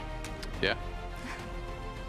Let's take a look at the Baron and how they secured it actually to see how PNG was able to stay in the race. No, but it's one of those things where it's just so crazy that they were in that position, right? It took so long for PSG even to get in game, and Pain was just a team that ran with it every single time. And I think this was the moment where it started looking a little bit dicey for Pain. You thought to yourself, are they going to throw it? Are they going to throw it away at the last hurdle where everything's looked so good so far? And I just have to give them so much credit. I mean, Skarner is not usually the champion you want to be engaging on, but they punished Junjia this entire game. They were constantly taxing his flash. He wasn't able to get any good ultimates whatsoever. Anytime he's walking forward, they're immediately engaging on him. They're pushing him out. They're really, really putting him into a difficult situation. And this was a pretty risky spot as well here for Pain, where you're starting to think, okay, maybe this could actually start to go bad. But Karaoke is able to actually get back into the pit, secure the Baron. You know, Weiser TB's back in. His smite just came up, Isaac. His smite just came up. That was so close. And then obviously Titan, like, I mean, what a player. There you go. I love seeing reactions like this because they know they have the advantage, but that's not only what matters in League of Legends usually, because when you see a potential stylistic mismatch, you would expect PSG to be able to grab the right opportunities to come back in the game, but I feel like Pain were just on point. And I mean, PSG was able to actually create a gold lead in the early stages of the game. They played the map pretty well. They were able to take some towers. You know, we saw Maple going up towards topside to try to get an early first blood that didn't actually work out, but they were playing the map fairly well. I will say though, I was pretty surprised by the draft. This feels like they were still playing, you know, in the old meta. They were playing, you know, full comfort draft. They're going towards champions that really did get them here, but aren't necessarily going to get them success when they're actually at this tournament. And I mean, I have to give so much credit to Curry as well. I didn't notice if he kept his 100% KP by the end of the game, but he did for such a long time as well. His Nami performance was actually insane. Like the bubbles left and right was hitting, the tsunamis was perfect. It's one of those things where it's very easy to just see a Nami do well because so much of the time she's just in the back healing people up and making sure Lucian's buffed up with the E, but his ultimates and his bubbles, they're just so clutch and really help Pain in their team fight. And I feel like Jin Kato played a really good game as well on the Yone. He was putting on so much pressure. We can see how much damage Titan got done on the Lucian. You know, he's known as this aggressive player. Obviously, he's famous for the Ezreal. You talked about that in the pre-match, but this also does really fit his sort of style. He wants to be playing in the face of his opponents. Look how pumped the CB LoL fans are. I mean, this is something that I think everyone can love about the CB LoL is the passion from the fans. They have some of the most hardcore fans in the world. They're so devoted to the teams, to the league, and it feels good to see them kind of get rewarded, you know, with a good game, with a good performance here at Worlds. Yeah, but I have to say as well, like, we have to have a hard look at PSG because their expectations were very high coming into this tournament. So dropping this already with the old school draft that they had from what they have success with, but clearly not what we used to have at this Worlds. And I wanted to kind of talk about, you know, how many of these champions have actually been nerfed, right? And it's like, you know, I mentioned, this is really the kind of draft that they got here with. They use this a lot with Woody playing these kind of setup champions to set up AoE combos, you know, for the MF, for the Rumble. MF got nerfed Bloodthirster got nerfed. Tristana was nerfed, you know, on 14-14, I believe it was. But there was also more system nerfs for AD carries. Tristana has a 43% win rate in solo queue on this patch. Like, it's one of the worst champions in the game in mid lane on this patch. Rumble also got really big nerfs on 14-18. It was 20 damage plus a ratio nerf on the Q alone. Like, 20 damage on your rank 1 spell is crazy. Plus the E also got nerfed. Like, all these champions took so many nerfs. They picked all 3. Yeah. And yes, it is extreme comfort, but I think maybe they just thought, you know, we just play a comfortable game and we're going to blow Pain out. Yeah. But Pain showed up in a really big way and pushed them in a way I think they weren't expecting. Underestimated, the wrong approach. Back to the drawing board here. In any case, for PSG, they're going to stay on blue side. One thing that we want to cross off the board. Yeah, I mean, both teams are just trading bans, one on Orianna, one on Syndra. Don't do that. Have them traded, if anything, just so you at least can have Mabel on something that's really good with the AP, or you're the one who picks up the Yone with a Sejuani that we know that Junji is also very happy playing around. Well, and one of the big questions here now is because we knew there was going to be significant meta changes coming in, maybe their read was the nerfs weren't actually impactful and we can play the same kind of stuff. So now I'm so curious, do they say, you know what, we just played bad, it wasn't a problem with the draft, and they go right back to it, or do they completely throw that out and play what else we've been saying in Worlds? Was it a one-game thing, or can Pain actually make the greatest entrance here at Worlds 2024 and defeat one of the supposedly strongest team we have here in play-in? Let's send it over to the casters for Game 2. That's a fantastic question, and luckily we have a game of League of Legends to answer it for us. Yeah. We don't have to answer that ourselves. No, we don't. But I am nervous. It was brought up on the desk, we brought it up as well, about what this Game 2 draft is going to look like for PSG, because there's 2 versions. The positive version is, haha, we wanted to see if you were ready for our brand new strategies. Version 2 is, okay, we kind of thought the old stuff was still really good and we're now shell-shocked and aren't really sure what we need to do next. Well, you were telling me during the break, there is a bit of a meme. Yeah. Some poking fun at PSG of how they'd only play things that the LCK has played. Yeah, notoriously their coach is a very big LCK fan, and often they'll copy draft trends and strategies from the LCK. But the interesting thing about this tournament is the LCK hasn't played yet, so there's nothing to copy yet. So in theory, their draft was up to date to their standards. I mean, that would be a problem. That's so rude. They can't update it until Swiss. You know what? Fair. But one step at a time. First, they got to make it further. Still the favorites. You know, on more even draft footing. The Sejuani this time taken away, but a lot of the bans remaining the same. I mean, yes. So here's the situation we're in Game 2. Interestingly enough, it's much like the first series where the losing team opts to repeat on the side that they lost from. So PSG had choice after losing, decides to go blue side once again. Their bans in Game 1 were Maokai, Ashe, Orianna. That's the same. The bans on the side of Pain were Aurora, Syndra, Kalista. So the Aurora was first ban, now it's third ban. So effectively exactly the same bans. First pick was Skarner. How salty will this run back be if it is run back is the real question. And I mean, I'll be curious. Orianna also on the table this time around. That's going to be the big one. Do they want to prioritize I completely trolled that. Yeah, it was the Sejuani. Sejuani was the one adaptation, which I understand why. They love Skarner.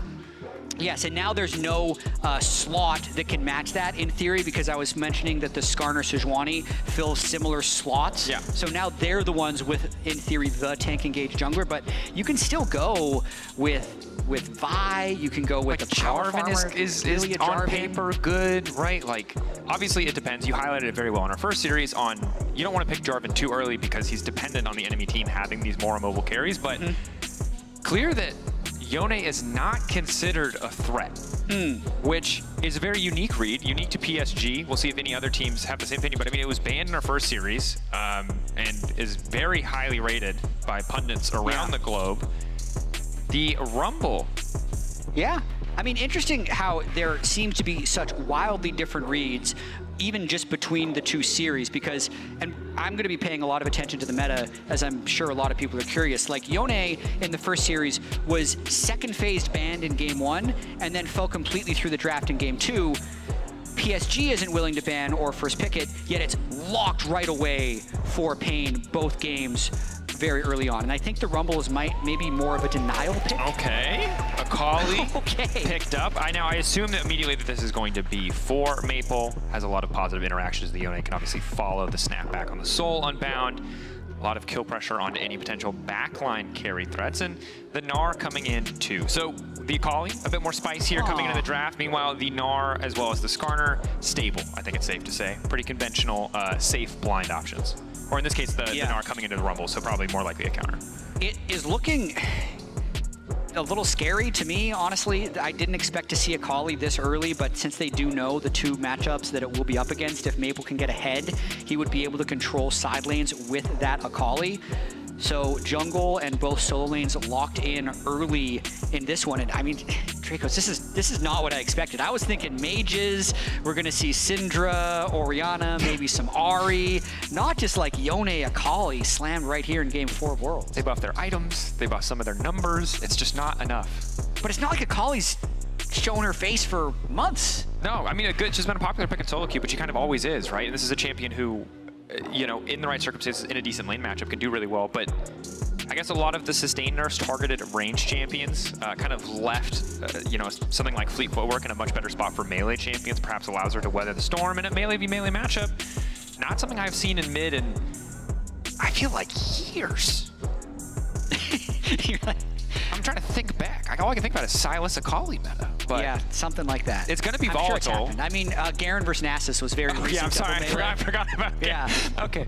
Well, I just blocked that out of my memory because I hated that so much. Slightly different style. Yeah, it doesn't hit the same, I think it's safe to say. But Ban's now coming through. Okay, so again, respect Ban. Lucian taken out of the equation. Now it's the Ezreal. Not quite the same reliable sustained damage output, but as long as she's hitting those Qs, it's going to work out. And PSG, again, I feel like they're very comfortable just putting Betty in this position if they do lock this MF. To just kind of be reliable with the ultis, bit of a safe pick, obviously pretty decent matchup. She can usually get push. It's hard. Jhin instead. Yeah, all right. I was gonna say that's not a good MF angle. There's no one to set up the misfortune other than like a really crazy lucky Gnar ultimate into the MF ult. So the timing would have been, to me, almost impossible to do. And their solo lanes really lack utility, so you need to slam as much utility as possible in your bot lane, which is when Jhin becomes a really good pick. So I do actually really like that they pivoted there from MF to Jhin. It also frees up Maple and Aja to just get aggressive, get in the fight if they need to, right? Jhin can kind of be left on the back line, doesn't have to worry about too much. But if this Bard does get locked in, will really punish an immobile champion like the Jhin Vi on the enemy side. Ooh. Also a threat that'll have to be reckoned with, the ability to lock down some of these more mobile champs. Is this a good Braum angle? I'm trying to think.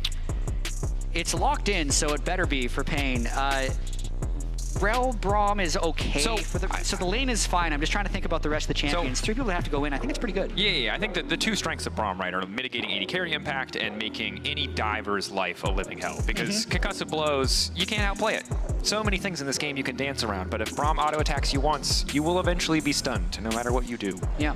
So some good angles. Obviously does limit a lot of their upfront engage, but because they have the Yone and the Vi, they're feeling a little bit more confident. And Curry, remember in the previous game, on the Nami, spent most of the game kind of just using ult to stop Betty from ulting, for stop Betty's effectiveness in those fights. So it's not like they were reliant on having that utility in game 1, although a bit less CC coming in from Weiser could hurt them in some of the setups.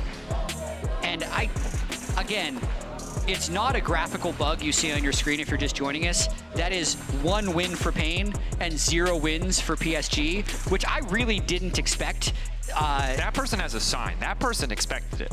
I mean, the CB LoL was winless last year at Worlds and was 1-4 before being eliminated from MSI. I'm telling you right now, like the Pain Gaming fans, I can't hear them, but I know that they're out there. They said, hey, we were in finals. We could have been there. We could have made the difference. Now we're showing you that the difference was the team, not the region. And I absolutely love their fans and their ability to support their team no matter what, still showing out year after year, game after game. And they can pull it off here to complete the sweep against PSG if they execute well, because I think the Yone, as the World Championship progresses, I think is going to be a higher and higher priority pick. It feels like this is just a really odd meta read from PSG. Game 1, they play nothing but nerf champions that they had played throughout all of Summer Split.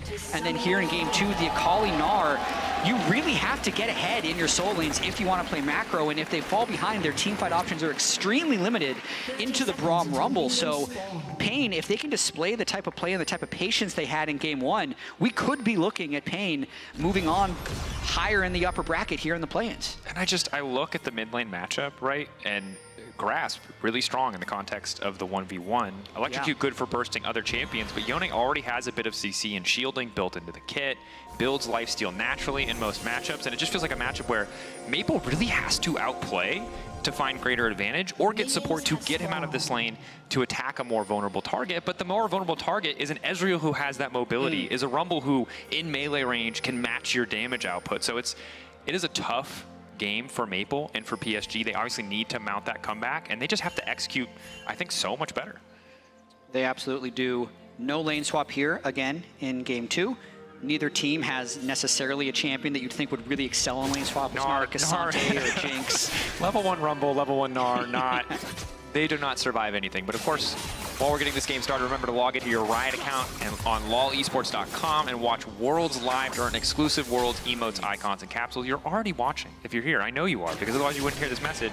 So just get free stuff while you do it. Nice and easy, simple.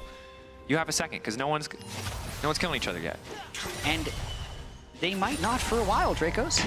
Okay, last game, we were very comfortable in this position of no one's ever going to fight ever, and then instant Sejuani ult, someone died, Pain Gaming won. That's how I remember it. That's the craziest thing about game 1 is I was thinking that no one is going to die and then PSG will win. But it ended up being no one will die except for PSG, and Pain will win easily in a landslide. Yeah, and you can see Pain taking control of that early lane. The E forward from Cheeton, love to see it. Obviously, it can be a bit of a meme how aggressive he is willing to play on this Ezreal, but good leverage of their 2v2 laning strength. I mean, they can play as aggressive as they want. The jungler's on the other side of the map. I don't know how confident they would be exactly in that read, but they're just going to, you know, make sure they're last hitting all these cannons under the wave and just keep pushing them back. Vi's in a comfortable spot. It looks like Yone getting some decent trades off onto the Akali, even though that Electrocute does pop when it hits. Yeah, of course, trying to predict Akali's position with the Q3 ultimately whiffs means Maple just gets to walk up and take that trade for free. I think Jinkato got the Grasp proc, so overall a bit unfortunate. Still gets the wave forward at least a little bit, but now Maple's in a pretty comfortable position just to try to zone him away from at least getting the CS, even if he can't stop the XP. Yep, got some nice information though when he checked the Raptors. He didn't ward, but it did give the bot lane confidence they can stay pushed up in that bottom lane. Chunja. So I'm really curious where the mental of these teams are going to be, because even though Pain did really slam that first game, there were a lot of moments where we're thinking, okay, PSG is 1,000 gold up, now they're 2,000 gold up, pretty much just from laning and slightly more efficient jungle pathing. But I wonder if now Pain has like a little bit more mojo and confidence, and they're going to be contesting more of these waves and laning almost a little bit like more bravely. PSG, top. Nice knockback to the wall. Junja, immediate bit of upfront damage, forcing the flash out from Weiser. Of course, the repeat gank is where it's going to get a very scary. Narsix as well can be quite potent. They're laying down the ward just to make sure he's not going to get re-ganked here. Yeah. The way looks like set up to push away from him, so it could put him in a tricky spot.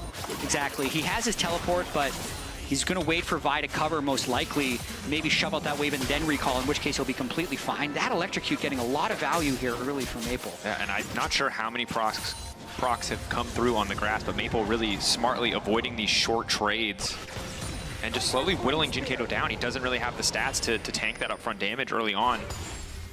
So well played thus far by Maple. Woody now here as well. Looks like just wants to help him shove out. Of course, Curry is ready to match, but I think the burst potential of the 2v2 makes this a bit difficult for Maple. He wants to go back. Hey, but now Cheeton has shown his face as well. Okay. It's not a 2v2, buddy. That's a 3v2. Luckily for them, however, Maple has the Shroud, just walks away. Woody able to W out that crash down, taking him to safety. So not too much lost. Does give a bit of free time for Betty to catch a few more minions. Yeah. Small victories there for PSG, even though it looked like it was a bait by Pain, since they don't get a kill. That investment gives Yone some free time, or sorry, Jin some free time on the bot lane. You can see CS leads are starting to accumulate a little bit for PSG. Starting to check.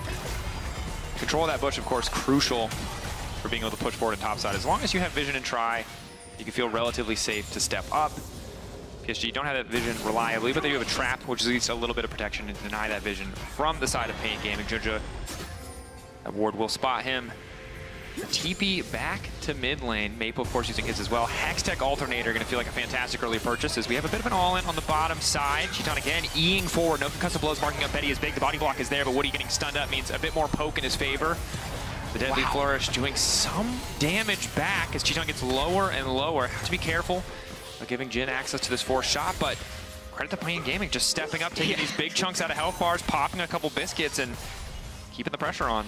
Their Braum Ezreal is different. Like, they're extremely aggressive, basically waiting out the aftershock on Woody before proccing the end of the Braum Q, getting as much damage down onto Betty, then also onto Woody, and that buys them space to move towards this Drake. With that being said, the Skarner is very obviously top lane as well, and it's similar story to game one where Pain is going to take the early Drake, they're going to give away the early Grubs, and we know how that one turned out. They stacked the Soul and managed to win the game, so Pain's going to be very happy taking this trade one more time.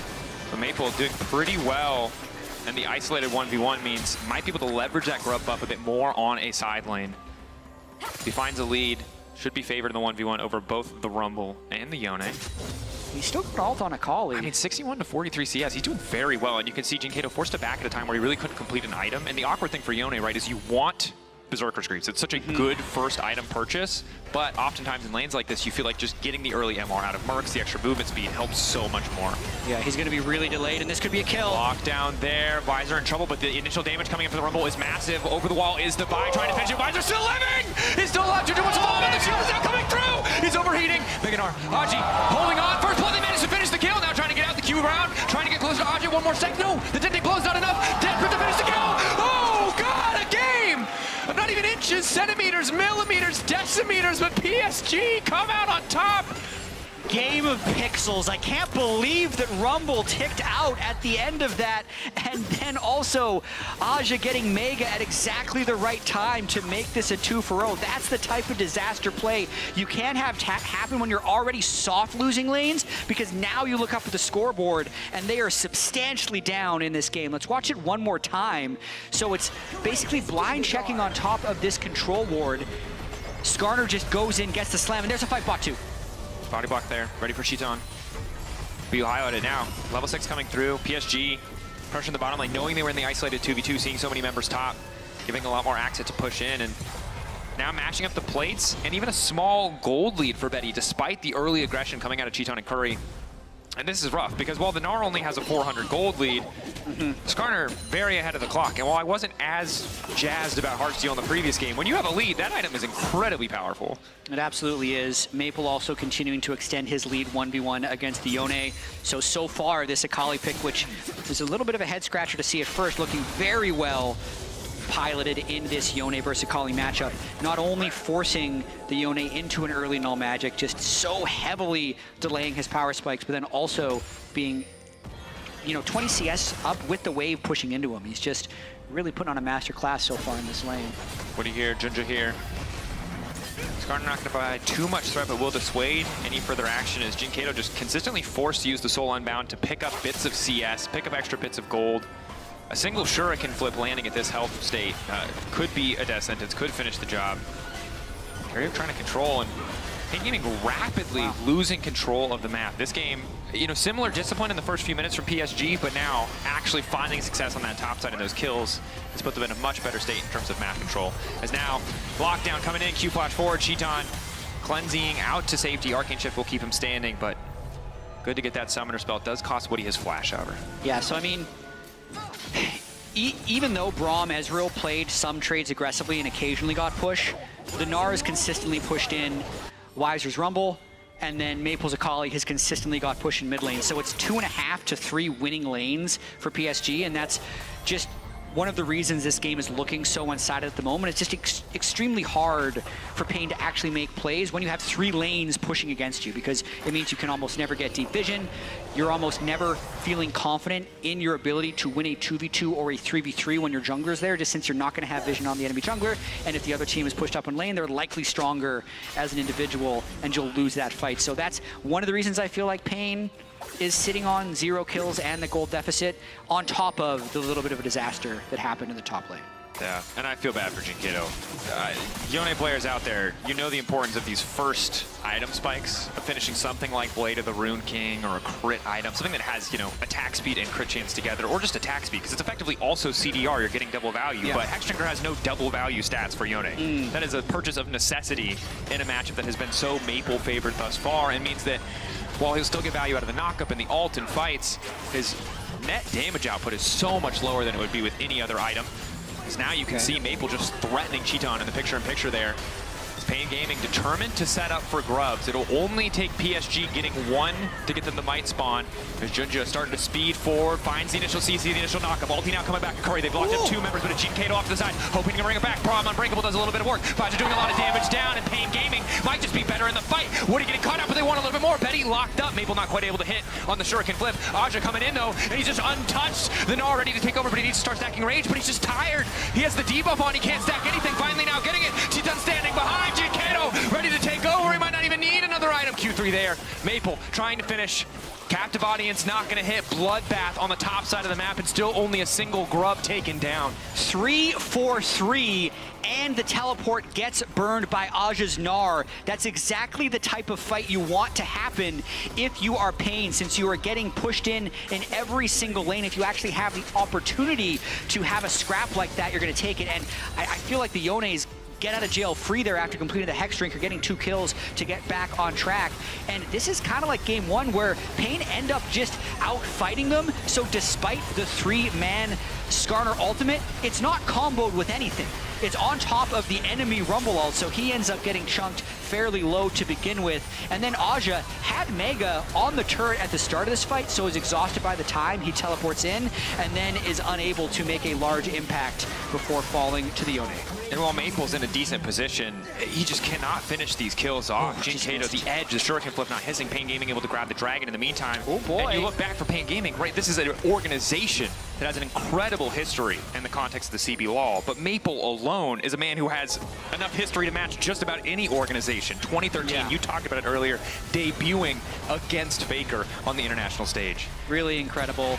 12 years to the day was his world's debut. Trying to make a deep run here. It has to start here with a win against Pain after they drop game 1. Still in a relatively comfortable position, but I think definitely a lot sweatier than it was 2 minutes ago. Now that the second Drake has gone over to Pain, knowing how they won the first game by stacking Drakes. And honestly, Maple's been that clutch guy for so many different lineups or so many different names. Have to be that again. Here's Visor getting picked off. Aja looking to carry some of that burden himself, as Aja cannot even lane. Cheaton on the way down, only level 8. Not the most comfortable position to be in. I mean, if they bring Vi as well, they might be able to burst him out, but most likely it's just to save Rumble. Weiser had such a good game 1 on Jax, struggling a bit here on the Rumble, which they early picked. He's hunting though. Going in. Aja just really not under enough threat there. Woody able to back him up, and Cheaton, of course, already heading back to the mid-wave to try and catch that one. Right now, things feel pretty good for the side of PSG. Of course, you highlighted Yone, a little bit of a get out of jail free. Isn't able to complete another item, but getting the recurve, getting the boots too, means that his 1v1 in his side lane, at least he'll be able to push pretty reliably. But right now, Junja just shows up to deny any potential of him defending that tier 1. And there's a lot of standing gold here for PSG that they're looking to collect. They can get this top turret for Maple, really continue to accelerate him in the game.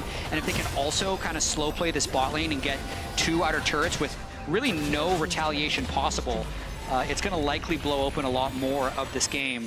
No one can step up to Maple right now with that Storm Surge being completed. He's just going to one-shot them. It's such an infuriating item to play against, because he hits the initial chunk, you're like, all right, I've lost the start of the trade, and now he's Sonic the Hedgehog, and there's no chance in hell I'm ever getting away from him. That feels good. Looking for a play on the bot side. Respect that PNG are consistently looking for these angles, but you can see in the MasterCard lane economy snapshot that the economy not favoring them right now. I don't think they can do anything at this turret, actually. Q Flash, Junja on the way in. A lot of base damage coming in strong there. Now she's just taking his time. Doesn't even have Mega yet. Just continues to autos, gets those hyper procs, and they'll finish off Weiser here in the bottom lane. Yeah, I mean, overstay there by Pain. Once they shoved the wave in, they needed to get out of there. Ezreal had already left, so good on Woody for just immediately snap engaging to get that kill and extend the lead of PSG. Cheaton taking a bit of an aggressive recall there. Betty not going to spot him, so we'll be able to return, but is going to have first push on this mid wave. Herald still alive. Got resets coming in. This is something that they could look for on the map. Might instead opt to contest Pain here, but Betty overstaying mid lane. Has flash barrier, didn't have to use any. Yeah. Very close there, but I think the damage portion of this Pain Gaming lineup just was not in a good enough position. The carry up wanted to follow up with the ultimate. But Junja in a pretty good spot. That Braum is in trouble. Cheeton maybe can offer him a way to get out. Immediate ulti coming through, sidestep by all three members of PSG. Cheeton in the midst of the enemy team. Jinkato, Q3 ready to go. But Maple behind him, he's going to snap back. Maple's immediately going to be on top of him. The short flip misses, however. A little bit tragic as Aja TP's in. Not to a lot of effect here, but was ready just in case the fight did break out. Looking like a bounce-back game for Pain, though. Not only do they win that small skirmish with the Braum kill, all pressure that Pain may have been able to develop evaporated as they all kind of collapsed mid lane anyway and still didn't win the fight. So you can see the side lanes there. Rumble completely pushed in. Maple's Akali up top lane, catching a wave, uncontested. This gold lead is only moving in one direction, and it's more in the favor of PSG. Yeah, and if that is a Shadow Flame second, like we're looking at double buffed items for Maple. That threshold being a little bit higher means those magic damage crits coming a little sooner, and life starts to get miserable even for the Vi, right? Who's a champion who's built a few more of those bruiser items. You get enough magic pen coming through, and suddenly he's vulnerable as well. Has to be a bit more careful about trying to fish for those plays. 37 seconds and counting. The next Drake will be up. In the previous game, Infernal did so much work for Pain. Getting that third Drake felt like the beginning of the end for PSG. Have to see if they can get something here in a much less favorable circumstance. Absolutely. It's a very difficult Drake for them to secure, but at the same time, if they do somehow win a fight 5,000 gold down, they would be in a decent spot in the series. I just really don't see it. This seems like such a big bounce-back game for PSG as long as they stay together and coordinated. Keep pushing up the bot lane. Aja has full ability to push back the Gnar. They have a ward in the jungle, seeing him up there, and they should be able to pick up this Drake pretty easily. They're weaker in most fights, and also they can suddenly find a man advantage and burst out a single target. They just don't really have the tools. Maple looking for the 1v1 off to the side. We'll at least get the ulti out of Jinkato. Can just continue to push that tier 2. It's going to force the recall from the Yone, but Maple instead might just reset and be ready to TP if he needs to. Pain Gaming looking to kick this fight off. Yeah, they just want to flip it. Lockdown there onto Karaoke. Should just be an immediate kill onto the Vi. Excellent follow-up coming as well from the Gnar. And now Woody trying to disrupt the rest of the fight. Jinkato in the midst of the fight, but he does not have the ulti. Q3 going to be taken out to safety. PSG striking back in this game too. It was already a 5K gold lead, and it is only getting bigger as Cheeton left alone to defend this tower, but Maple is here ready to threaten. Full control, 5 grubs, going to be able to take more turrets down quickly. Still leaving that poor Skarner to kill the Drake all on his own, but it's kind of more what I expected from PSG coming into this World Championship, where these fights don't feel super climactic, but it's because they always have pressure somewhere, and Pain can never feel like they're in the right spot. So you could see Pain really wanted to contest that Drake, but they didn't have any waves pushed, they had poor vision, and they just didn't have a good entry into the fight. So well played here by PSG through the majority of this game too. Yeah, it's incredibly hard for Pain to navigate out of this situation, right? You got Maple, who's so much stronger on a side lane. That isn't going to change anytime soon. The play of the Rune King being done now feels good, certainly in the context of a greater team fight, but in the isolated 1v1, you're not going to be able to hit Akali with that many autos before she's hit you with enough damage to finish the job, especially with Hexdrinker currently on cooldown. Yep. It's a 2,000 gold lead for Maple. It is a 2,000 gold lead for Aja, and it's only a 500 gold lead for Betty, but he's the Jhin. He's just helping. Throws a W from far away, puts his ult up. That's all he needs to do. The nice thing about having CC is, like, even if you have no money, if anyone else on your team has money and you hit some CC, it still works. You've done your job. Yeah. Someone has damage. It doesn't have to be you. So it's a good look to the side of PSG, but again, I think they're in a position where they don't really need to force anything. They can just continue to slowly extend their lead. Very likely that Baron will be on the table soon for them. They are a pretty terrible Baron-taking team, though, admittedly. None of these champions well-equipped for that particular challenge. If Mini Gnar could stay Mini forever, it'd feel a little bit better, but he cannot. They also can't win through Soul, but they can win through just killing all of Pain and then killing the Nexus. I think that's going to be the strategy they take. Yeah. Q3 on the Jinja does not do much damage. The Skarner felt lackluster in the previous game in the face of the Sejuani, but in this game where he's so tanky and so far ahead, Very hard for them to lead him, but not quite going to be the catch of cards as Woody's in the midst of the entire team. Karaoke now trying to retreat. Maple, big damage coming from that Storm Surge. Ulti coming through as well, interrupting the Fate Sealed from Jinkado. The curtain call won't quite finish up Curry, and now PSG can take their sweet time if they do want to start at that Baron. They can think about it, but I still think their Baron damage is so low that, yeah, they're just going to decide to recall. Gold lead getting bigger and bigger. They're going to win every skirmish. I can definitely see the other side of this where people are saying, like, why does Pain fight that? It's because they have literally nothing else to do. Like, their entire jungle is getting taken away from them. There's only 1 or 2 waves that they can actually touch. Like, you do need to actually get gold at some point in League of Legends, but in retrospect, it looks really foolish that they go for this fight down 7,000 gold in their own red buff, but they're just trying to protect their own resources. The fight itself, Maple gets a little bit low, but ultimately just able to execute the Yone, and they walk away with a pretty easy 2-for-0. Yeah, and this is, they have the advantage in push, in vision, in gold. That means the amount of options. Similar to in our first series in that second game, right? You just, any attempt you have to make a play is always just going to be high risk. Pain not afraid to take those risks. PSG wants, I think they're willing to dive these side lanes if they find the right look, but if they don't, they still have 5 grubs. They get the majority of the turret every time they move up with a wave, and it's just a matter of time until they extend the gold lead. And Gaming hoping maybe that a member of PSG will be caught out. Really, the only member who could be vulnerable would be Betty, but he's always so far back that there's not much risk. Yeah, and now that they've killed this bot turret, you can see they moved through the jungle. Next, they're going to push up the mid wave. They'll get vision here, and that's kind of going to be the next objective up in the top lane. It's really procedural what they're doing here in this game to extend this lead, and if at any point, since they're staying connected enough, if at any point Pain does end up going for a fight, it's going to be a losing fight because they're not going to be in the defense of their turret, and they're down so much gold. Definitely. Jinja now completing the Sterix as well. A bit more tenacity, massive shield. So whatever hope they had in the previous fight of picking him off is dwindling away quickly. PSG, you can see this first push gets them vision. The next wave they push likely to get them a bit more, and over time, Pain going to be pushed further and further back, unless they do want to go for some sort of fast play where they fish like the previous play, for some sort of pick, some sort of aggressive move, but they'll always be doing it at a gold and vision disadvantage. As Junja starting things off, suppression there, stopping Rumble from ulting. Visor in trouble. Will he get anything else done? Desperation ult to little effect, and that's the risk of stepping up into territory you do not control. Yeah, I'm just trying to hold a little bit, make sure Baron isn't getting started, although it's going to take about 45 seconds for PSG to kill Baron if they started it. But this is the plan that we thought PSG would have. They push mid wave, they get a pick, they move towards top wave. 3 lanes of pressure. More damage. Jinkado forced to go back. Q3, immediate ulti. Vi there to body block, crucially. Or it would have just been a kill.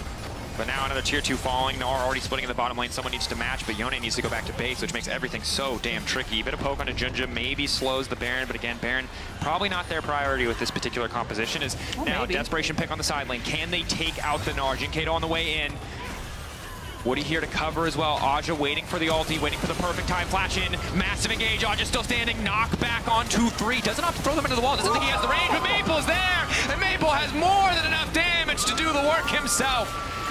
Maple and Betty just cleaning up. Cheeton, the last man standing. I think that's probably going to do it. PSG with a dominant game 2 here, only 24 minutes in, looking to finish off the ace. But even if they don't, they're going to be pushing these Nexus turrets right away. Whiplash for Pain Gaming. Incredible game in game 1, but PSG not playing around in this game 2. Maple getting the better in the 1v1. Aja better in the 1v1. But not quite enough in the tank to finish it here. PSG playing with that diligence and respect. They were upset once. Do not want it to happen again.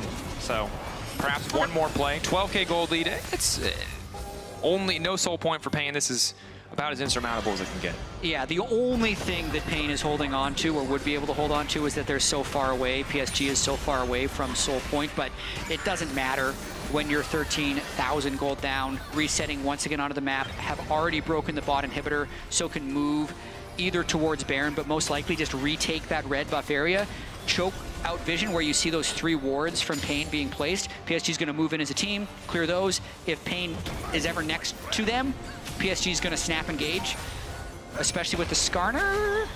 Through the wall, into the wall. There's the snap engage as predicted. We've seen that exact engage twice this game, I want to say, and this time the ulti catching Curry.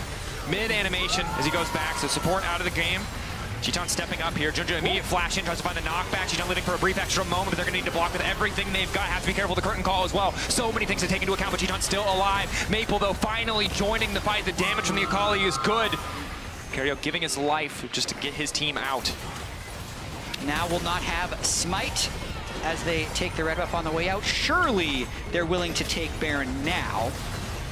Yes. Let's see. All right, 25-44 is when they started. And it's they're still a really slow 12,000 gold ahead, just to put this in context. 10 seconds. Okay, it's like a 15-second Baron, and that's without Maple. Okay, now we're 15 seconds. So it is slow. Like, you can see why they haven't done it. They're hilariously ahead. That was a 20-second Yeah, that took forever. In the context of this lead. Any other AD carry with that lead, that thing dies in half the time.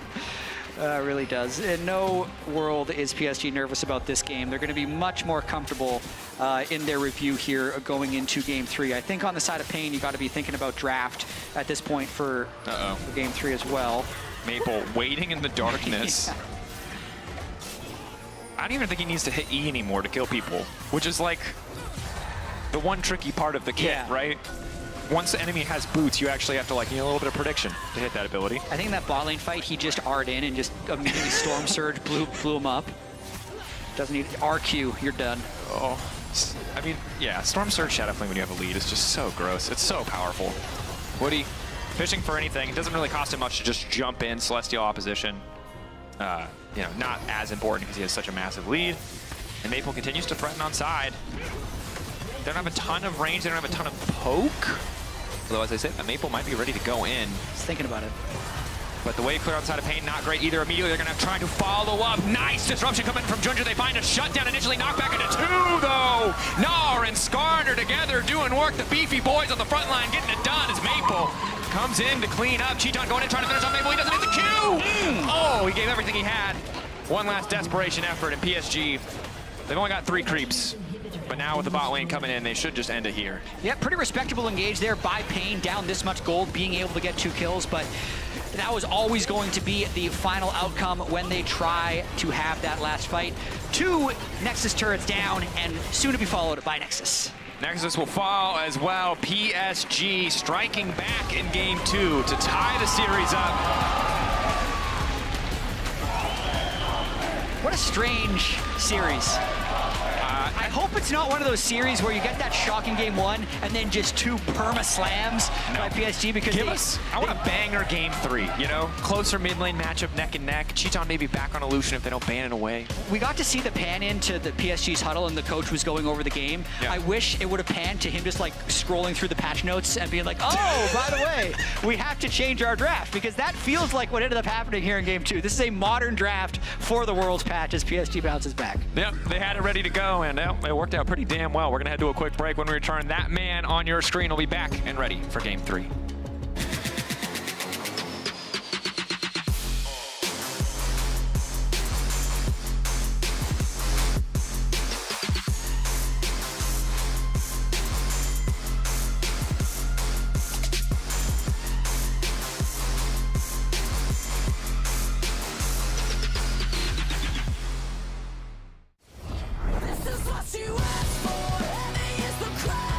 Fire in the sunrise, ashes rain.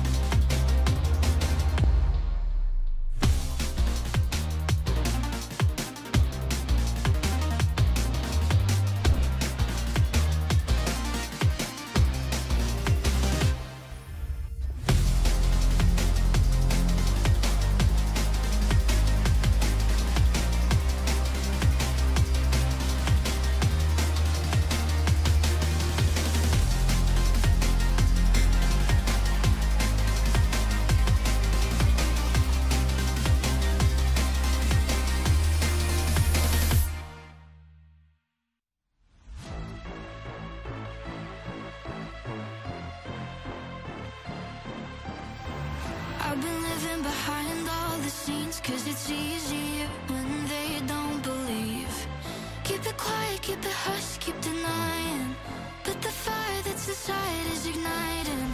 Keep control, I'm like a bomb that's ticking. Hit, explode, I won't be so forgiving. Cross me twice, no, I won't let it go. Hit you from your blind spot, hit you where it's gonna hurt most. Words unspoken, I'm not afraid to say it now.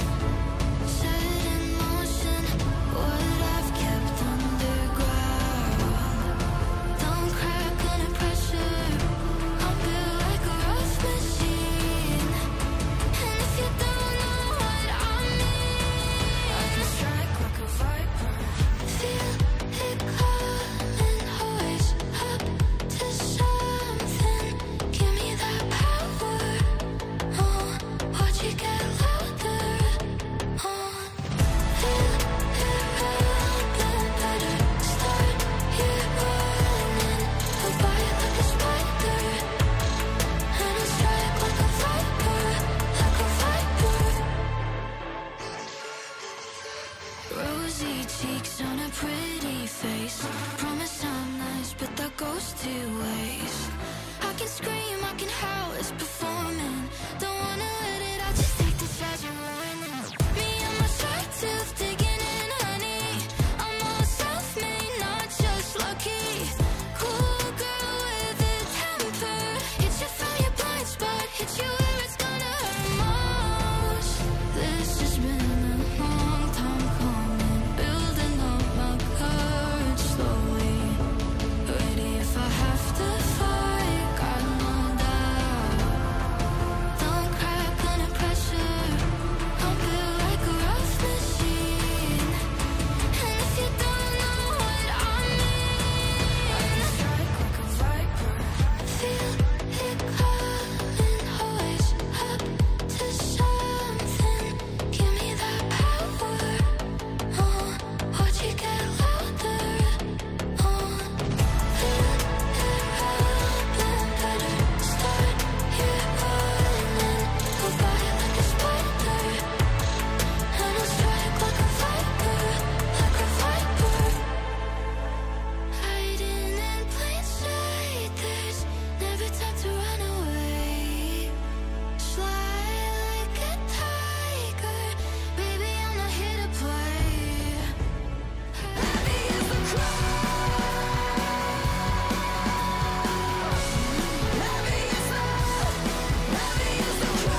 Holding on, first blood, they managed to finish the kill. Now trying to get out the Q round, trying to get close to Aja. One more second. No, the Tintin close not enough. Desperate to finish the kill. Oh, God, a game! I will take Jing, I will take Jing. Akali is going, guys. Akali is going now. They TP behind, guys. Jing have flash. Guys, don't flash it down, guys. Don't flash it down. Jing go down, Jing. I hit. For the ult team, waiting for the perfect time. Flash in, massive engage. Aja still standing. Knock back on 2-3. Does not throw them into the wall. Doesn't think he has the range, but Maple's there. And Maple has more than enough damage to do the work himself. Maple. Welcome back to Worlds 2024 here in Berlin as PSG comes back against Spain Gaming here in Game 2, and a much more convincing game on the side of PSG here, and I feel like I'm playing to the expectations that we had for the team here. Yeah, absolutely. But it's so weird to watch a game like game number 1 where you didn't like the draft, we didn't really like the play, and then they come out in game 2 and they just absolutely slam them, right? Like it wasn't even something where it took them a while to get going. It felt like they were destroying them right from the word go. I felt like Maple was really outplaying Jinkato in the 1v1 in mid. Even though Jinkato had push, he was falling so far behind in the trades, and then he's in this awkward situation where he's trying to hit only the minions, where Akali's hitting him and putting him further and further from behind. And that's why they call him Kylian Mabel Mbappe as well, right? Oh, he's playing wow. for the PSG coming in here with the talents. But I also think it was so much easier for them to play once they banned out the Sejuani. I think Junjie looked way more comfortable on the Scanner as well. We saw it in the beginning for that 2v2 in the top side, and I think it was just so much easier for them to work through Junjie this time, where in game 1 it was so impossible to do it. I don't want to say draft diff, but like easier situations to execute here, maybe on the side of PSG and grab the game. It was interesting. I mean, I think PSG, you know, they were able to come out with a draft that, you know, I think is more to like this kind of current meta. You know, it's a little bit different than what they were playing last time. I would say though, I still felt like they were pretty low on damage, and so it did feel that there was some pressure to actually get ahead and create an advantage. But this time, I was just really impressed by their laning. Like they created advantages across the map. All their lanes were winning. We saw Junjia get so much more done. In the last game, he was able to get nothing done on the Skarner whatsoever. You know, it was super late in the game. He's still on 0 KP. I think he got 1 Heartsteel stack in the entire first game, at least what I saw, like 30 minutes in. Game 2, he was involved in a lot. He was finding good ultis. He even made a really good early gank towards top to put the Rumble behind and keep Gnar in a really comfortable spot. So it just was more the PSG that we expected coming into the tournament, but not necessarily the PSG that we expected after we watched game number 1. Completely agree. And we're going to take a look at the HyperX Reflex replay here, GB, because that's exactly what Azel was saying just now, in the sense that skirmish is not going in PNG's favor, but also PSG executing perfectly here. And it came to really simple moment and really precise mistakes. Yeah, I mean, it's already been quite dicey for Weiser up in the top lane, and already in this position, it looks like it's lost, but it's really Karaoke coming in here that makes it a very close effort. Yeah, exactly, and I have to credit Junjia for how he was playing around Vision there. It was highlighted really well by the observers. He had the pink down, he saw that the Rumble was going to be walking in, so he walked back around the corner so he wasn't spotted on the ward, and that sets up for the E over the wall, you know, kind of catches him by surprise there. And it was a very close fight, but the Gnar is able to get Mega, obviously get some health back from that, and is able to survive as a result. So this was a really big play. When your lanes are already winning and then you win a skirmish like that on top side, then you have full control of the map, you have full prio everywhere, and it kind of allowed PSG to really run away with this one. Yeah, and I mean, in general, that's been one of the ways that you beat Pain Gaming as well. If they don't have an avenue or some leads to play through from laning phase, they have a very difficult time of playing the mid to late game. Like, as we saw in game 1, if they stack up the objectives, they find teamfight after teamfight, really easy for them to play the game. But when they get choked out like this slowly but surely from pretty much all the lanes, it becomes almost impossible for them to play the game. Yeah, and it was hard to maneuver and even contest objectives, I feel, even from the early stages of the game. I'm thinking about the Dragons were a specific case, I feel, but when I look at the top side of the map, specifically the Grubs contest, it's really complicated for Pain to maneuver with the tools that they have. Yeah, absolutely. I mean, especially when you are pushed in, your resets are a lot harder. It's harder to get there at the right time. This was a actually very close fight, though. You wouldn't think it was going to be with a 3-man Skarner roll to actually be able to set this up, but Pain was able to make something happen here. You know, they were able to actually finish off Woody, and Chiton on the side is able to find, you know, almost a kill here on Betty, but PSG do survive. The advantage that they had from their solo laners from the 2v2 top early, as well as from Maple creating that individual advantage in mid lane, were really what shone through. And I was just so impressed by Maple in this game. I think he really made it work on the Akali, looked really strong start to finish. I mean, he forced Jinkato to build a Hex Drinker as his first completed item as a solo AP champion, and he really put him so far behind. He beat him down even with him building that MR, and pretty much made the Yone useless. Yeah, I mean, he never really found a point in the game where he could come back, even trying to stabilize, as you say, through that Hex Drinker. It just made it so that the Borg power spike was so much more slower. I think it was around the third Dragon as well. They couldn't really contest it because he was still sitting on components. Like, it was very difficult for Pain Gaming in general to find themselves in a position where they wanted to fight. Even from Titan's side, he was sitting on just more mana for so long, so it wasn't completed as well. Like, it just felt like they never had the item spikes they needed to play the game that Pain Gaming usually wants, which is the team fighting. With this game looking way more like the expectations we had coming into today, what can we think about the third game ahead of us? Oh, it's hard now. Was it just a dream for Pain, or? That's kind of what it feels like, right? Like when you have a game 1 like that, it's easy after a game 2 to say, well, PSG just drafted wrong, right? You know, they just had the wrong read on the meta. Game 2, they changed it up. They absolutely dominated them. So I do think you have to then go back to that expectation of PSG is the massive favorite. Unless Pain can really get something going, I think, in the draft, try to throw some sort of a wrench in the gears, I think it's tough to predict. Yeah, but I mean, I want Pain Gaming to do it now after they took game 1. You know, I kind of want to see them succeed. Get rid of the Rumble. Have Titan again on something like the Lucian Nami. I love the early aggression they played through. I really hope we see them try and contest the early game so they find themselves at a better position for fights in mid game. I mean, they have your passion. They have the fan support on the other side of the arena. So let's send it over there, actually, and to our casters for game 3. Thank you very much, Floor. Game 3. again, start of the day, not a position I expected that we would be in. Game 2 looking much more convincing from the side of PSG, and I'm hoping that Pain, bring a couple adaptations in. Yeah. I don't think they need to blind pick Rumble. That's the first thing on my list. Oversimplification probably of what went wrong in that game, but it's a start, We've just had so much whiplash this whole series because Game 1 we expected PSG to completely dominate. Yep. Then they fall flat on their face. They pick 5 nerfs champions, and they drop Game 1. But then in Game 2, it was probably in contention with Game 2 of the Mad versus Vikings series to be the most one-sided game of the day. I think it actually was the most one-sided game of the day with essentially a completely new draft. But now, with losing Game 2, Pain picks blue, gives themselves the first blue side game of the entire series, and we already see different bans with Skarner being taken out. I wonder if any of the tanks will make it through or if PSG again want to ban away the Maokai. Ashe was also on their list, essentially not wanting to give over that playmaking and reliable kind of winning lane option. But clearly a lot of adaptation going to be available to both sides. Pain Gaming probably feeling under the gun a bit and they need to adjust there. But PSG, I would expect to still see them limit the Maokai. Instead, however, the Aurora, perhaps a staple of many red side bans or red side drafts to come. It's going to be tricky because I think Pain is probably walking away from that Game 2 and thinking, okay, even if we picked a good team fighting draft, we just can't have 3 losing lanes. That's always 100%. Going to be a team's feedback for the players whenever they have a game like that because it will feel so ridiculously hopeless with 3 losing lanes. So I'm just trying to figure out how they can actually do that because the Yone power pick, you would expect that to be decent. It got completely slammed by the Akali. They've played 2 sides of the Rumble matchup.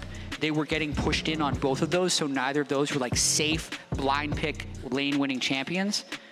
So if they're really looking to win lanes, they want to delay their lane picks as long as possible. And I don't really know what the real power picks of Worlds are going to be so far, but that would almost mean like a jungler first pick, so they can think about counter picking lanes. And interesting that both sides have really, it seems, decided to limit the reliable, proactive playmakers in the form of the kind of the tankier jungle options, Jarvan, the Skarner, the Maokai, the Sejuani. But now, Syndra coming into the mix. Yeah. In theory, you can win. They think this is a blind pick winnable matchup, but curious to see what Maple matches it with. In theory, also, Champions Q is so hard to know what to take from it, right? But in theory, also a flex. Sure.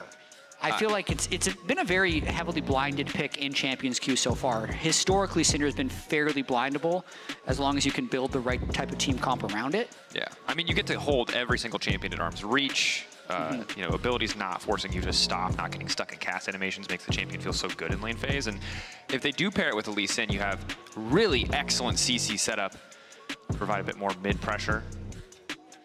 Banned out most of the tank junglers, and the Akali Wukong is really threatening in team fights. It's not like a super strong 2v2 early, so I could definitely see Pain getting a little bit of push through the mid lane. Also, the Ashe early pick going to be very vulnerable in team fights to the Akali Wukong, but I think for the most part, the priority for Pain was let's not lose lanes as bad as we did in Game 2. These are 2 champions who you would expect to have the push early on at the very least, and obviously the proactive playmaking you can get out of a Syndra and out of an Ashe ultimate can help to really set up this Lee Sin for success. That said, Wukong, bit of a terror as you get later into the game, and as you highlighted against a mobile champion, feels so good. A similar story for Jhin, who can just, again, like in Game 2, operate at arm's length while you have a Wukong and an Akali diving into that backline. Yeah, Wukong also going to be a flex. You can play it top lane or jungle. They don't need to reveal that yet. They could actually hold it all the way to the 5th pick and really throw a curveball if Pain assumes that this is a jungler, so makes these second phase of bans a little bit more complex for Pain as well. Wukong top, of course, got a little bit more popular after his buffs on 14-16. I believe it was kind of the flavor of the month solo queue pick in Korean solo queue for a bit of time. See, that's something Aja wants to try. Yeah, if Cassante gets locked in, then you can put the Wukong against it. We saw that in the LCS playoffs to decent effect. Also just a champion against really any AD-based matchup with the passive buffs who just gets so much armor and extended trades, so any melee champions can feel okay, at least for the lane phase. Now the Braum, though, taken away. And when you already have an Ashe and a Syndra, and you're potentially relying on a Jhin for follow-up, it makes a lot of sense. But I'm a champion who, in the right circumstances, can be one of the most powerful supports in the game, just because of how good Concussive Blows is and how good Unbreakable is. The rest of his abilities, they're all right. But those two abilities, hard to put a gold value on them. Absolutely. Another Poppy ban from Pain, even though I think it's pretty good against PSG's current champions. They just don't want to play against it in any way, shape, or form. Yeah. Yeah. It would be really, really good for their team, though. It's really hard to think of a champion that would be better for their team in the support position right now. But I guess, you know, want to give Lee Sin the freedom to live his very best life. Yeah, just in case. So Jack's taken away 2, potentially heralding. With Wukong in the jungle, you have AP in the mid lane. You could also look to get AP in the top lane in the form of the Rumble. While you talked about like obviously, or once Rumble has a few levels under his belt, Flame Spitter still gives him the push, but that first few levels, Weiser was able to get a push out and a free base, so maybe just doesn't want to deal with that early game. Okay, they lock in the Leona, so they're holding the Wukong flex, which makes this pick a little bit more difficult. They could also just put Rumble in the top lane. It's going to be generally fine because they have enough AD from Jhin Wukong, so I'm a big fan of PSG's draft so far. A lot of aggressive setup options. Every single champion has CC that can be used to start a fight on the side of Pain. Taking their time. Honestly, personal preference, hate Alistar. Does a lot, but feels so useless in lane until level 3. A little bit better against Leona than it is against Aurel, but still can be a little bit tricky. Forced to blind pick top now. What is the option? Gnar, Cassante, Renekton would be the blind pick things you'd normally see. They have a lot of CC already, so they're going with a slightly stronger lane, more ranged lane. And Gnar's excellent follow-up CC. You know, him, short of having a TP flank where you find that angle, it's often hard to get the immediate Gnar setup. Rare that you get the mini double bounce into perfect ultimate in a competitive game of League of Legends. But both top laners taking turns hovering things I don't think that they will pick. Yeah, I mean, I could see them moving Wukong. Okay. Okay. Okay. Here we are. I mean, well, I asked coming into game 2, hey, are they just playing old stuff? Do they not have anything new prepared for us? The answer is, no, they're playing new stuff. He played 3 games of it in the summer split. Yeah, but undefeated on Vayne. For me, it's new. And also, still crazy, still zany. No matter how much you play it in a region where you're, you know, the most domestically dominant team, I'm impressed if you pull it out on the world stage. Yes. I mean, let's see if they can just dominate the lanes once again. So the biggest breaking point for me here is how Maple will do in that mid lane matchup against the Syndra, because the Vayne should be able to get push. It's about avoiding the Lee Sin ganks as much as possible. And if they can somehow manufacture a lead at mid lane as well, then that's really where they can collapse the rest of the map. Definitely pressure on this early game. PSG, this composition gets ahead, it will feel so unplayable for Pain Gaming. But Pain Gaming, so many tools to start fights, so many pieces of CC to set up picks, much more than they had in the previous game. So as long as they don't fall too far behind, should be in a much better position than they were in game 2. Can they make another upset happen? Not just a single game, but the entire series. Unprecedented for the CBLOL against an opponent of PSG's caliber. Can 19th the global power rankings against 52nd. Will still be a little bit different after day, I can imagine, but would be an incredible thing for Pain Gaming to make that upset happen. And it only takes one more game to take the series for either team. This is the deciding game. After that game 2, man, it's hard to mentally recover from them just losing all 3 lanes, because it did look so hopeless, but at the same time, it would just take 1 or 2 good things to happen early because of how fragile this PSG comp actually is. If they can get the Vayne behind early, if they can really shove in the Akali with the Syndra, that's when the upset becomes possible. It's very true. See what happens early on. Observers highlighting just the vision of PSG, because all of Pain are waiting in that brush. This early ward secured just to make top lane a little bit better. Don't want to put Vayne in a position where she can walk in and out of the bush to drop minion aggro and harass that Gnar. Yeah, it doesn't look like we're going to be seeing a swap. We had seen pretty active level 1s before.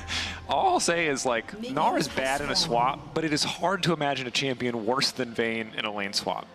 Although she could just go mid like it was at MSI and just be obnoxious. That one I do remember. True, the range top laner going mid. Just walking mid and harassing, yeah. Kato, nice bit of early poke, bit of extra money too, courtesy of that first strike. I think Pain wasn't sure if PSG was going to swap, but let's see. They're just looking for early intel on the Wukong, which makes me think that maybe Karaoke is looking for some shenanigans with counter jungling, like maybe he's thinking about going red to blue. Definitely could be an option. Top lane, though, is going to be a little bit miserable. Luckily, the double wards in the brush means that Vayne cannot just abuse being able to walk in, tumble back, or tumble out, walk back in. And so we'll eat a bit more minion damage than you normally would if that ward was not present. Interesting, yeah, that was the ward left by the early level 1. I believe it was Alistar that went up there, then came back to base, bought a sweeper. Not helping that much. No, this is pretty unplayable. Yeah, grasp Vayne, oof. It's rare you're in a situation where, they're not going to connect, but it's rare you're in a matchup where both sides of Gnar feel bad. But both sides of Gnar feel pretty bad here. You're either melee range with like desperate hope that Vayne forgets to put a point in condemn, or you're less range where you are just getting smacked around. Yeah, just that grasp sound hurts.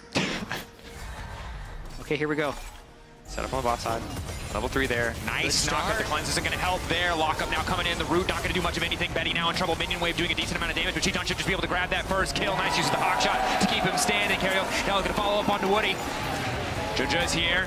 Lisa needs to be careful. Junja early burst isn't going to be that crazy. Alistar already up. Curry hoping to mitigate this a little bit. Q in to try to follow. Clone now coming out, but the lockup is there. Leona passive, offering that bit of extra damage to make sure Junja can secure. And now it's Curry who's forced to flash away, a bit over-eager there on the re-engage. It really was. I loved the look already, though. They had the early ward knowing where Wukong was starting. They didn't expect him to be anywhere near there because they thought the ward would have given them the correct information. So he 3-camped into full gank bot lane, setting back his full clear quite a lot, but then giving that kill back at the very end of it nullifies the advantage he would have gained.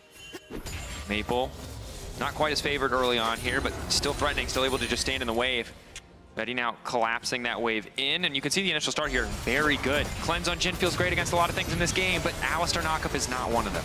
Yeah, being able to get into headbutt range before the Lee Sin showed was the crucial thing here. And then looking at this again, knowing that the blue buff was still up, Junji was probably fairly close, but they really did think that they'd be able to outplay this one.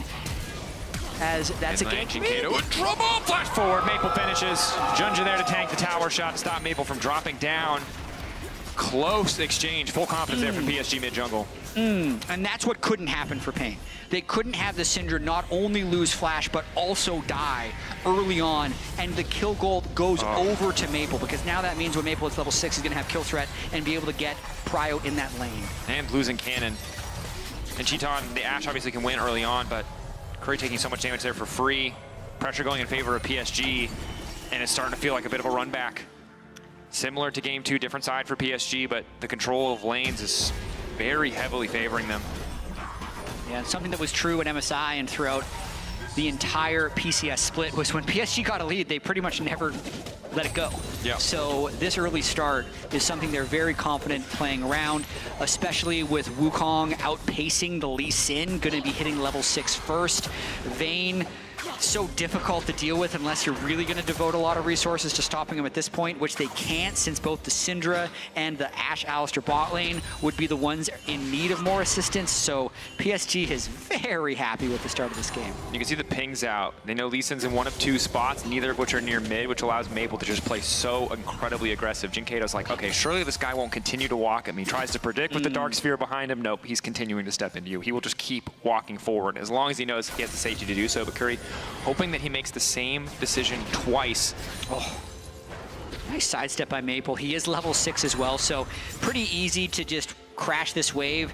If Alistar goes in, I think Wukong Leona's going to turn it. Head pull. A lot here. Just having fun. Yeah, I mean, I think Scatter Leaf's still on cooldown, right? So there's not really immediate follow-up. You don't have ulti yet. PSG taking control of the top side. Pain giving a ton of resources here just to try to contest this area of the map. I mean, they do have the numbers advantage here.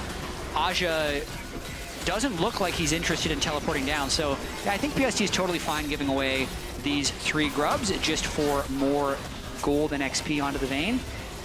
Good roam up there by Pain, though, getting the grubs relatively uncontested, especially since they can teleport bot to match that Vayne. And while it's frustrating because you will lose some plates on the bottom side, you know, the Vayne with a bigger advantage, with grubs, the ability to shred through those plates even faster in the future, would only feel worse. So Pain choosing a little bit worse up front, then a little bit worse later. But Jinja here, Wajer has to be so careful. If he gets knocked into a wall, more than enough damage to finish the job before he can turn into Mega. He doesn't even have the Ninja Tab he completed yet. But luckily, Curry again in the area. And credit to him, he's been consistently in the right place across these games. Good knock-up, level 5 there. Marked before the clone could come out, now trying to get away, but Carioca just following up instantly. Wajer on the way in, level 7, gonna pick up the kill. A little stop juke comes out from Junja, but nobody's falling for it. Quick kill back, and Pain giving credit to them, finding the angle. No, that's huge. I'm a little surprised that Wukong was there, to be honest. A lot of times you'd want to just continue to farm your camps, keep your lead, and since you have such winning lanes, just kind of be there to match when the other team comes down. But credit to Pain for finding that kill. I think it keeps them alive in this game. Now having an additional kill, being able to go back, when he does go back, get those tabbies, maybe get a little bit extra, makes the lane phase so much easier. And Vayne is very much so often in pro play just that feast or famine champion, right? She's either single-handedly winning her lane in isolation in a way that makes it miserable to play against her, or doing very, very little. There's really no in between. Jinkato, though, continues to struggle here in a lot of these trades. Does have the lost chapter now, so can spam out a bit more in lane, but maybe forced into some early MR here shortly. In general, Merc Tread's very high value against any Leona. And the Jhin, so wouldn't be a bad purchase.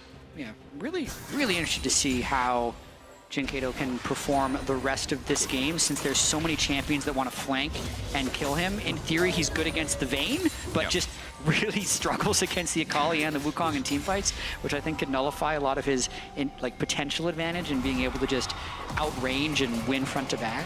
Yeah, and you can see also why it was important for PSG to ban the Braum, right? So much of their team comp is so vulnerable to those single pieces of CC. And now they don't really have that immediate reliable disengage option on the side of Pain Gaming. Circumstantially, you can Alistar headbutt somebody out, maybe Gnar can push people back, but it's just not the same reliability that Braum brings to the table. Now, Wiser starting to push top lane, a little bit more confidence. Pain, again, looking to take another objective. This time around, though, it won't cost them nearly as much. Their waves are in a pretty good state. We'll see if PSG feel like they can contest this, but they're certainly on the back foot in terms of overall map pressure. I think they just get this, which is, I'm a little bit surprised. It felt like PSG had control of this game, but now they've lost 3 grubs, they've lost first Drake, and they haven't extended their gold lead. So quietly, Pain has really jumped back into this game. Yeah, very close. Berlin Studio. A lot of love this Pain Gaming lineup. PSG, again, not much to play for on the bottom side, but as we start to split out into side lanes and 80 carries are assigned mid, there is a lot of potential for picks between the Jhin and the Ashe. More than enough setup on either side if anyone does overstep here. Isolated 1v1 still very hard for the Gnar, but is much easier now that the Ninja Tabbies have come through. Is the arrow going to land? Quick cleanse out. Well played. Gotta live here. Yeah, pretty simple, actually. So that's a couple of moves there by PSG trying to, I mean, they're really extending into the territory of Pain and getting nothing for it.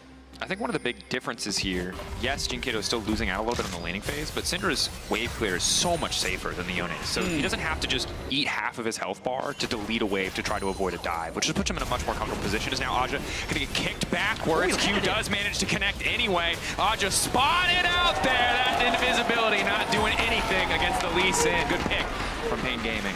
Here we go. The Syndra pops in for a little bit of credit towards the end, but that's going to mean it's time for the Gnar to reset. Syndra can get the extra plate, continue to extend the pressure, and that's just exactly what PSG was hoping would happen in the bot lane, but the play was nowhere to be found because the Syndra could easily clear the wave. Vayne could not easily clear the wave on the side lane like that, so the play has a much higher success rate. Well done there by Pain. Aja wasn't allowed to be there. Certainly wasn't. Downside is it's probably going to cost them the respawn of the Scrubs, but they already picked up 3 earlier on. Trading 3 for 3, not going to feel too bad for them. Will concede a plate as Curry, maybe not the ideal person to hold a lane. Will cost them about half a wave there as Wydrift does finally show up. T-Town, excuse me, has to be careful about not stepping too far forward here, but Clent's so high value against this bot lane duo means he's still relatively safe. Yeah, Wukong finishing up the grubs. Maple trying to get as much gold as possible in the side lane. Not as accelerated as he was in the last game. Once he gets his Storm Surge, though, he's still going to be a huge threat to both of the Ashe and the Syndra. Jinkato smartly backs away. In the previous dive, he cleared the wave fast enough that he would have been okay, but when both Wukong and Leona are in the picture, it's more than enough raw HP to just survive any kind of dive. I mean, it's really interesting. He did this exactly right. He waited for his Lee Sin to shadow him, and then he moves up on the cannon wave, doesn't really lose anything, and the rest of his team can then go clear vision from his own jungle. This is starting to look similar to game 1, where Pain is just playing with a lot of discipline and patience, not falling too far behind, so PSG can't pull off kind of their comfort zone plays where they're 5,000 gold ahead and just really hard bullying everywhere they go. And again, this Vayne pick doesn't have a good way to wave clear under the turret, means the Wukong has to come up and help Shadow to prevent the dive. Oh, excellent position for Pain. And I think this is a game where you can see that, you know, you don't have those true crazy hyperscalers. There's no Jinx, there's no Aphelios, right? Those traditional late game carries, no Zeri. But the Ashe is going to do a lot of work. The setup, the ease of execution for the size of Pain in most plays is very heavily, excuse me, wow, words are hard, favored towards them. While in 3v3s, you can argue that the Wukong, Leona together are going to do a decent amount of work. There's the sheer quantity of CC on this Pain Gaming lineup is going to make it pretty tough for any of the squishier members of PSG to play at all. Asha is going to have a hell of a time in these fights. And as of now, they have no Merc Treads either. I would expect Wukong to buy Merc Treads as well as Leona, but if they get CC or an Ashe Arrow on any of these carries, they can probably just pull off the one-shot. Good spot to be. I mean, we saw in game 2, right? It was just difficult because even if they found the angle, they were far behind enough that they couldn't finish the kills. And while Wukong is, you know, tanky-ish jungler, Bruiser, he does get a lot of armor for free if he stays in combat. It's not a Skarner. You can't just eat an entire rotation of cooldowns and walk away. I think we're going to have a good game. Yeah! Yeah. I was really doubtful after game 2. Yeah, it was just it's the worst feeling in the world when you see an upset in game 1 and the next 2 games are like, uh-oh, it was a dream. We're all waking up now. You know what I mean? No, I'm feeling this game. I think it's going to be a close one. With that being said, this next Drake fight, very important. Certainly is. If Wukong gets the right type of flank onto Ashe Syndra, it's a little bit similar to the Jarvan comps we were talking about earlier, where you can just really punish the mobile carries. But if they can mark him well, they can be the ones to burst the Wukong. The Syndra damage right now with Ludens being completed is enough to shut down Wukong and be the first ones to engage. Initial lockup decent, but level 6 is there, trying to find the kickback. Karyoka just going to walk away. Second use of the ulti there. Pretty good. From Junja. Decent control, but a lot of their pick tools used in that exchange. Leona ult is still there. PNG don't really trade much. Alistar ult is the big cooldown, really, in that context. If you're Pain, you're absolutely taking that. Wukong is the biggest thing that you're afraid of. Betty. Go for Betty. Forced shot, now trying to follow up. Leona doing what she can. Woody trying to disengage. Jinkato tries to hit the scatter leak, but it does not connect. Body blocks are there. Level 10 for Betty. And now a TP down to the bottom lane. Look at the MasterCard lane economy snapshot, or we won't. Because it's very close is what it's going to tell us. It's going to tell us that, except for top, where Gnar is 1,000 gold ahead. Yes, sir. As you expect. In the Gnar versus Vayne. Actually, it's a winning matchup. We were Vayne wrong. has to scale, apparently. Needs a bit more time as PSG have decent vision control, but with Gnar able to get first move and having Mega, this is a really tough fight to navigate. Osha's here. Betty and Woody are so low, and Betty doesn't have ulti. So a bit of a spectator objective there. Window shopping for that particular Drake, but Pain Gaming had more money, had more resources, so they're actually going to be the ones to walk into the store and buy it. Well played, and they also have tempo on the map currently with the ability to get first on mid wave, first on bot wave. PSG running out at the moment. On the next reset, PSG is going to be able to get some tempo of their own, but just you're going to trade that every time for the second Drake, and still a slight goal lead. Yeah. Maple, I think, TPing top to try to get this wave in to make sure that they do have a pressure point where they can get a bit of vision control around this objective. Herald, of course, important for both of these lineups to maybe break us out of this laning cycle. but short-lived. Does let his team get in a little bit, but no one is there with wards to lay down the vision. Woody has to go mid to make sure that Betty is safe. So they'll get first initial setup, but PNG likely to just take it back. Man. Okay, so Rift Herald available right now.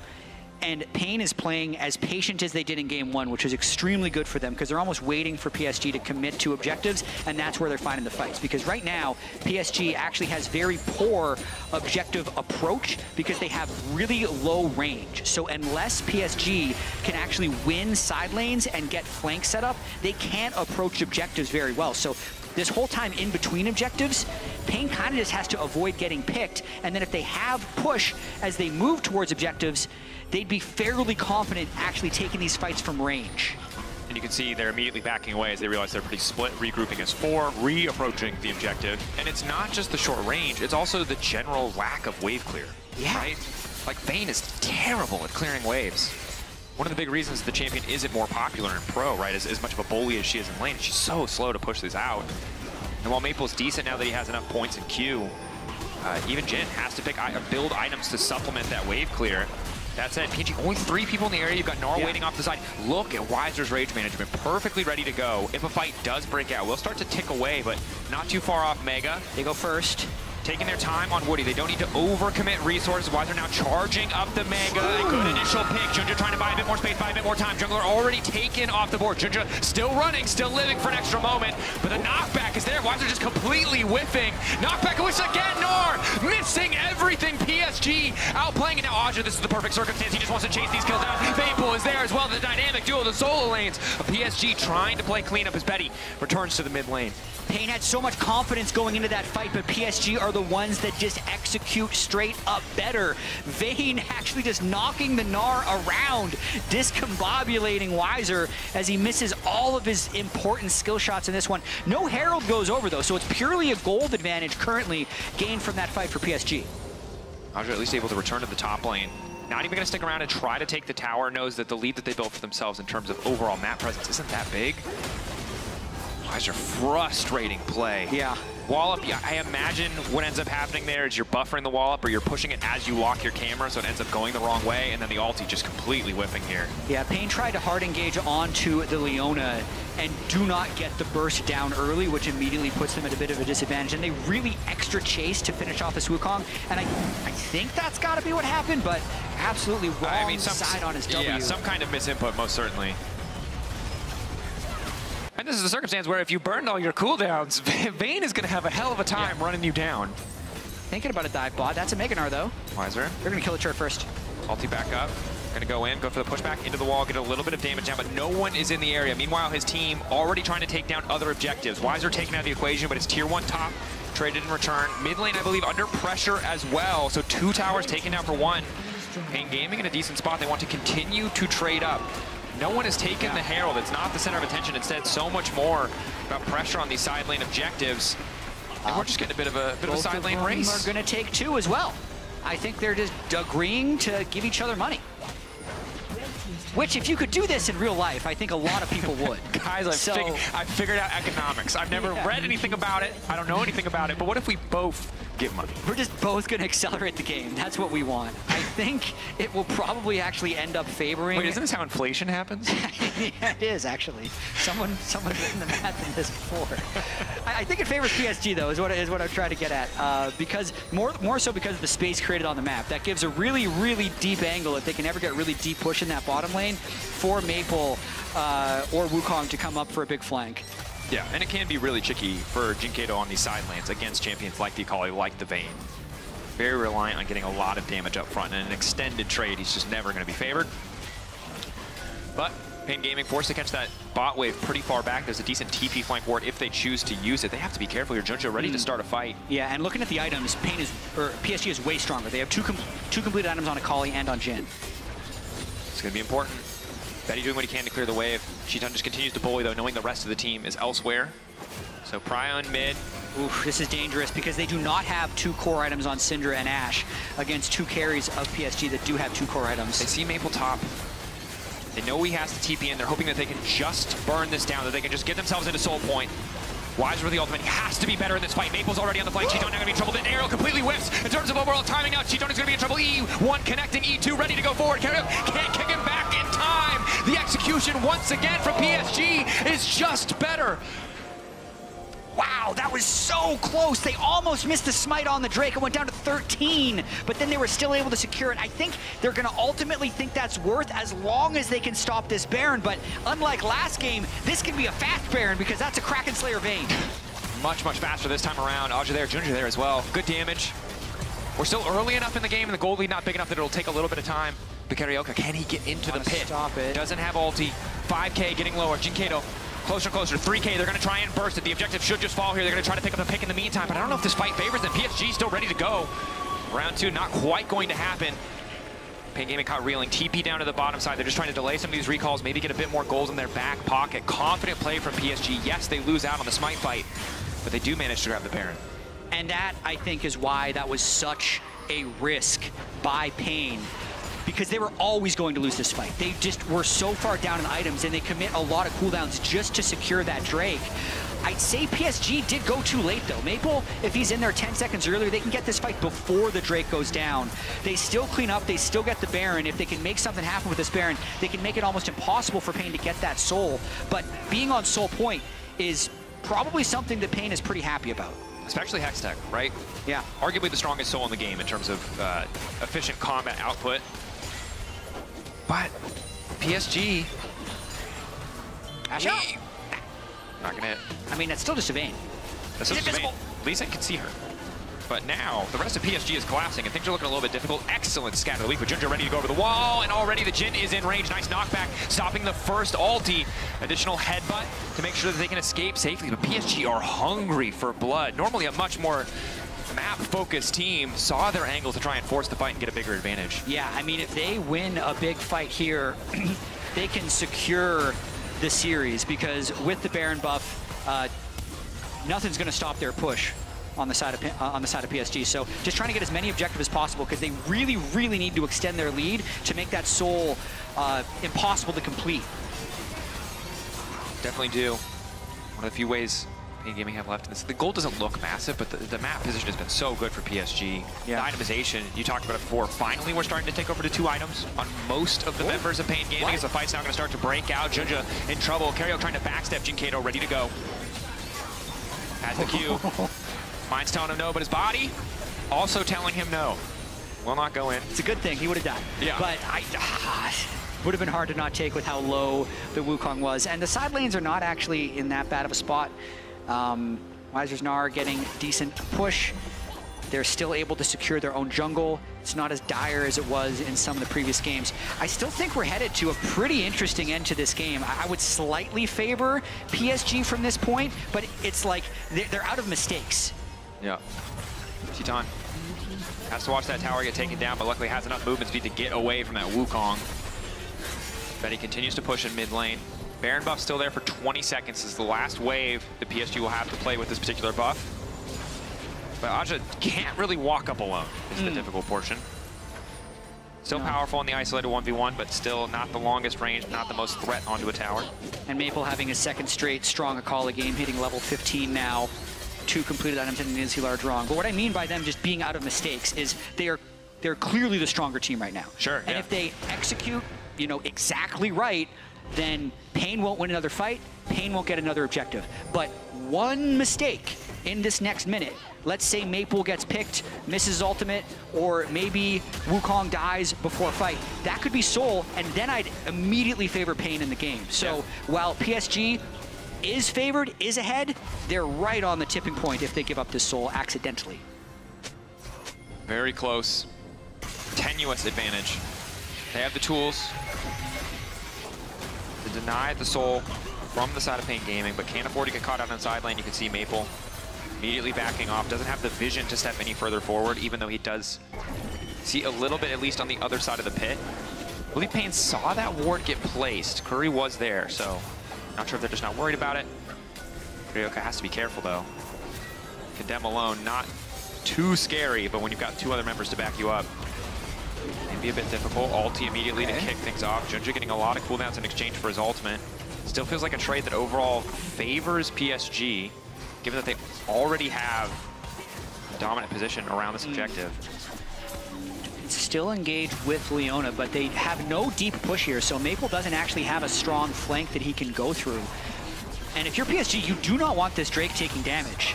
The closer it gets to a flip, the closer you get to losing the game. Aja on the flank. He goes in first, it'll be difficult. Now the ulti getting brought out. Junja getting lower and lower. Aja waiting off to the side. Visor hoping to find that good ulti angle. Curry now taken down. Carioca going back in. Woody lower and Drake lower. 2K on the objective.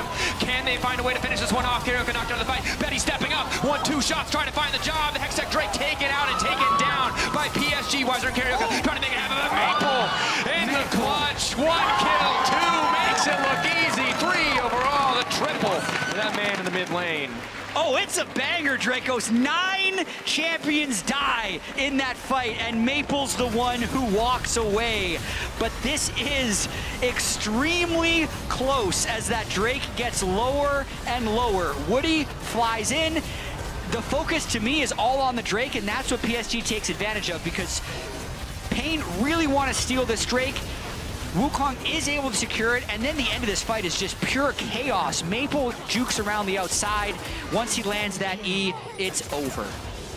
And again, we talk about Maple so much when we talk about this team because he's that historic figure, right? He's the guy with the pedigree, but when he's the guy with the hands and the mechanics and the massive 7-0-1 scoreline too, you know PSG are set up for success. Game 1 was rough. Game 2, incredibly dominant. Game 3's been a bit more tenuous for them, certainly, but Maple is in such a strong position to bring this one home. Yeah, I think that was a shot we had of Jin Kato just kind of scratching his head after that one. Wasn't able to have a good position on Cinder. Just once they move into the pit, their backside gets so exposed for the flank of the Akali or even the Wukong that it gets really dangerous. And that was a fight where Wukong didn't even get the flank off. Yeah. I think that's one of the important things that Pain's been able to do is they've been able to get that Wukong ult out early. Because if there's a fight where Wukong is able to actually truly engage on a squishy, I think the series would be over. Find the angle. A lot of damage on the clone there, but it costs them getting in position for the solar flare. They try to force the play on the side of Pain Gaming, but PSG punished that single moment, that little bit of inaccuracy. Quick reaction comes in from Junja, stops any of that initial poke, any of that initial CC from landing on him. Yeah, flashless Syndra is such a hard game to play against what PSG has, especially when you're lacking vision or gold lead. So that's likely going to be another Baron here for PSG. And now, it starts to feel a little bit easier for PSG, I think it's safe to say. 3.5 items, getting closer and closer to 4. Their gold lead, not insurmountable, but feeling pretty damn close. Still have to respect the potential of Soul, but otherwise, they're in perfect setup to close this one out. They absolutely are. They haven't made that mistake yet. They have that one mistake still to spin. Yeah. Could happen at any moment, though. If Maple does die, then that's a huge bounty going over. Yes. Maybe changes the tide of this game, but completely agree with you. PSG look to be in position to win. It's really hard for Maple to die. He's 2 levels up over Jin Kato. Yeah. He has Zanya's. He's and Trout. He's very hard to kill, but it is possible. There you go. Again, managing to land these Qs. Spotting out Junja. Will clear the wave. Jin Kato having that range does still make it pretty easy to defend these towers, especially even through the Baron buff when they bring enough members to the 4. And Maple finally moving to bot wave to try to get that going so that they have more pressure points to play around, but not the most effective Baron thus far from PSG. No, definitely not. Only 1,800 gold on that Baron power play. 2 minutes left. Going to reset, maybe try a little bit more. But that's because they've gotten rid of the majority of the easy standing gold, aside from this one turret where Pain was all 5 grouped up since PSG didn't have any good side lanes to push. Looks like for the most part, this is just going to, you know, line their pocketbooks a little bit before this next Soul fight. Yeah, and should have the better vision control and better position around that Drake, which again is one of the, probably the only out that Pain Gaming have left, short of a massive misstep. Betty also 4th item. Yeah, Jin is scary. Yeah, Jin actually really starts to do damage at 4 items. Jin is one of those champions who goes from, haha, I'm an ult and a snare and nothing else, to like, oh, I'm 2-tapping you. Yeah. And there's no tank. right? Like, Alistar, yeah, I guess, with ult, but like, everyone else very vulnerable to the Jhin. The historic weakness of Jhin not being able to shred through a tank is not an issue here. Also because he has a Vayne on his team. Yeah, I feel like if Ashe gets to half health, like one Jhin bullet kills him. Yeah. Yeah, it's a really scary prospect on an immobile champion like Ashe. And Syndra still doesn't have death cap. Is there a chance he can get it before? He's only on 700 gold at the moment. 400 more, if I remember correctly? Yeah. Oh, maybe they can get Maple, though. Maple eating the wrong way! That's not what you want to do! Dracos! There goes the Zhonya's! I cursed him! I cursed him! I'm sorry, PSG fans! How could he die, he says? How could he die? The answer is, yeah, that's how. He could E the wrong way. But okay, now, so Aja's Vayne is taking this Drake. Do they try and defend this 4v5 because of the gold lead, or just delay long enough, 40 seconds for Maple to come back alive and teleport in? Because this Soul is up. Pain have to take this. PSG have to be willing to concede this, and they have to try to fight through a team with Hextech Soul. Go for the 50-50 here. Do they win the flit? Lee Sin off on the side. Junja in the midst of the pit. Aja just coming straight over the wall, knocking. Curry's gonna knock him out of the pit, but it's just about who can get the smite in the end. 4K getting lower. It's not low enough yet. Junja trying to focus on the kill. They want to kill the Wukong. They absolutely don't want to have to flip it. They know you. Junja's still alive, though. That's gonna be crucial. She's not getting in the midst of the pit. Junja about to die by the end of the kill. But the Baron's still alive. Drago finally go down. PSG. They don't even need Maple. They're just stronger. Tunnel vision on the Drake allows Aja's Vayne to just free hit throughout, and just like that, Drake goes, I think the series is over. They're gonna teleport in and kill the Nexus. Maple. Oh, Wukong just died to a turret. 5-8, Wukong just died to a tower. They're still gonna end the game. Death timer's been too long. Curry, there's got to be no way he can hold this one. PSG, it starts with Maple getting picked, but they outplay. Tunnel vision from Pain, focus too much on the objective. Means that PSG will come out on top. Maybe not the cleanest game they were looking for, but still quite dominant for most of it.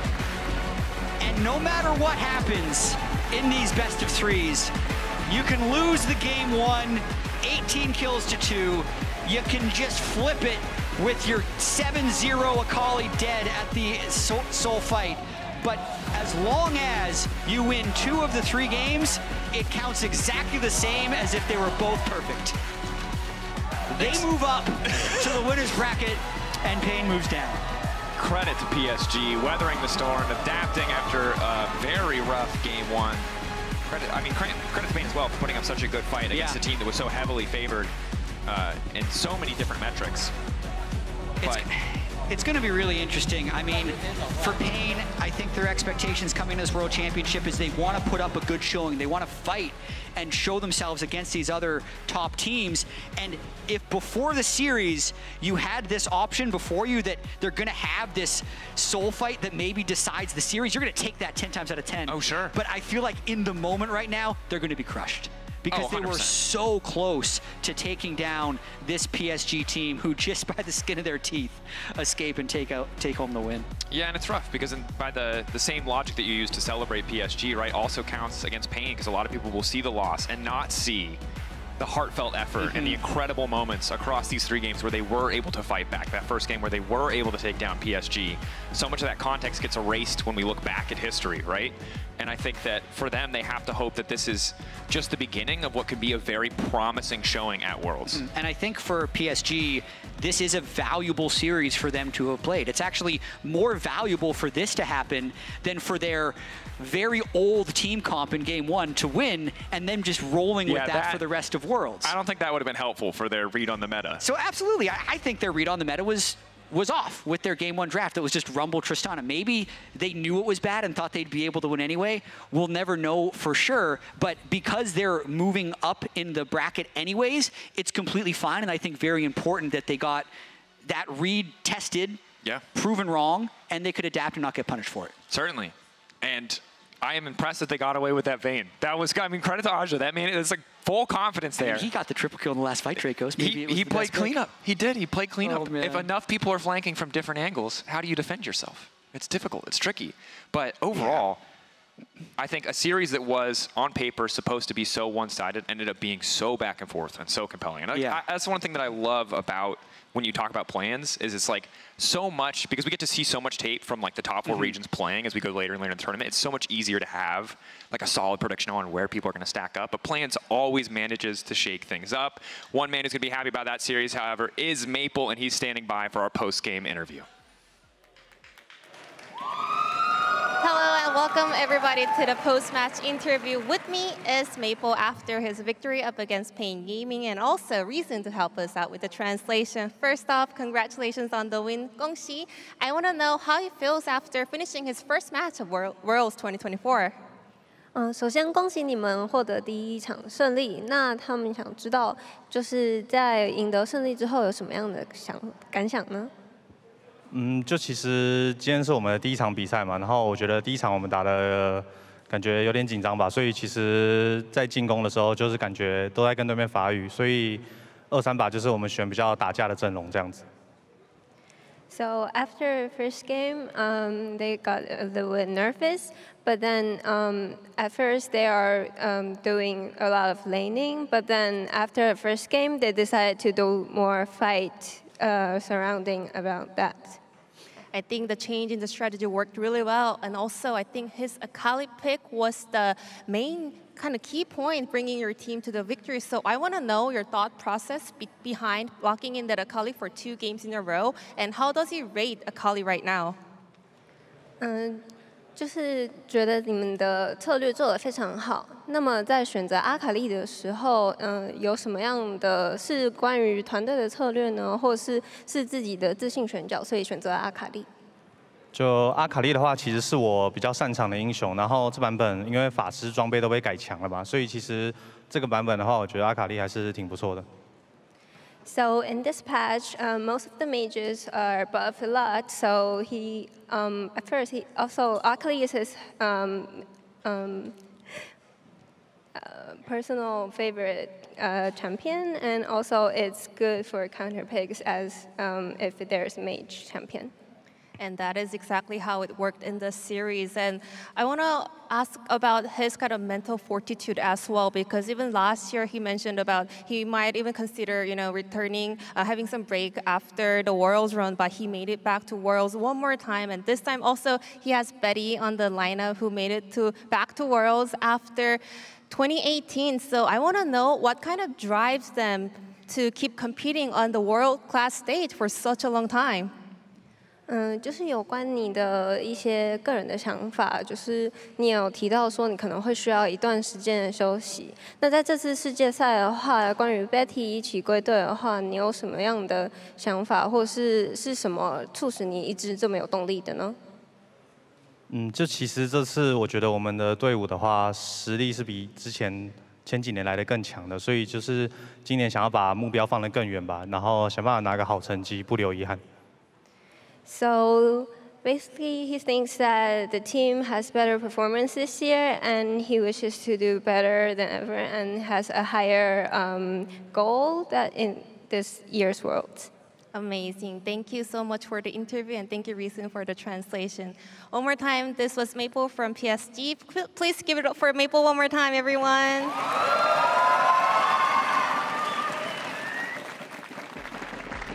Yay, thank you so much. It's amazing to hear from Maple, and PSG takes the series here to N1 and they will advance to the next round. Welcome to Cooldown, everyone. The last portion of the day here. We're gonna review what happened today actually, because I don't feel like this is the way we expected this series to go, even if the result is more so. Yeah, I mean, we expected PSG to win, but like everything else was not like this at all. And I mean, I just have to say, Maple, it's so impressive how well he is playing, this far into his career. Laura, you were saying this is the 11th anniversary of his international debut. Yeah, like that is crazy. And he wins Player of the Series, like being able to actually do that 11 years into your pro career. The players that can do that and perform at that high level, this consistency for so many years, are the most impressive pro gamers to me. It's more so than people who peak a little bit higher. People like Impact, people like him, people like Faker, people like Deft, guys who have been playing forever through all these different metas, through all these different teams, teammates, situations, and still performing. Like, it takes such dedication and so much skill and perseverance to be able to do that for so many years. Yeah, absolutely. And you're not only competing against others, you're competing against yourself, against your vision of the game, because you have to constantly update and adapt. And I feel like, GB, this was a story of adaptation maybe on the side of PSG, from game 1 to game 2, taking game 3 in the end. but I have the feeling that Game 3 could have gone either way. I mean, that last fight has to be heartbreaking for Pain. I mean, you finally catch Mabel, the guy who's been giving you issues the entire game, not just Game 3, but Game 2 as well on the Akali. He's been a nuisance. You're on Soul Point. You finally kill him. You gather around the Drake. And what happens? You get cleaned up afterwards and out-team fought. And it's just so close for Brazil. That could have been their first best of 3 that they would have won against the PCS. Brazil in general don't get many wins on the international stage, at least not since we had the international wildcard qualifications. Yeah. So this could have been so huge, but I mean, in the end, PSG, they managed to bring it back. I mean, especially against a team of this caliber, right? Yeah, that people are actually ranking as the best team coming in, 2 play-ins, for them to be that close, 1 fight away. And let's be honest, it's a fight that most of the time they should win, that they would win. They had a straight up 5v4 at Dragon for Hextech Soul in the game deciding game here. Like, that is a situation where you would be confident 90% of the time you would actually win. Yeah. And it's Aji on this weird angle coming in on the Vayne, TP's over the wall, immediately enters the fight by flashing into the pit. And it's like, I just think that in that situation, they probably got a little bit too excited, a little bit too nervous. They're so focused on trying to burn down the Dragon that it's like Karyoka's hitting the Dragon while they're hitting him, and you're kind of, you know, just in this weird spot where I think maybe they just got a little bit panicked. Yeah, the fights were just so long. They managed to get the Sundered Sky up multiple times, and that just made sure that Junjie never really died. They thought they were going to kill him. They thought they were going to get the Drake, but he just kept life-stealing up, and that really was a big problem for them. Quick mention of the Vayne, because you know that in Europe we love to go Vayne. We love to go Vayne, especially when Vayne is not supposed to go. Yeah, but I don't feel like it was the best angle here. Yeah, I mean, it was interesting. I think it worked well in the matchup in the isolated 1v1, but some things kind of went bad. Obviously, they had Genji coming down to look for a potential dive, but Curry on the other side, I think, was already waiting there. They were able to get a kill for the Gnar, and then from that spot, he was totally fine in the isolated 1v1. And I just thought it was such a hard Vayne game to play out, because it's not like he can take cleanse. He's playing with the TP. Yeah. There's so much CC on the Pain Gaming side that I really favored their comp. I mean, you have Ashe, you have Syndra, you have all these ways to actually start out a fight. You could caught by the Lee Sin, you could caught by the Alistar, you know, and if you do get caught whatsoever, you're going to die 100-0 in most of those situations. And that was true for most of the champs on PSG's side, but they were able to actually just mechanically outplay. I really liked how they were able to split up some of these fights and turn them into, like, here's a 1v1, there's a 2v2, there's a 3v3 over here, you know, like all these little small fights instead of just a front to back 5v5 where I think they would have gotten absolutely blasted. Before we move on to the rest and wrap up the show, one last shout out to Maple, honestly, our Oppo players of the series today. There's so much to say about him. Legendary players. We said that he was celebrating his 11th anniversary as an international debut. We also know that he wants to make it count maybe more than ever this time, GB. No, absolutely. I mean, PSG Talent uploaded a YouTube video where Mabel was saying that this might be his last run, and this is potentially the last time that he's going to be playing on the international stage as well. So I think the fact that he's still this clutch in Game 2 on the Akali, where he just completely gapped Yone on the other side, but also this one where you're saying it as well, right? Like his Akali multiple times just bailed PSG out. I mean, he was playing that so well. In that previous clip, I was so impressed because not only does he hit the E onto the Ashe, but then he actually waits out the Lee Sin Q that he knows coming, then goes in on another angle, able to finish him off on the back line. He was creating so much space, putting so much pressure onto the Pain Gaming carries. He was laning really well in the isolated 1v1 against Shinkato. I mean, he is playing, you know, like someone who is really at the top of their game still. And if he decides he doesn't want to retire, he can obviously keep going. Yeah, that's the thing, right? Because we often talk about when has a player peaked, right? Like through all your years of playing, when was it really the peak came down? And the thing is, like, as you said yourself, Law, you keep competing with yourself as well. You need to be better than your past year. And Mabel's just a guy who shows this hard working ethic every single time, trying to be the best when he can. He's dominated the PCS for so long as well. So honestly, just credit to Mabel because he's been fantastic. And I think we've seen more and more as League has developed as a game that, you know, it's kind of been disproven that you have to be super, super young. You have to be like a 17-year-old. And, you know, if you're not amazing by the time you're 20, you're going to be all washed up and you're not going to be able to succeed. We're seeing more and more players, you know, really playing, you know, at their prime level later and later into their careers. We have guys like CoreJJ, who's playing some of the best League I've seen him play ever in the LCS. He's 30. Impact is 29. He just won MVP for the first time in the LCS, you know, like 11, 12 years into his career. Faker winning Worlds 10 years after winning Worlds last year. It's crazy. Like that stuff to me is so impressive. And it really does show that there's always more that the players can improve on. It's way more about mindset. It's way more about dedication and hard work than it is about your age.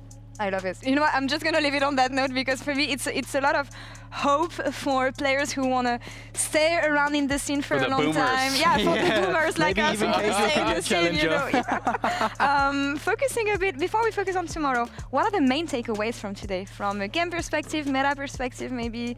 Expectations? Don't pick Tristana, Rumble, and MF. Yeah, the Rumble definitely bait. I think read the patch notes before you play the game. I'm glad that PSG got it in between the break of game 1 and 2 to quickly readjust. But I also think in general from PSG, I want to see more from them. I want them to see them have a better read because this was not the PSG that I thought we were going to see on the international stage. I've been seeing so much more domestically from them, and I'm really hoping that they can give MDK a fair fight because with the level of play I saw today, I was like, well, maybe it's not too bad for MDK because initially I did expect them to lose to PSG. Now I think they can put up a fight. But you just never know which PSG is going to show up. Even at MSI where they looked so good, they went 5 games against BLG and then got 3-0'd by G2, right? Yeah. So it's like, this is a team that could have a rougher showing today and then come in when they play against Mad and look incredible. So you really don't know.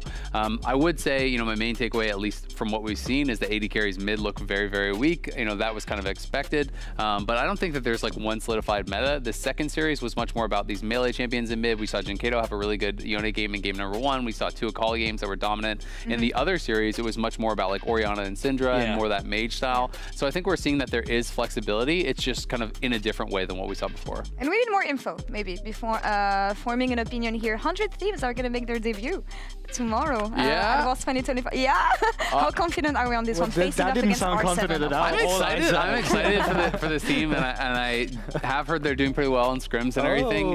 That's usually a bad thing around these parts. Well, famously in an LCS, they normally do horrible in scrims. They are normally getting blown up by everyone, but then they usually do well on stage. So. I know that there's a lot of young players on this team. 4 of them have never played at Worlds, you know, so you never know how that's going to really show up. I think as long as they play comfortable, they play to their own skill level, that they're going to do really well in play-ins, and I am excited for a lot of these guys, especially, I mean, Sniper is just such a fun player to watch. He's super young. He's just loving being a pro and loving the experience of that. So getting to see him make his debut at Worlds would be really cool. When, you know, he's talked about the fact that Viper, who is his brother, if you didn't know, also played in the LCS. You know, he never made it to Worlds. It was his dream. So he's kind of like living his brother's dream and been able to get that to happen in his rookie year, which is really, really cool. That's fantastic. So, you know, that's an amazing story. And River and Quid, I think, are going to show out. Yeah, I mean, I'm really looking forward to see River as well. I've been hearing good things about his champion pool around the current meta as well. Godlike. Jarvan, yeah. So I'm really curious. If Jarvan is meta, it's over for him. Yeah, but honestly, it's also just, you know, River before he made it to the LCS also made it to the international stage still, right? And I think it's such a cool matchup because you get to see Audi, who's been here so many times through R7 as well, but like the Peruvian goat, as they call him, also going up against River. And while 100 Thieves obviously are heavy favorites coming into tomorrow, it's still a very cool jungle matchup between these 2 legendary players. We jinxed that enough, I feel like, today. So yeah, let's see what happens tomorrow. I mean, that's a story. PSG still won. PSG still won, still. We'll see what happens for the rest of our teams tomorrow. That's all for us here. GB, amazing as always to share a moment with you here at the desk. And Ezel, amazing to have you back. Honestly. Yeah, it's a lot of fun. We missed you. Thank you. It's good to be back. And we missed you all here as well. That's all for us here on the first day of Worlds 2024 play-ins. We'll be right back tomorrow, same time, same place. Until then, take care, guys. Gonna move forward, gonna find the edge, he'll pull him right over the wall, and there's Supa! Hand-delivered the nightmare of every single AD carry. Knowing the jungler's gone, Caddy's got nowhere to go! Might still have enough space to walk away. Why is he sticking around? Maybe they'll have a shot in the next one. Oh, that's Supa, potentially. Flash over, looking to finish it. Flame Chopper, shut down, clutch from Caddy. Very nice, look here.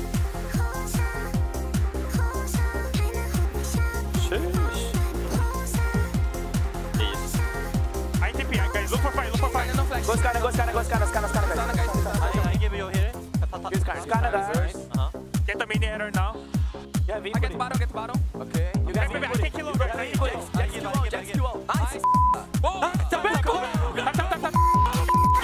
let's get up. Nice. I'll go home, guys. See Manicure, Titan. Nice, Cody, I love you so much. Trying to get close to Audrey, one more sec. No, the Disney close not enough. Death for the finish to go. Oh, God, a game. Knock back on 2-3. Doesn't have to throw them into the wall. Doesn't think he has the range, but Maple's there. And Maple has more than enough damage to do the work himself. Guys, if you win this game, doesn't matter second. They will not remember. Yeah.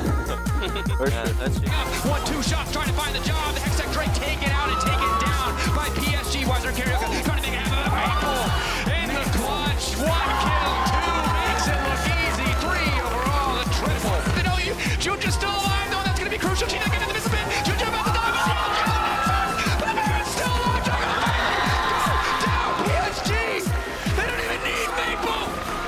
They're stronger. This is what you asked for. Heavy is the crowd. Fire in the sunrise. Ashes raining down. Try to hold it in, but it keeps bleeding out. This is what you asked for. Heavy is the crowd.